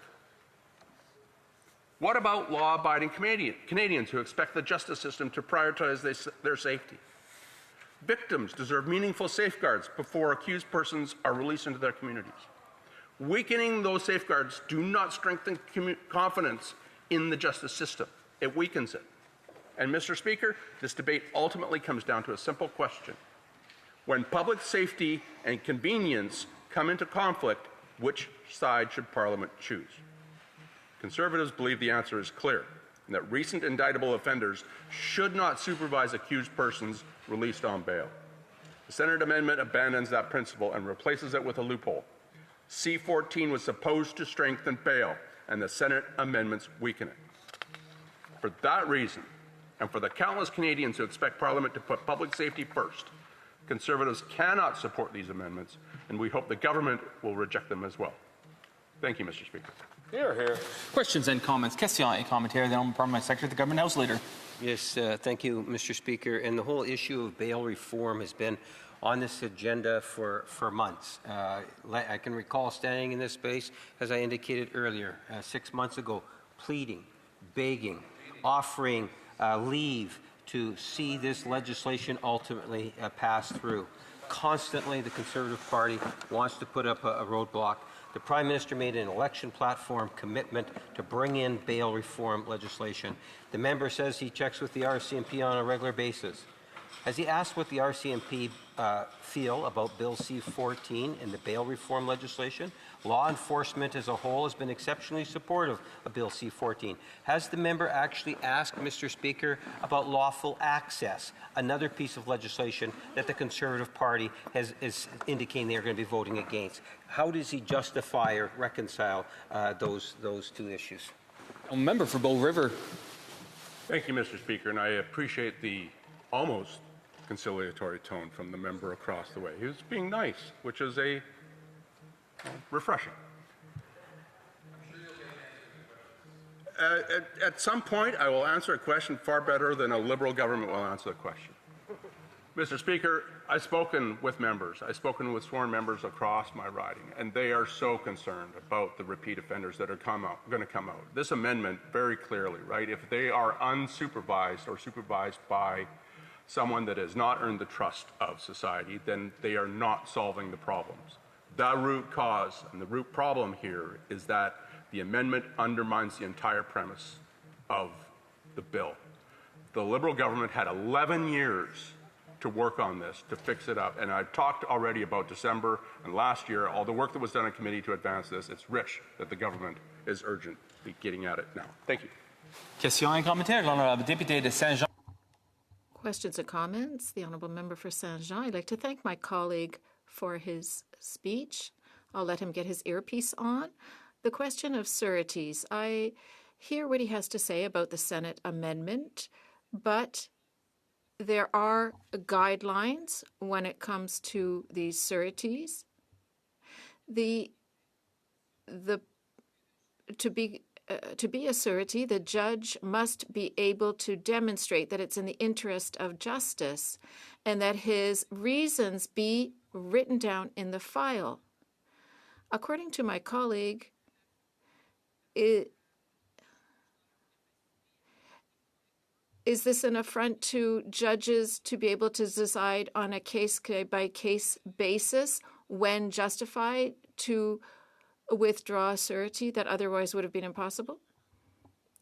Mr. Speaker, and I appreciate the accommodation from the member down the way and giving me time to make sure I clearly understood her question. It goes to the root of the problem, right, in that there is a concern about the public trust in the judiciary, the judgment of our judges. And, it is a separate arm of government. It is that we have to have an independent judiciary. But it is equally incumbent that the Parliament of Canada have absolutely clear legislation as to what we expect the judges to do. And it's the ambiguity and the loophole that brings into question the problem, right? That brings into question that the judges have latitude to interpret things that Parliament has decided already must happen. And in that case, we need to tighten up the legislation. Thank you, Mr. Speaker. It's a comment, member for Bruce Grey, Owen Sound. Thank you, Mr. Speaker, and I want to thank the member from Bow River for a really informative speech and to get to the crux of the challenges with bill reform and the fact that this bill, when it went through the House, was supported completely, and in fact, this issue around sureties was discussed, and it was an amendment that was unanimously agreed by all parties in this chamber before it went over to the Senate. So I do find it somewhat hypocritical of the government to not be rejecting this amendment like the other amendments that have come back from the Senate on this bill. Because, as the member indicates, this creates this vagueness, this loophole.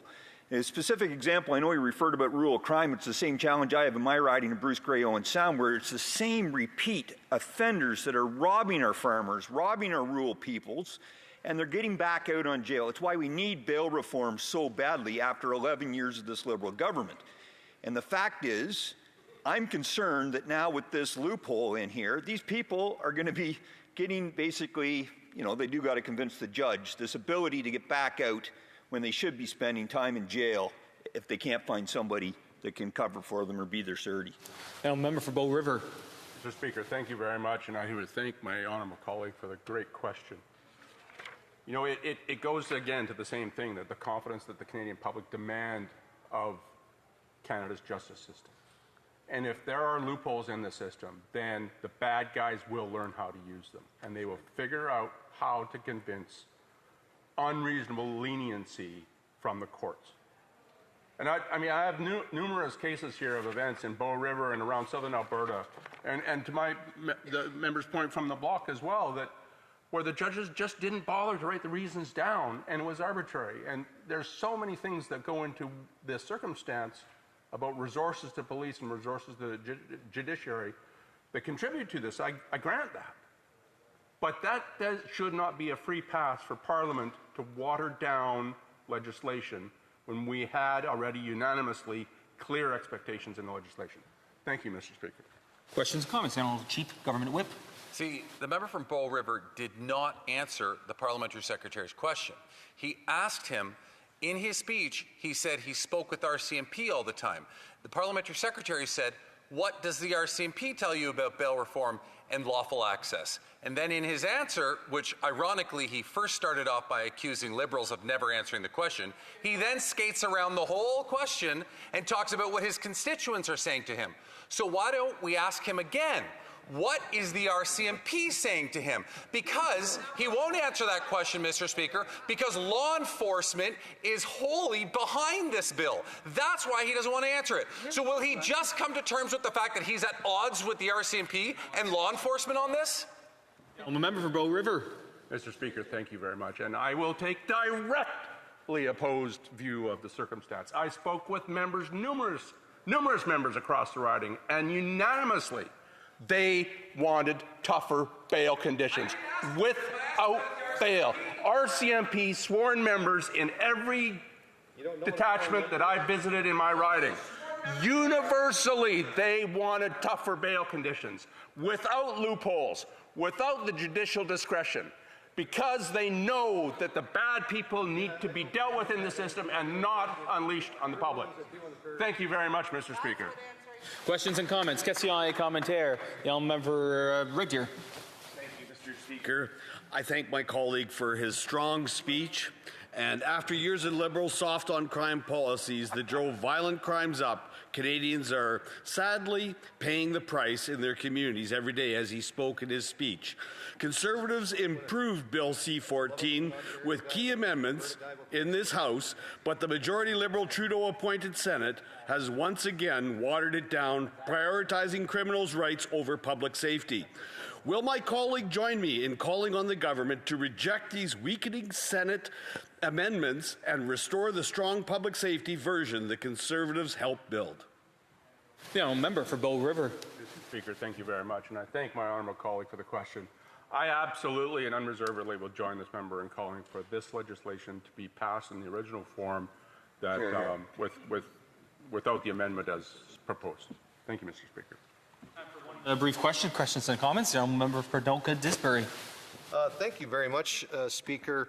The Liberals' bill, where they say they're putting back mandatory minimum sentences, but they have this safeguard or whatever they want to call it, where it's actually optional. I want to ask my colleague from Bow River, isn't this akin to putting seatbelts in vehicles and then never requiring anybody to use them? Yeah, I'm a member for Bow River. Thank you very much, Mr. Speaker, and that's a fantastic analogy that I wish I would have included in my material. But no, absolutely, we were absolutely clear on what we expected this legislation to do, and we need to revert to that.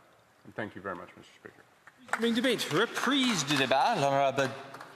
Resuming debate, the honourable member for Saint-Jean. Thank you very much, Mr. Speaker.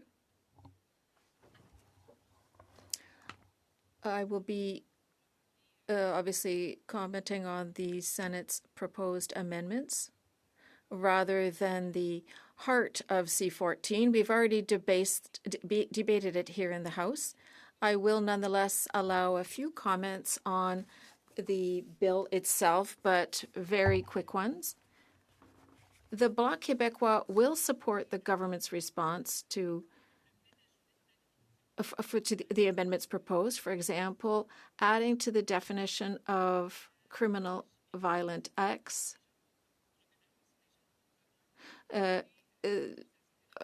for example, adding in the Youth Protection Act, Youth Criminal Justice Act, the idea of adding an arm or a weapon.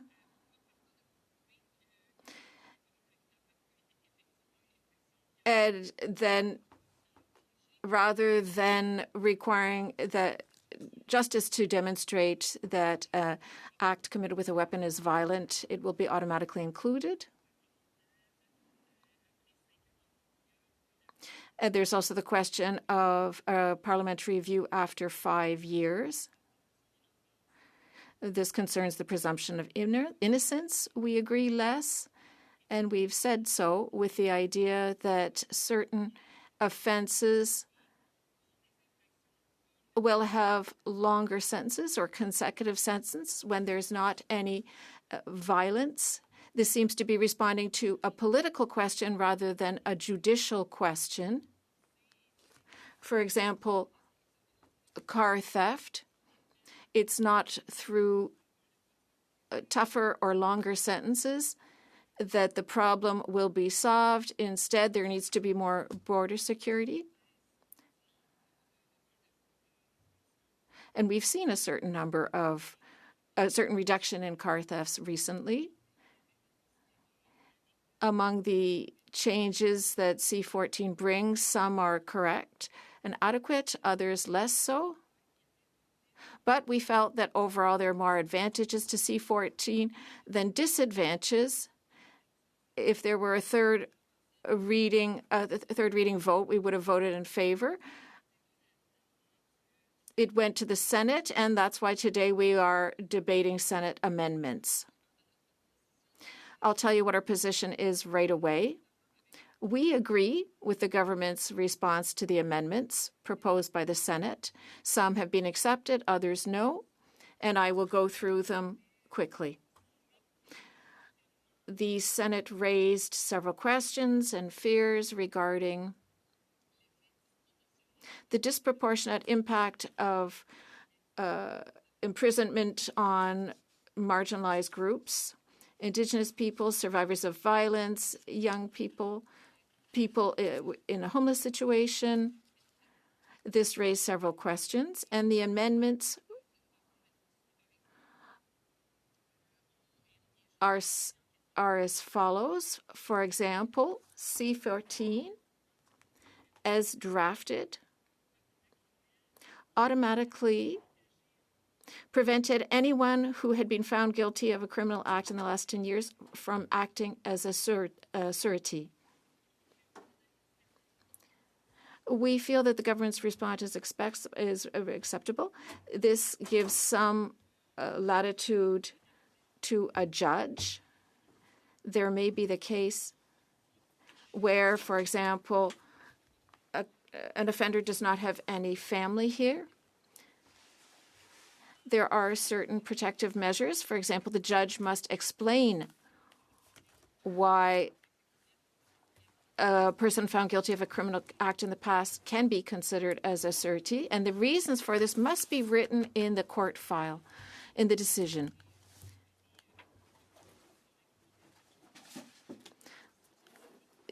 We feel that this is a fair balance. If someone has been found guilty of vandalism in the past, that is a criminal offense.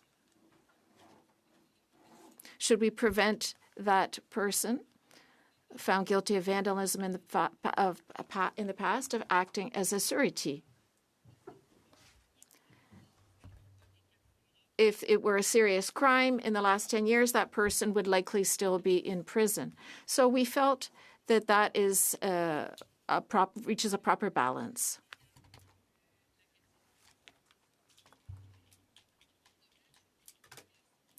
There's also the question of whether the judge should automatically be required to ask an accused if the latter is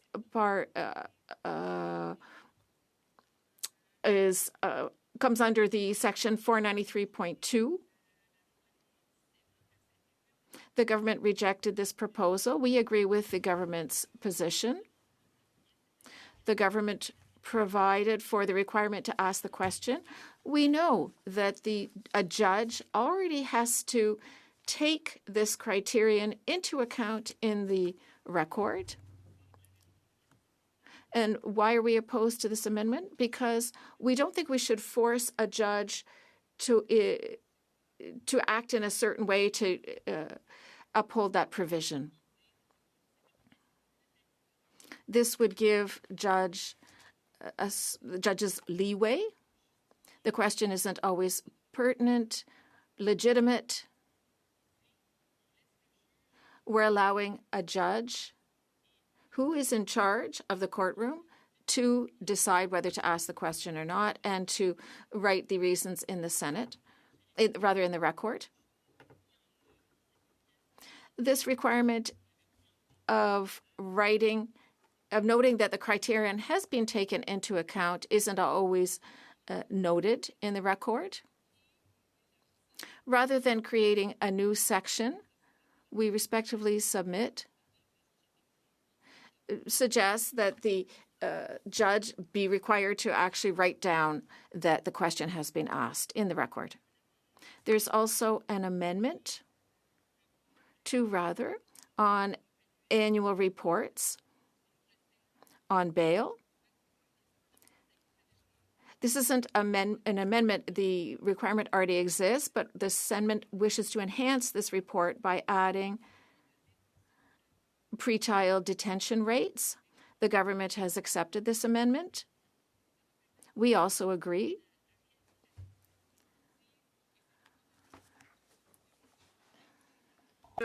And that will enable us to have better debates on this matter with real statistics that will inform us further and are more similar to reality.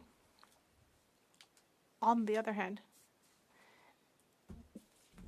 the Senate has suggested something with this annual report. It has stated that there would be an obligation to consult StatsCan and data experts.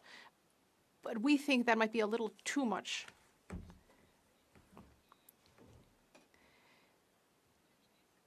Because currently it's already possible for the minister to consult StatsCan and experts. But we think that there should be more flexibility on this. We just think that existing idea, the Senate idea, is too rigid.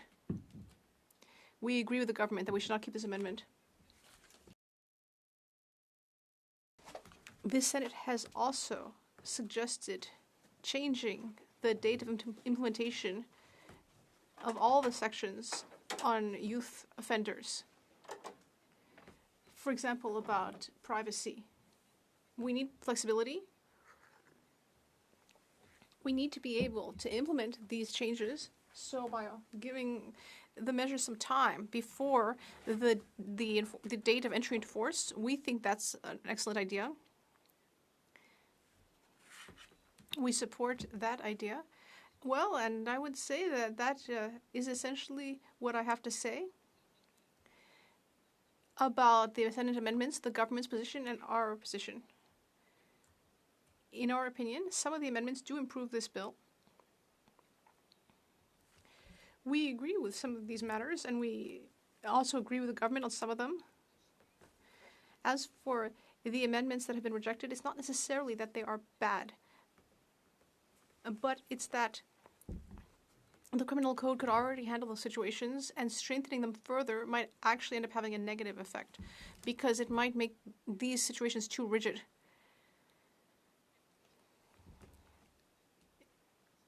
In conclusion, then, I'm not going to just keep talking unnecessarily. That's essentially what I wanted to say. We agree with the response sent to the Senate about these amendments. Thank you. Sarnia Lambton Bikesh Renong. Merci, Monsieur le Président, et merci. Thank you, Mr. Speaker. I'd like to thank the member for her speech. She spoke about the Senate amendments. One of them recommended changing the implementation date. Why is that a good idea? The honourable member for Saint-Jean. Well, Mr. Speaker, I mentioned that briefly. It's about the confidentiality of certain files, or certain records, rather, because there were some areas where there were gaps in the Youth Criminal Justice Act regarding the period of retention of these records. There were some disparities, and in some cases there was just a complete gap. There were no amounts of times that were laid out in the law. So in this case, this type of pause or this type of slight delay might enable the courts and police services to change how they do things. We thought it would be appropriate to offer a little bit of time for that adjustment instead of immediately bringing this into force at royal assent. That's why we believe that the amendment was justified and an appropriate amount of time was provided for. Resuming debate. Reprise du débat. The Honourable Parliamentary Secretary, the Government House Leader. Yes, thank you, Mr. Speaker. I'll be sharing my time with the member from Sarnia-Lambton, and I wanted to be able to take this opportunity, Mr. Speaker, to be able to share a few what I think are very important observations, if I may. You know, I've always felt very passionate when I think in terms of the residents of Winnipeg North, advocating what they often share with me, and this is something in which I feel very strongly about in terms of the issue of crime. In the last federal election, Doors people genuinely concerned about crime. Very proud of the fact that Canada's newly elected Prime Minister, during the election, made a commitment to deal with the issue of crime in a very proactive way. He committed to bringing forward bail reform legislation, Mr. Speaker, and that's exactly what it is that we have before us today. But even going further than that, the Prime Minister and this government made a commitment to also strengthen our criminal laws and take action where we can to build upon making our communities safer and healthier, Mr. Speaker. You know, the Prime Minister will often talk about building a strong and healthy Canada, a Canada that's going to be there to serve all Canadians, have access to all Canadians. A part of that means having more security and feeling that sense of security, I should say, in our communities in which we represent.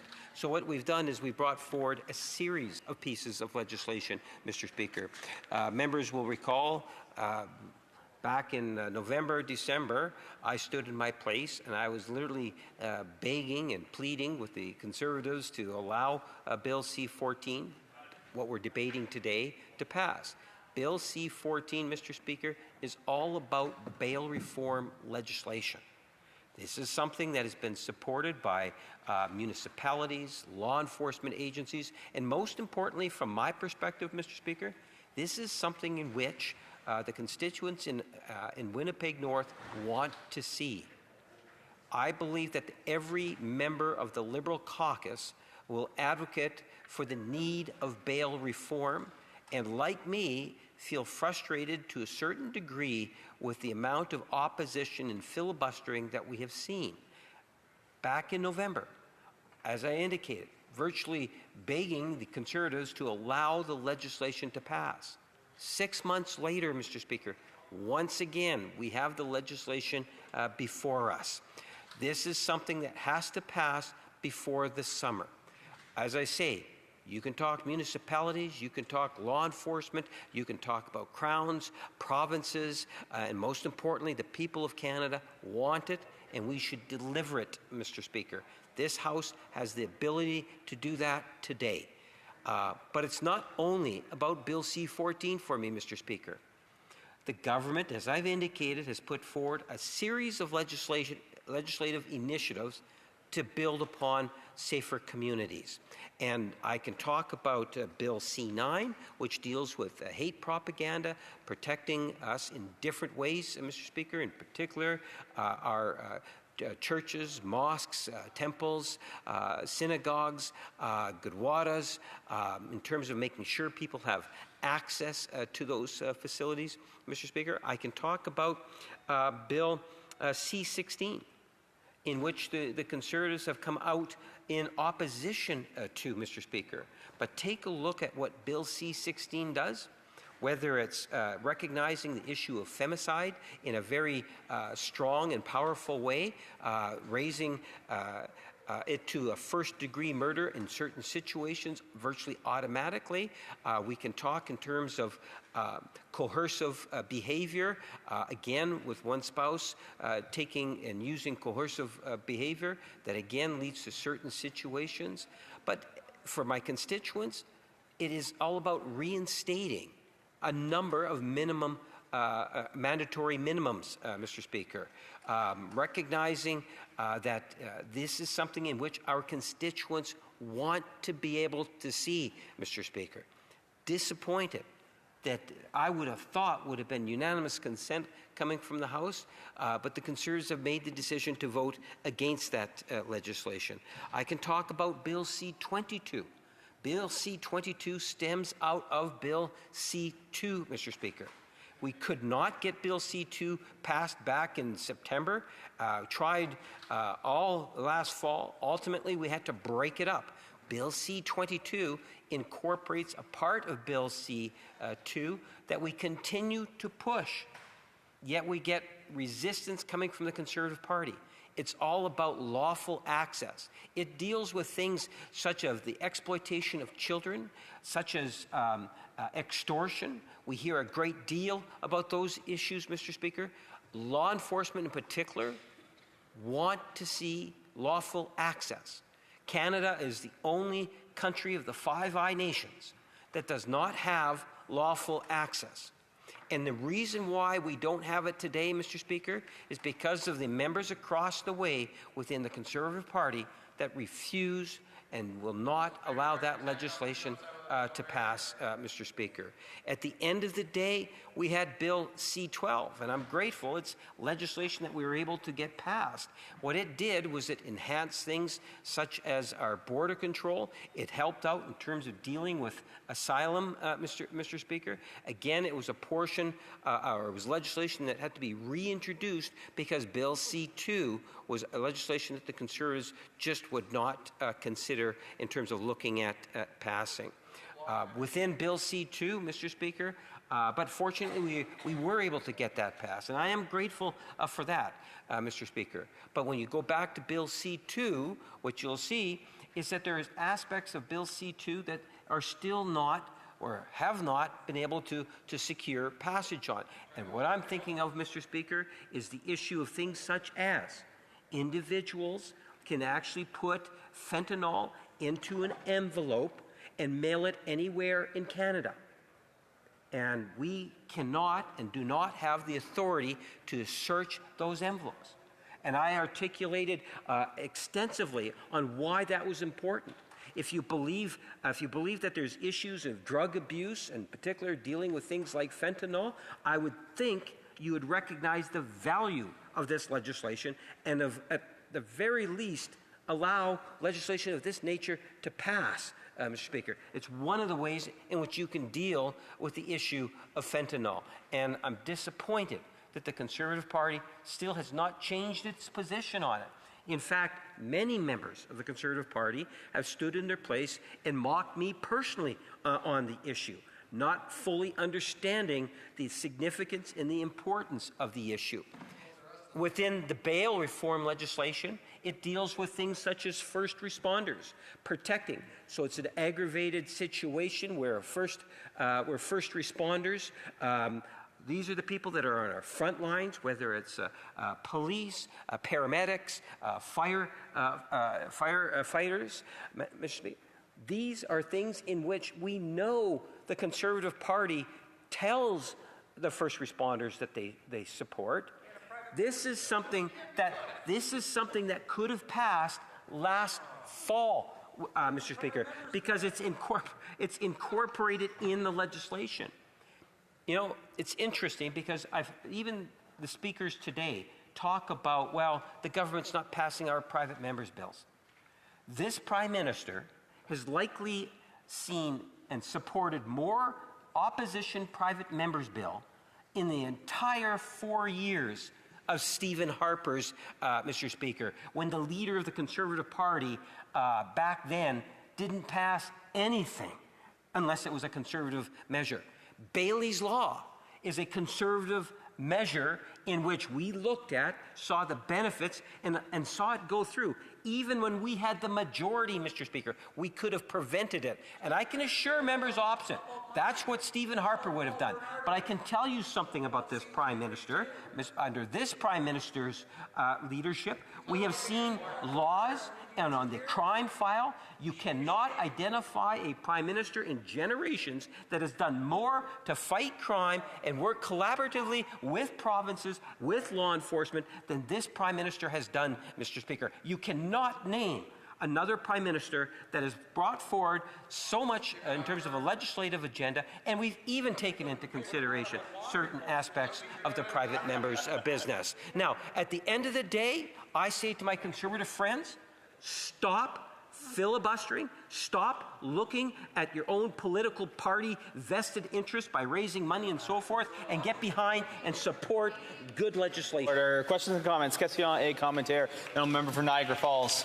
Thank you, Speaker. And to the member, he speaks about the Liberal commitment to bail reform, justice reform, listening to police and constituents. Would he not agree? We're here today because of Liberal policies which are soft on crime. We're here today because of C-75, the principle of restraint and bail reform, C-5 on mandatory minimums, C-83, which was the least restrictive environment, which allows Paul Bernardo to be in a medium security institution. This Liberal backbench voted against my legislation, C-232, which allows Paul Bernardo to stay in medium security. This government talks a good game, but they know, Speaker, we know truly who they are. Why is he here today dictating to us about this concern when they're calling, they're actually fixing the problems they created? Winnipeg North. 2 quick points, Mr. Speaker. First, the member might not necessarily be aware of this, but let me tell him about it. The highest number of prisoner transfers from maximum security to medium security happened when his leader, today's leader of the Conservative Party, was in government. That is the reality. Now they're in opposition. Now they have other ideas, right? It's kind of like, it's truly amazing. They say one thing in opposition, another thing while they're in government. I can assure the member that this Prime Minister was only elected just over a year ago. He might want to bring up the previous years, Mr. Speaker, but you cannot accuse this Prime Minister and this government that was elected just over a year ago when we had over 70 new Liberal MPs. Order. Question et commentaire. L'honorable député de Madawaska-Restigouche. The honourable member for Madawaska-Restigouche. Last year, we were told that a strong Canada depends on strong, safe communities, that we need to protect victims of crime and our children. Since then, we have brought in Bill C-14 in order to make it harder to have access to bail and more serious sentences for violent or repeat offenders. We also brought in Bill C-16 and C-22 to protect victims of crime as well as to strengthen the tools available to police services. We also created more measures to protect our borders. I'd like to ask our colleague, what would he have to say about the hard work we've done over the past year in order to deliver on election promises to make our community safer? Thank you. Parlementaire. The core message that I would get across is that the motivating factor goes beyond election platform. The motivating factor is all about victims and making our communities safer. That is what I believe the thrust has come from in terms of pushing forward in the desire to see what is likely the most aggressive legislative agenda dealing with crime in generations, Mr. Speaker. And I can assure you that every Liberal member of Parliament sees and establishes this as a top priority. It's all a part of building Canada strong, Mr. Speaker. Question et commentaire. L'honorable député de La Pointe. The honourable member for La Pointe-Lille. Thank you, Mr. Speaker. The Bloc Québécois has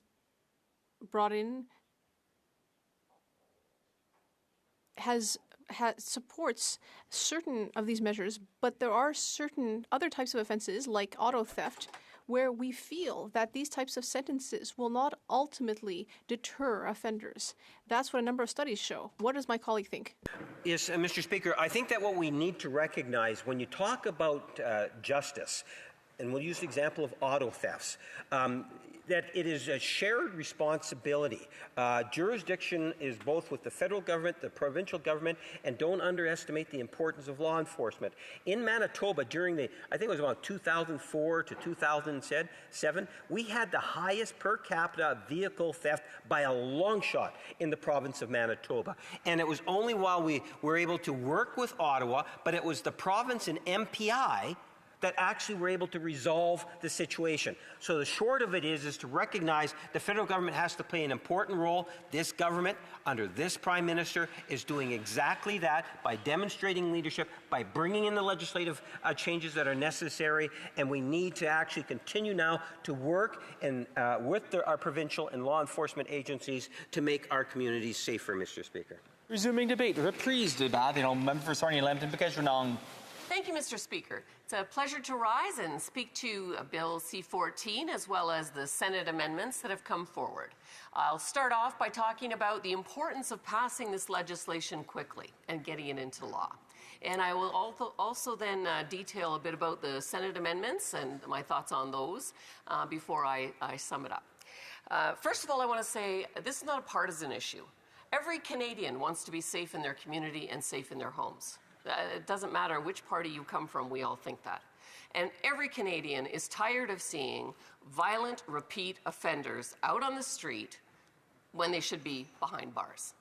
Mr. Speaker, in my riding of Sarnia-Lambton-Bickerstaffe, we had a very tragic incident happen recently at Lambton College, where an innocent student, Dane Nisbet, 20 years old, was shot by someone who has been involved in crime previously, and he died.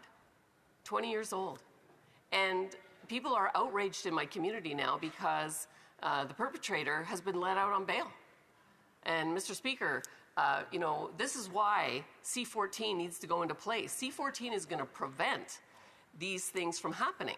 And I'll talk a little bit about how it's going to do that. So one of the things that's happened over the last few years is unintended consequences from Bill C-75, for example, with the principle of restraint, which was making judges think that they had to let people out at the earliest possible opportunity with the least possible punishment.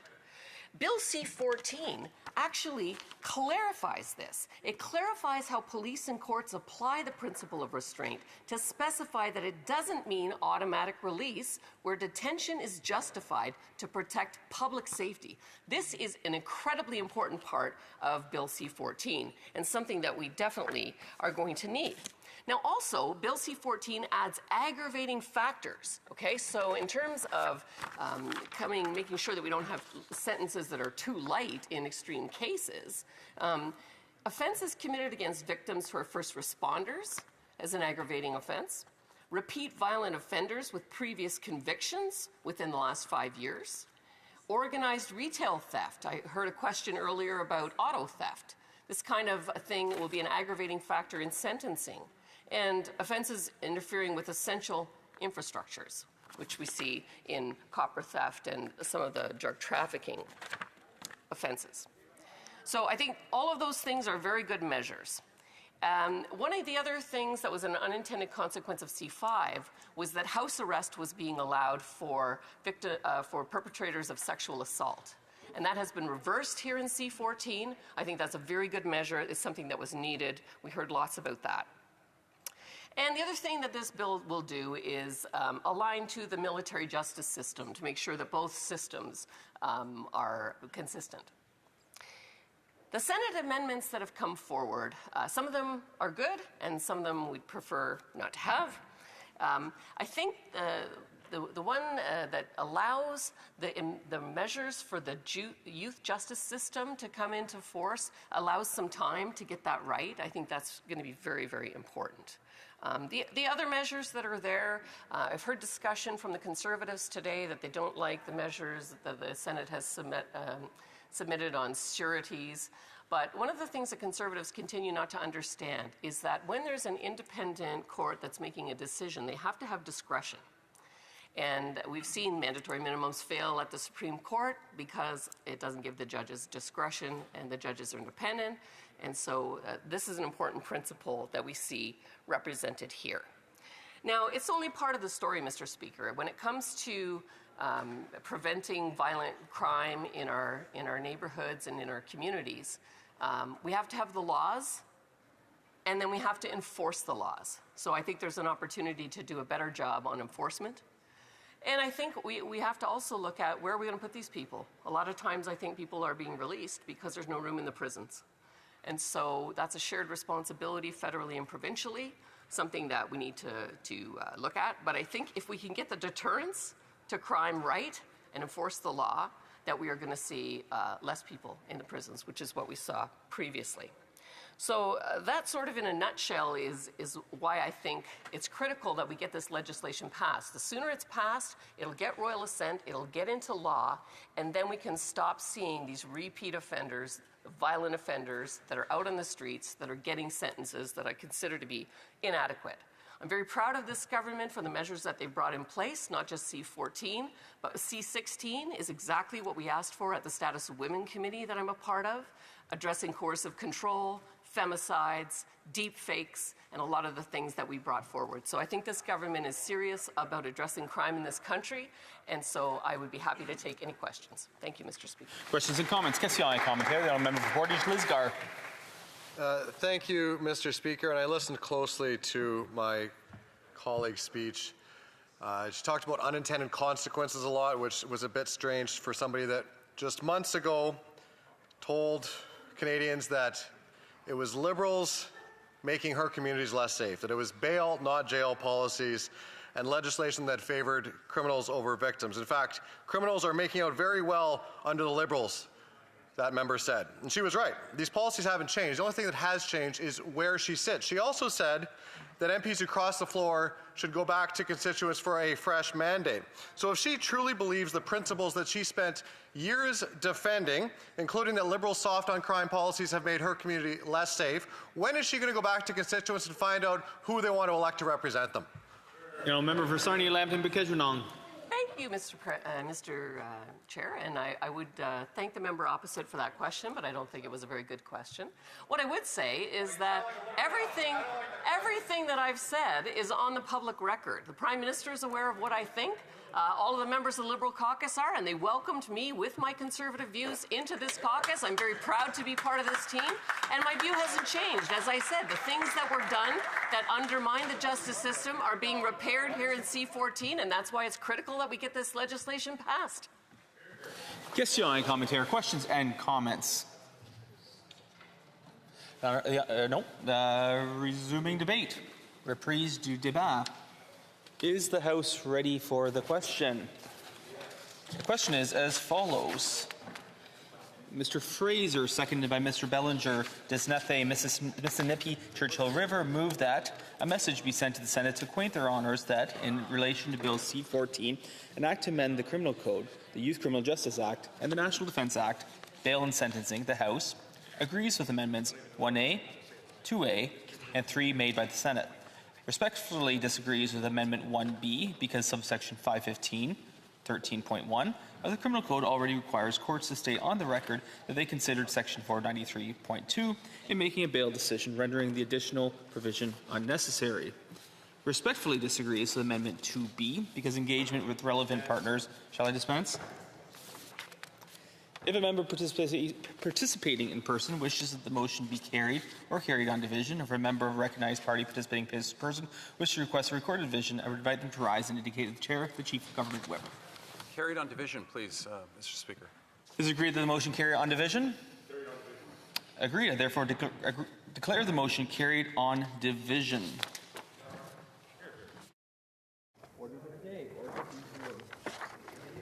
Government Orders, Government Bills, Commons, beginning debate at second reading of Bill C-27, Final Self-Government Agreement for the Tligogtikne.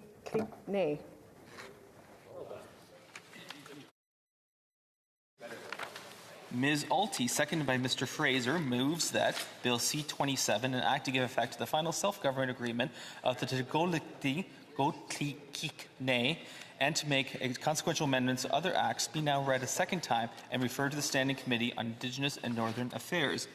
Debate. The Honourable Minister of Crown Indigenous Relations. Thank you, Mr. Speaker. Hello and bonjour, everyone. It's a great pleasure to rise today and speak on the second reading of the legislation to give legal force to the Tligogtikne Self-Government Treaty. It's very timely that we're having this debate now as we celebrate National Indigenous History Month. While this month is a celebration, it's also a reminder for Canadians, but also a reminder for us as parliamentarians of the work that we need to do to help build a stronger, more equitable future for Indigenous peoples. By advancing this legislation today, all members of this House have the opportunity to support a stronger future for the Kligalugli-Gootenay. This moment has been a long time in the making. All of us know that the heart of this legislation is in the north, in the Sahtu, and with the people of Norman Wells. It began with elders, with leaders, with families who carried a vision for their nation. It began with their determination to see their governance restored, their authority recognized, and their future placed back in their own hands.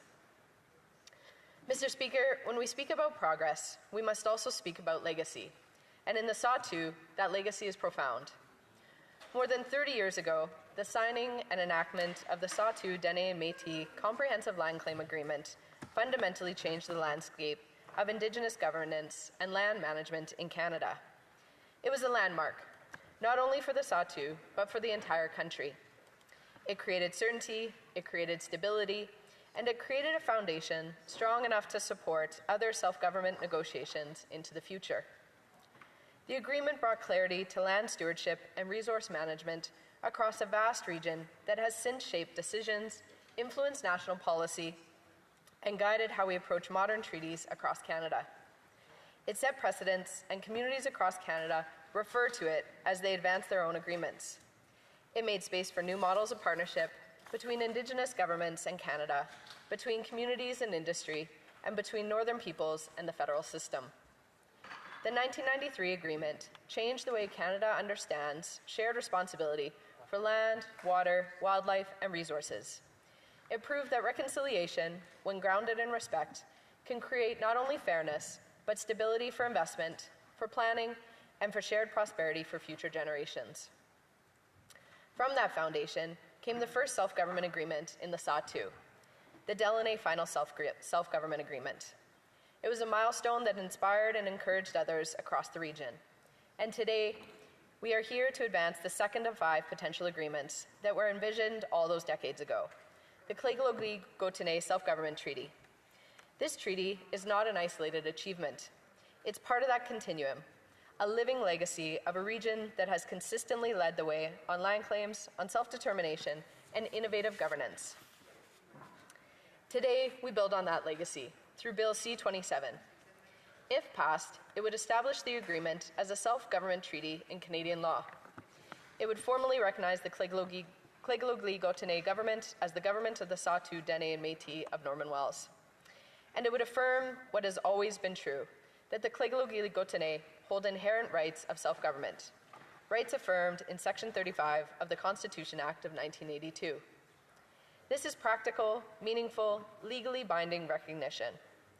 The treaty confirms the authority of the Kligalugli-Gootenay to make their own laws, elect their own leaders, protect and revitalize their languages, strengthen their culture, deliver their own programs and services, including education and healthcare, manage land use and development decisions within their jurisdiction, chart their own path forward as a nation.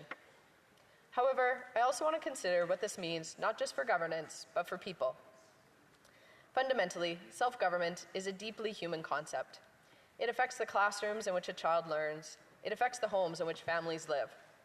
It affects the care a grandparent receives, the language heard in the community hall, the decisions made at the council table, and the confidence and optimism of young people imagining their futures. Self-government means that programs are designed locally by people who understand the community. It means language and culture are protected, not as an afterthought, but as central priorities when developing policies and programs. It means that governance reflects Sahtu values rooted in respect, responsibility, and relationships. For the Kligalugli-Gootenay, this treaty is a return to an age-old system of governance, grounded in culture, social, and spiritual practices passed down over countless generations. Their ancestors governed themselves long before Canada existed. This legislation recognizes that truth and restores the space for Indigenous decision-making to flourish again. These authorities reflect what the community has long envisioned, decisions being made by the people who live there, who know the land, who share the culture, and who carry the responsibility for future generations. This legislation would honor commitments. It would renew relationships, and just as importantly, it will help unlock new opportunities for the nation to build and prosper on its own terms. And I can say with confidence, because the community has shown it again and again, that the Kligalugli-Gotine are ready. After 20 years of negotiation, countless meetings, and tireless leadership, they're ready to take on self-government.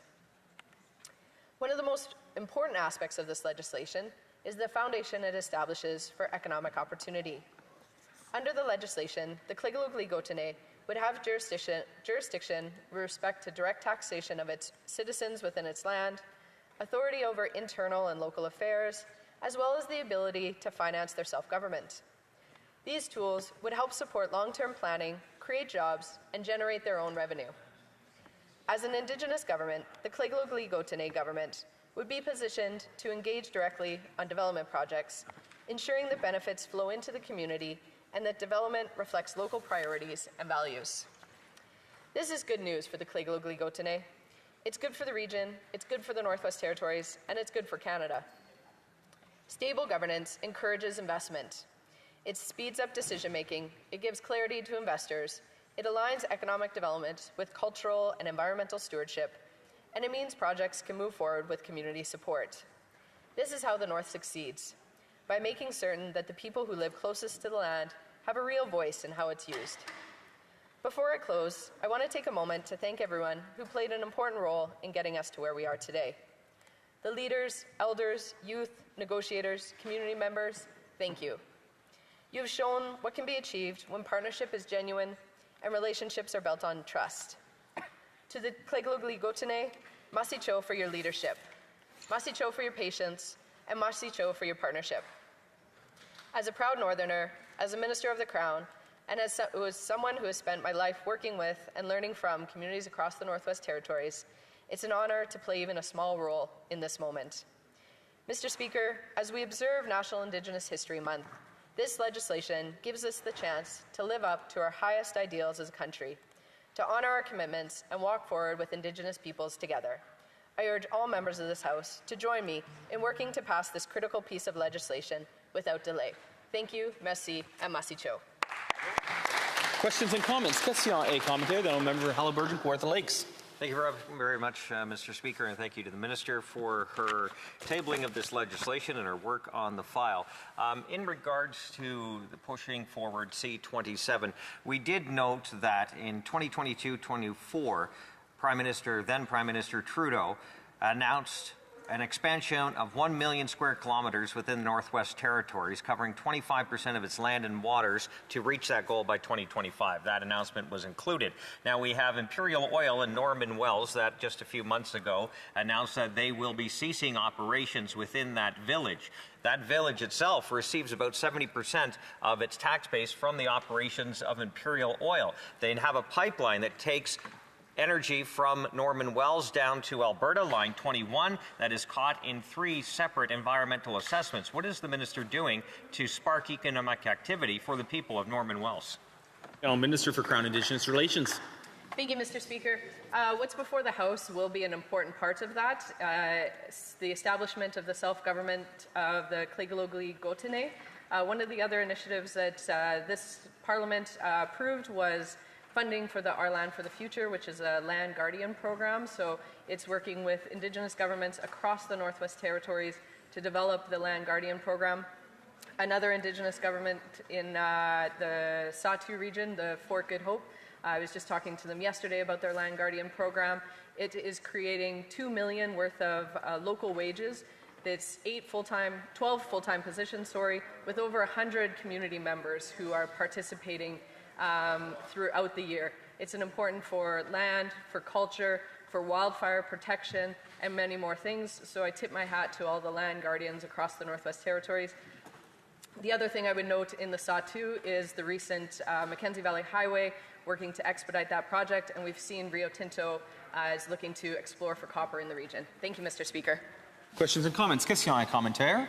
The member for Haliburton, Kawartha Lakes. Thank you very much, Speaker. The government speaks quite often about creating this economy, doing it in speeds never felt in generations, yet we have an existing pipeline that runs from Norman Wells down to Alberta. It's already been in operation been in operation for decades, Line 21. It now needs to be replaced because it's coming to the end of its useful life. But yet this government has turned the Northwest Territories basically into a park, catching up this pipeline in 3 separate environmental assessments, causing Imperial Oil to shut down its operation in Norman Wells. 750 or change people in Norman Wells that are on the verge of unemployment because this government can't get its act together. This is an emergency. We need our energy sector strong. Why isn't the government acting quickly to get this pipeline approved? Minister of Crown Indigenous Relations.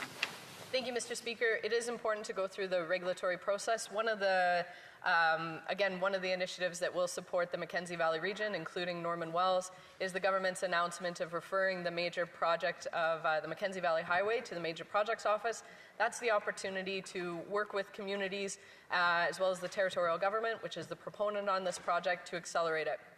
With the Mackenzie Valley Highway, not only does it benefit residents with local food supply, with the fuel being able to be shipped up all year and not depending on barges and winter roads, but already we're seeing more mineral exploration in the region, and we're continuing to support that through critical mineral investments that were announced in Budget 2025. Thank you, Mr. Speaker. The honourable member for Trois-Rivières. Thank you, Mr. Speaker, and I'd like to thank my colleague for her leadership and work on this file. It's truly the result of many years of work. Could she tell us a bit more about the consultation process that led to the drafting of this bill? The Honourable Minister. As mentioned, this is a treaty, so it was negotiated with the Kliglugli-Gotine. Following the negotiations, when we came to the draft, it was then a consultation that occurred with 30 Indigenous nations that had minor amendments that were then incorporated. The community then ratified this in March of 2025. The territorial government ratified it in March of 2026, and I'm looking for the House to support expediting this so that we can have this approved before the summer. Thank you, Mr. Speaker. Member for Haliburton, Kawartha Lakes. Thank you very much, Speaker. I think what we see in this House is that when the government does the job correctly, legislation can move fairly quickly through this place. But yet we have growing unease in British Columbia that continues to create a massive amount of uncertainty. Now we have U.S. tribes trying to get legal standing within the British Columbia framework for energy projects that affect Canada. We also have the fact that these U.S. tribes are moving in on the consultation process and requiring their say-so to approve energy projects within Canada. The government has really done nothing to stand up to these U.S. tribes to say, no, there is no foreign interference on projects on our soil. When do we expect that to happen? Minister of Crown and Indigenous Relations. Thank you, Mr. Speaker, and I thank my colleague for the question. We are aware of the legal challenges from the United States-based Indigenous groups against the province of British Columbia. Canada, however, is not a party to this litigation. The Supreme Court of Canada has indicated that decisions that consultation with non-resident groups may be required in certain circumstances. However, the federal government is monitoring all legal cases when it comes to duty to consult and accommodate, and we are updating when necessary. But again, Mr. Speaker, we're monitoring the BC legal challenges closely, and we remain committed to building Canada strong. Thank you, Mr. Speaker. Question et commentaire. Questions and comments. The Honourable Member for Trois-Rivières. Thank you, Mr. Speaker. Securing the Arctic and North's potential is something that our new government is focusing on considerably in the last year.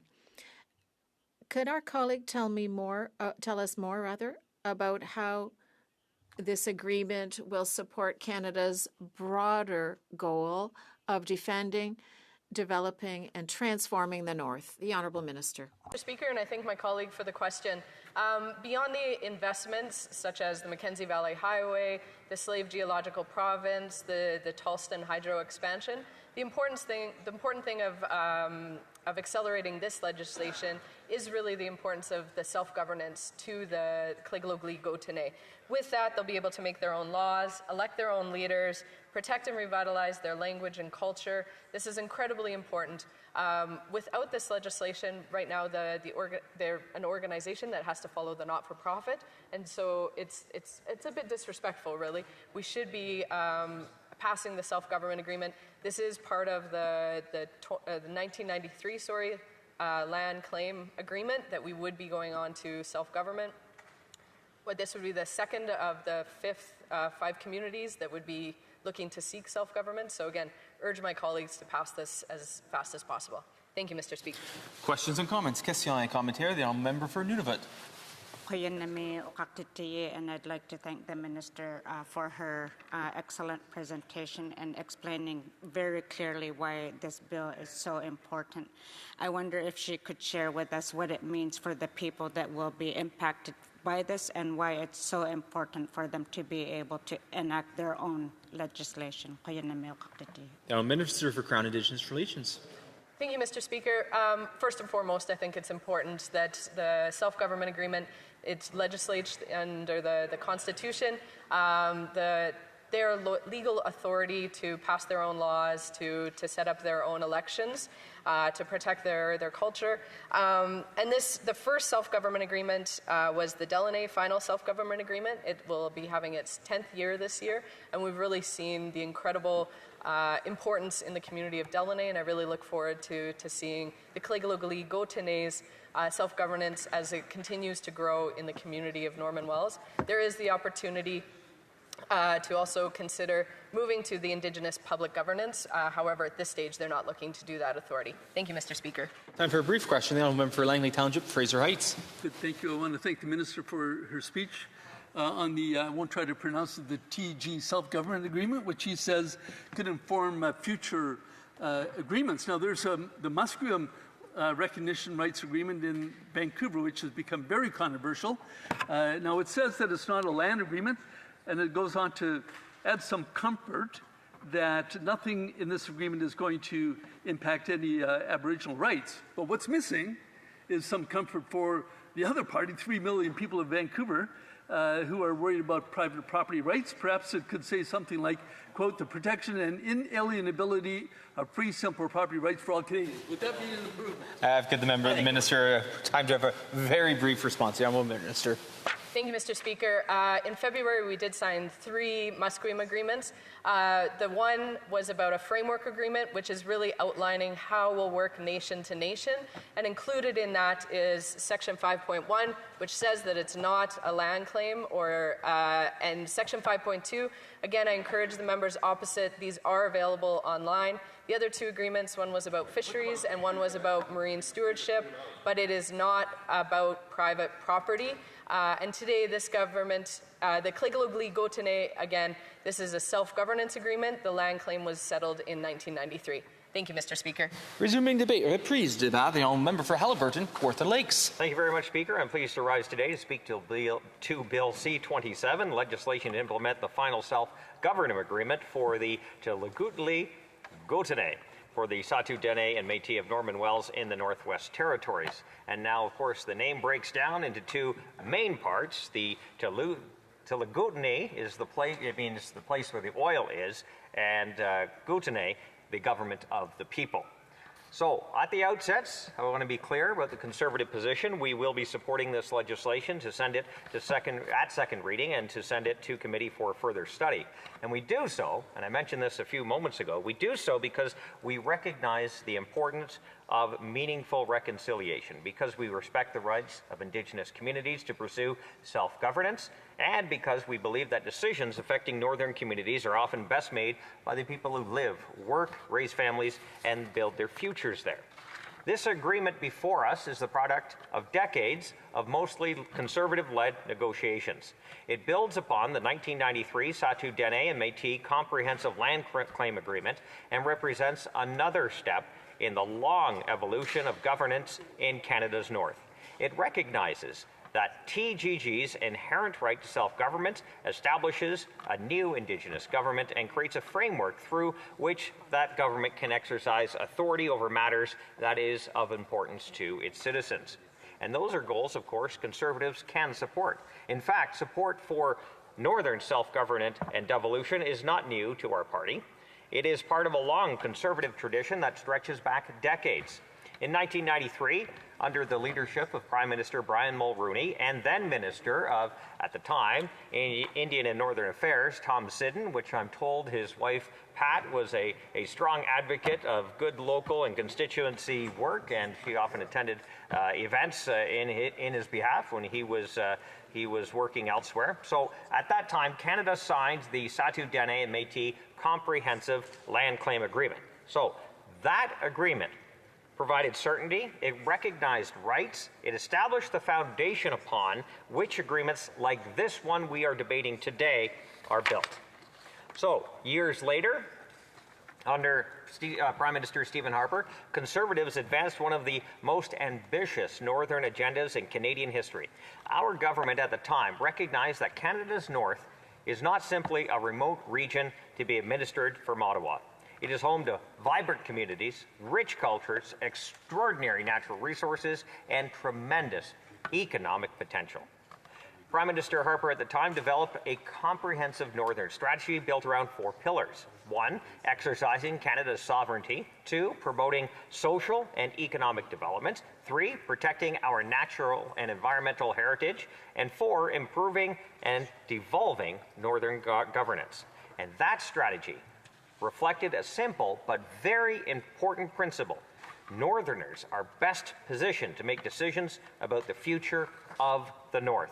And that principle guided us throughout our term in government. And the North has always been a defining part of our national identity. But for too long, decisions affecting the North were made thousands of kilometers away by people who would never experience the consequences of those decisions. So at the time, Conservatives worked to change that. Then Minister of Indigenous Affairs, Bernard Valcourt, described devolution as one of the final major steps in the political evolution of the Northwest Territories. He argued that Northerners should have the same opportunity as others to make decisions about their lands, their waters, their resources. He was right then, and he is right today. The Northwest Territories Devolution Act was not simply about transferring administrative responsibilities, it was about trust. It was about recognizing that Northerners understand Northern realities better than federal bureaucracies ever could. It was also about economic opportunity. Conservatives understood that when communities have greater authority over their own affairs, they can respond more quickly to opportunities that attract investment, that create jobs, build prosperity. The success of the Yukon following their devolution demonstrated exactly that. Greater local control led to stronger economic growth, increased investment, and greater confidence in the future. And that same principle applies today. Self-government and devolution are not merely constitutional exercises. They are practical tools that allow communities to chart their own course and build a stronger future for the next generation. And that principle guided our support, the Conservative government at the time, for the expansion of the Nahanni National Park Reserve, announced at the time by the late Jim Prentice, who is Environment Minister, and the Minister of Indian and Northern Affairs, the late Truck Strahl. So that, again, guided our efforts to improve Northern regulatory systems. It guided the Northwest Territories Devolution Act, and it guided our support for Indigenous self-government agreements throughout the North. Indeed, in 2015, then Minister, Conservative Member of Parliament, Minister of Indian and Northern Affairs, Bernard Valcourt, introduced Bill C-15, the Northwest Territories Devolution Act. And during that debate on legislation, Minister Valcourt noted that the opportunities and challenges facing the North are best handled by the people who understand them and the people who live there. And that, again, remains true today. The North is not strengthened when decisions are imposed from Ottawa. The North is strengthened when local communities are empowered to shape their own futures. And that's why Conservatives have always supported devolution. We believe that local governments understand local needs. We believe that communities understand local priorities. And we believe that people are more likely to achieve prosperity when they have greater control over the decisions that affect their lives. And the TGG agreement is consistent with that principle. It recognizes that the Indigenous population of Norman Wells should have a stronger voice in matters affecting their community, their culture, and their future. It creates governance structures that are accountable to their citizens. It allows the community to exercise authority over matters such as citizenship, culture, language, social services, and governance. While we may not always agree with every element of every self-government agreement, we recognize that moving beyond the Indian Act in many communities, empowering Indigenous communities to govern their own affairs, can represent meaningful process. And so this agreement contains unique provisions reflecting the realities of Norman Wells. So unlike the Delaney Agreement that the minister spoke about a little while ago, that Delaney Agreement combined Indigenous and municipal governance. And this agreement creates the two separate, but has the possibility for a future merging. So the town of Norman Wells will continue to exist as a municipal government, while the TGG exercises authorities in areas assigned to it under the agreement. And at the same time, this agreement contemplates the possibility that, like I said, municipal powers could eventually be transferred if certain demographic thresholds are met. So, importantly, the agreement contains provisions intended to ensure that the democratic rights are protected of all, Indigenous and non-Indigenous, if such a transaction occurs. Residents of Norman Wells, as I mentioned, Indigenous, non-Indigenous, would continue to have voting rights and the ability to seek elected office. And of course, that matters. Reconciliation and self-government should strengthen democracy, not weaken it. The agreement must work for not only the TGG citizens, but also the broader community that calls Norman Wells home.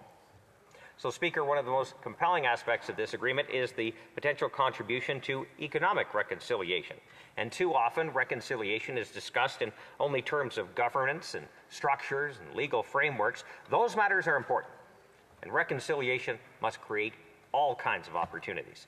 Communities need jobs, families need incomes, young people need reasons to stay, build careers, raise families in their home community if they so choose. Economic reconciliation means ensuring Indigenous communities have the tools necessary to participate fully in the economy.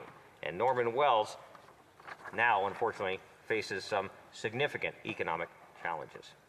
The region has long depended on resource development. The energy sector has provided employment, investment, and revenues that support local services and community infrastructure. Unfortunately, recent announcements regarding the winding down of operations have created uncertainty about the future, and that's the operations of Imperial Oil I mentioned a little while ago within the debate structure. Now, the story of Norman Wells is inseparable from the story of Northern economic development.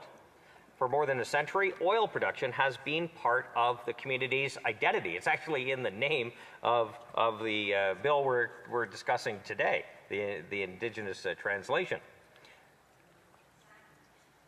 So Norman Wells helped fuel Northern development.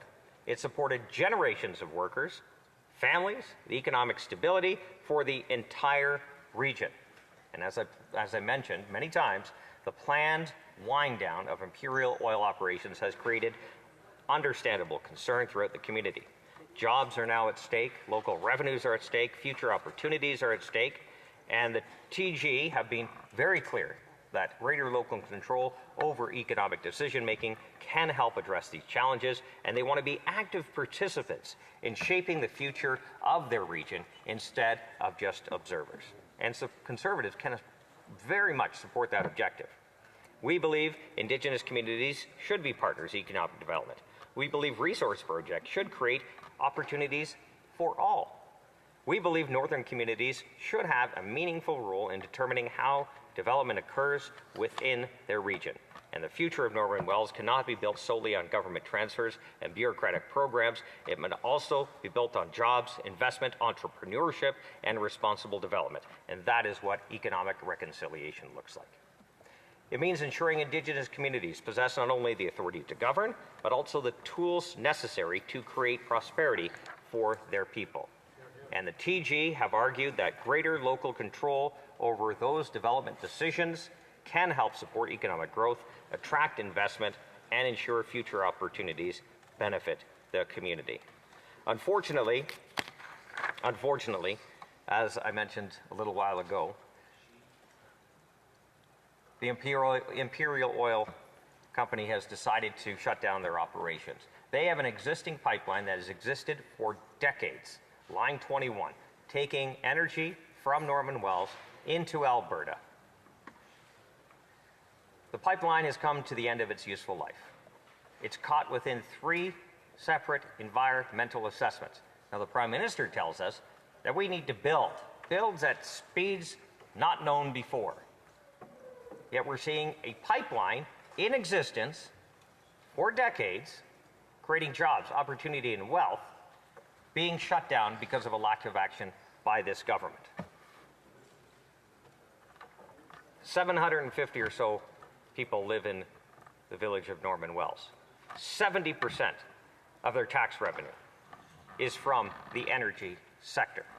Those people need those jobs, and this government is turning their back on those people. And, as you probably guessed, Speaker, we have always believed that responsible resource development and Indigenous participation go hand in hand, and we reject the false choice between economic activity and Indigenous prosperity. The reality is that everybody, Indigenous, non-Indigenous, want jobs. They want opportunities, they want infrastructure, they want partnerships, and they want the ability to make their own decisions about development on their own terms. And economic reconciliation means saying yes to prosperity. It means creating conditions that allow communities to benefit from resources located within their traditional territories. It means ensuring that Indigenous governments are partners in growth rather than spectators. And that's why Conservatives have consistently supported responsible resource development in the North. And for those reasons, Conservatives, again, can support this piece of legislation, and we look forward to dealing with it as it goes through committee, probably in the very near future. Now, we also look at how the government has dealt with a few other Indigenous issues within Canada. British Columbia, for one. Of course, the Cowichan court decision created a lot of questions about fee simple property within the city of Richmond. And the government, unfortunately, through a series of bad decisions, led us to the point that we have arrived at today. In 2018, a directive by the government given to their lawyers not to argue for private property rights was given. The province did the same. Only the city of Richmond argued for fee simple property. Why? We have no idea. But it's the uncertainty that was created because of those decisions. Now we have a Comox Treaty that has passed the BC legislature that will be coming to the federal parliament at some point, that has neighboring nations questioning whether consultation was done properly. Neighboring nations are saying, wait a second, we have interests in the territory mentioned in this treaty, overlapping jurisdictions.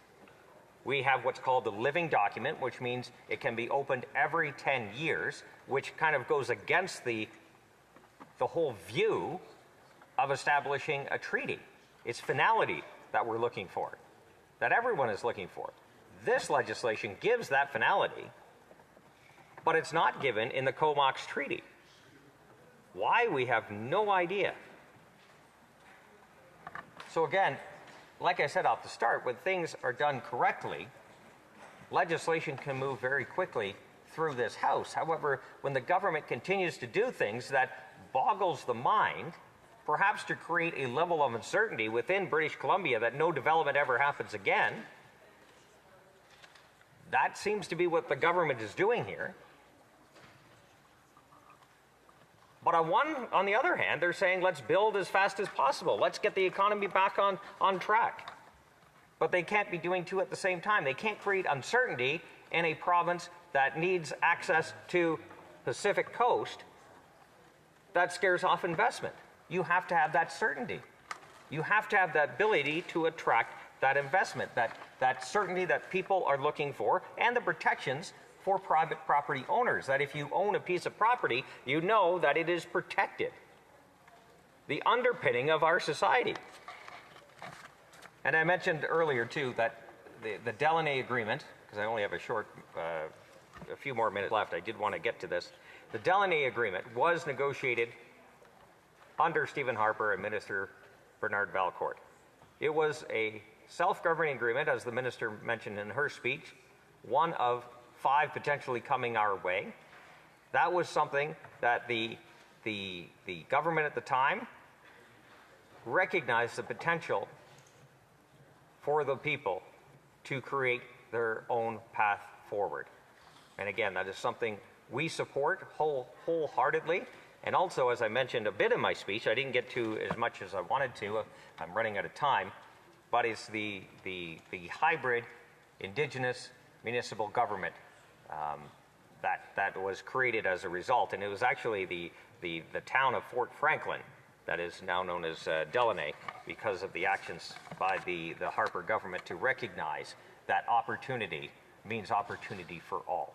Reconciliation means reconciliation on both sides. Creating a strong economy, a level of certainty to attract investment and create jobs, opportunity, and wealth. But what has this government done?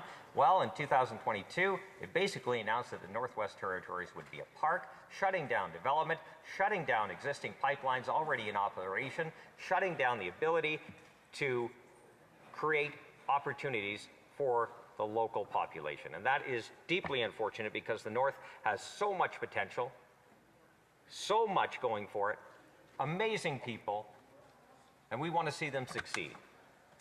So, on this piece of legislation, C-27, we will support it as the opposition, but we would like to see the government take a more focused approach to creating economic activity and employing more people in that territory, the Northwest Territories, Speaker. So I only have a few moments left, so I will yield the rest of my time and take questions. Thank you, Speaker.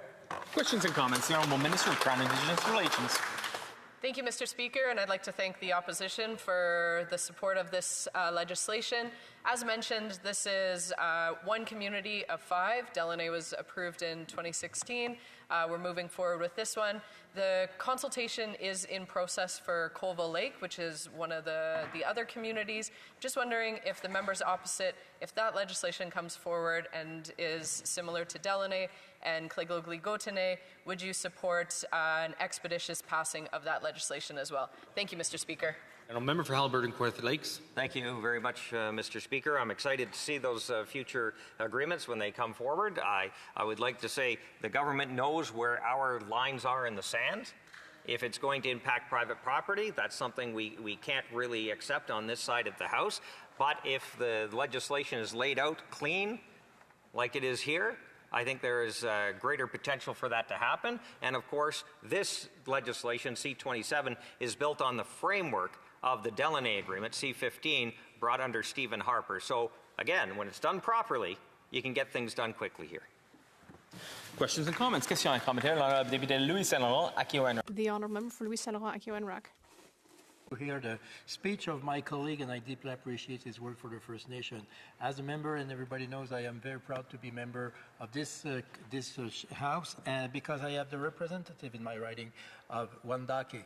And I'm very proud to be their representative for the last 18 years here in the House of Commons and before the National Assembly. Let me remind you, Mr. Speaker, that many years ago, in 2008, on June the 11th, Prime Minister Harper apologized for the crime that has been done under the school, residential school. But a lot of things have been done yet. And especially, one of our key elements in our policy when we talk about the First Nation, partner in prosperity. May the member explain to the Canadians what we think, what we say when we are using the word partner in prosperity for the First Nation. Member Halliburton, Kawartha Lakes. Thank you very much, Mr. Speaker. I think in this context that we're talking about prosperity, if we're to build energy projects pretty much anywhere in the country, but mostly we're focused on expanding opportunities to the Pacific, and I think that's a lot of what we're talking about. If you're going to build out that direction, out west, a lot of these projects, pretty much all of them, run through First Nation land, either treaty or territory, land claims. So we need to ensure that consultation is done properly, ensure that they are active partners in projects, and ensure that they are getting the benefits and receiving benefits either through jobs, impact benefit agreements, what we were proposing before the election, the resource charge, transferring and seeding tax room on the federal level, providing the opportunity for the companies to pay the nations directly for those taxes, ensuring that they are getting every and all benefit able to them to ensure that they share in the prosperity of all. Questions and comments? Now, Minister for Crown Indigenous Relations. Thank you, Mr. Speaker. And again, I thank my colleague for his comments. Just wanted to get clarity as for the government, when we bring forward self-government agreements, as long as they're focused on areas like governance, citizenship, culture, language, and education, and they're not focused on land or private property, is it the Conservative position that they will be supporting self-government agreements as long as they're focused not on land, not on private property? Thank you, Mr. Speaker. Now, Member Halliburton, Kawartha Lakes. Well, that would be impossible to say because most self-governing agreements include a land claim. So no, those two aren't separate. You can have modern treaties that involve land and what we would be supporting. What I was going to actually say to supplement, and I should have said it during the first round, what makes this piece of legislation very easy to accept is the land claim was done in 1993. The land claim was already settled. That was already settled. This one's focused on government, but there are many treaties that have come forward that we have supported, one being Whitecap Dakota, that actually involved land that we supported and rushed through the House in just a few days. So there are opportunities that treaties involve land, as long as it's not impacting private property or includes protections for private property. I think that is a line we can't cross. Questions and comments? The honourable member for Langley Township, Fraser Heights. Good, thank you. I'd like to thank my colleague from Halliburton, Kawartha Lakes, for his very thoughtful speech on the TG self-government agreement. Earlier in debate today, we heard the minister say that this agreement is a model to inform future treaties. Yet the most recent treaty, the Comox Treaty, which my colleague also mentioned, introduces the concept of UNDRIP, a foreign document. This is not made in Canada. Could my colleague comment on how important it is for Canada to stick to made-in-Canada solutions when we're drafting our treaties? Member for Halliburton, Kawartha Lakes. Absolutely. I think that also brings the point we were discussing earlier and yesterday in committee, that we have U.S. tribes that are trying to seek legal standing in decisions to be made in Canada, specifically around consultation, whether it be energy projects or otherwise. U.S. tribes should not be interfering in decisions made in Canada. These are our projects, our resources, and these are our benefits to achieve. We do not need interference from any outside sources, and so the government should be doing everything it can to ensure that our decisions are made domestically, not internationally. Questions and comments? Minister for Crown Indigenous Relations. Thank you, Mr. Speaker. Again, for the House, a comprehensive agreement can include a self-government piece as well as a land piece. There are agreements that are just about land, but there's also agreements that are just about self-government. So if it's just about self-government and not about land, are the Conservatives supportive of legislation that's just about self-governance? Thank you, Mr. Speaker.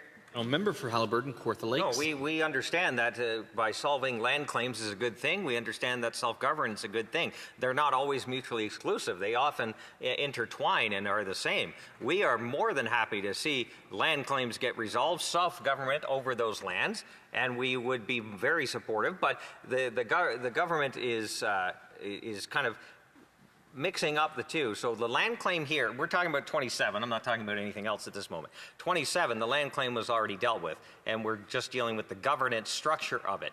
Whitecap Dakota had the self-governance and cleaned up the land claim as well, which was supported. So they both can become one, and they both can be supported by us, except when the government creates something where it stops arguing for fee simple property, like in the Cowichan decision, allowing uncertainty to take hold in the city of Richmond. That is something we have an issue with. We have a Musqueam agreement that is like a menu that they did not, knowing the uncertainty that Cowichan created, did not ensure that private property wasn't available for negotiation. Now, it may not include private property at the end of the day, but the fact that the government failed to take it off the table is actually a shortfall on their part.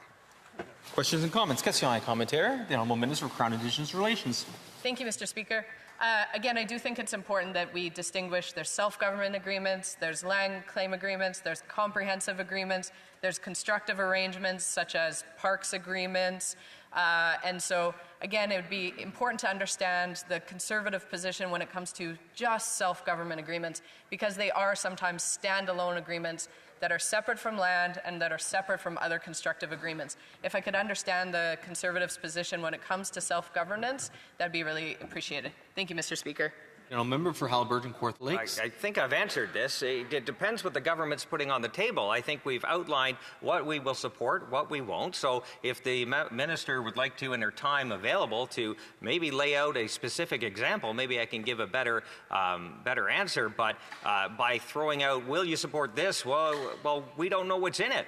If the Comox Treaty was done properly, I think we would have a better chance of pushing it through this place. If the Cowichan decision was argued properly, I think we would have a different outcome for the people of the city of Richmond. So to say this broad question that could include anything when the government isn't actually putting anything on the table is very difficult.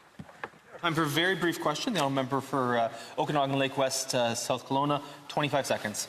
Thank you, Mr. Speaker. Westbank First Nation is one of the Indigenous communities that's in my riding. It obviously has its own governance agreement. Would the member just enlighten us to see what he believes that is a good message for people, not just in the Okanagan, but right across BC, would like to hear from the Conservative Party right now? The Member for Haliburton Kawartha Lakes, an equally brief response. Equally brief. Well, I want to thank the member. I think what I laid out in my speech is that economic activity, economic reconciliation benefits all, whether you're Indigenous or non-Indigenous. We need to build quickly. The government is not doing that. If we build quickly, we have jobs, opportunity, and wealth, and the government is throwing every barrier in the way. Also, to that member, I did mention Tom Siddon and his wife Pat, and you'll be happy to know that I did mention the work that they did to do the land claim in 1993 and finalize that for those nations. Resuming debate, reprise du débat. Is the House ready for the question? The question is as follows. Ms. Alty, seconded by Mr. Fraser, moves that Bill C-27, an act to give effect to the final self-government agreement for the Tlougotli-Gotikne and to make consequential amendments to other acts, be now read a second time and referred to the Standing Committee on Indigenous and Northern Affairs. If a member participating in person wishes to the motion be carried or carried on division, or if a member of a recognized party participating in person wishes to request a recorded division, I would invite them to rise and indicate to the Chair, the Honourable Chief Government Whip. Carried on division, Mr. Speaker. Is agreed with carrying on division? Agreed. I therefore declare the motion carried on division. Second reading of this bill, deuxième lecture de ce projet de loi. Accordingly, this bill stands referred to the Standing Committee on Indigenous and Northern Affairs. And I see the Chief Government Whip is rising on a point of order. Order, Mr. Speaker. I believe if you seek it, you'll find consent to see the clock at 8 p.m. and perhaps call it a week. Is there a unanimous consent to see the clock as 8 p.m.? Agreed. Accordingly, pursuant to order made on Tuesday, June 9th, 2026, this House stands adjourned until next Monday at 11 o'clock a.m. pursuant to Standing Order 24-1.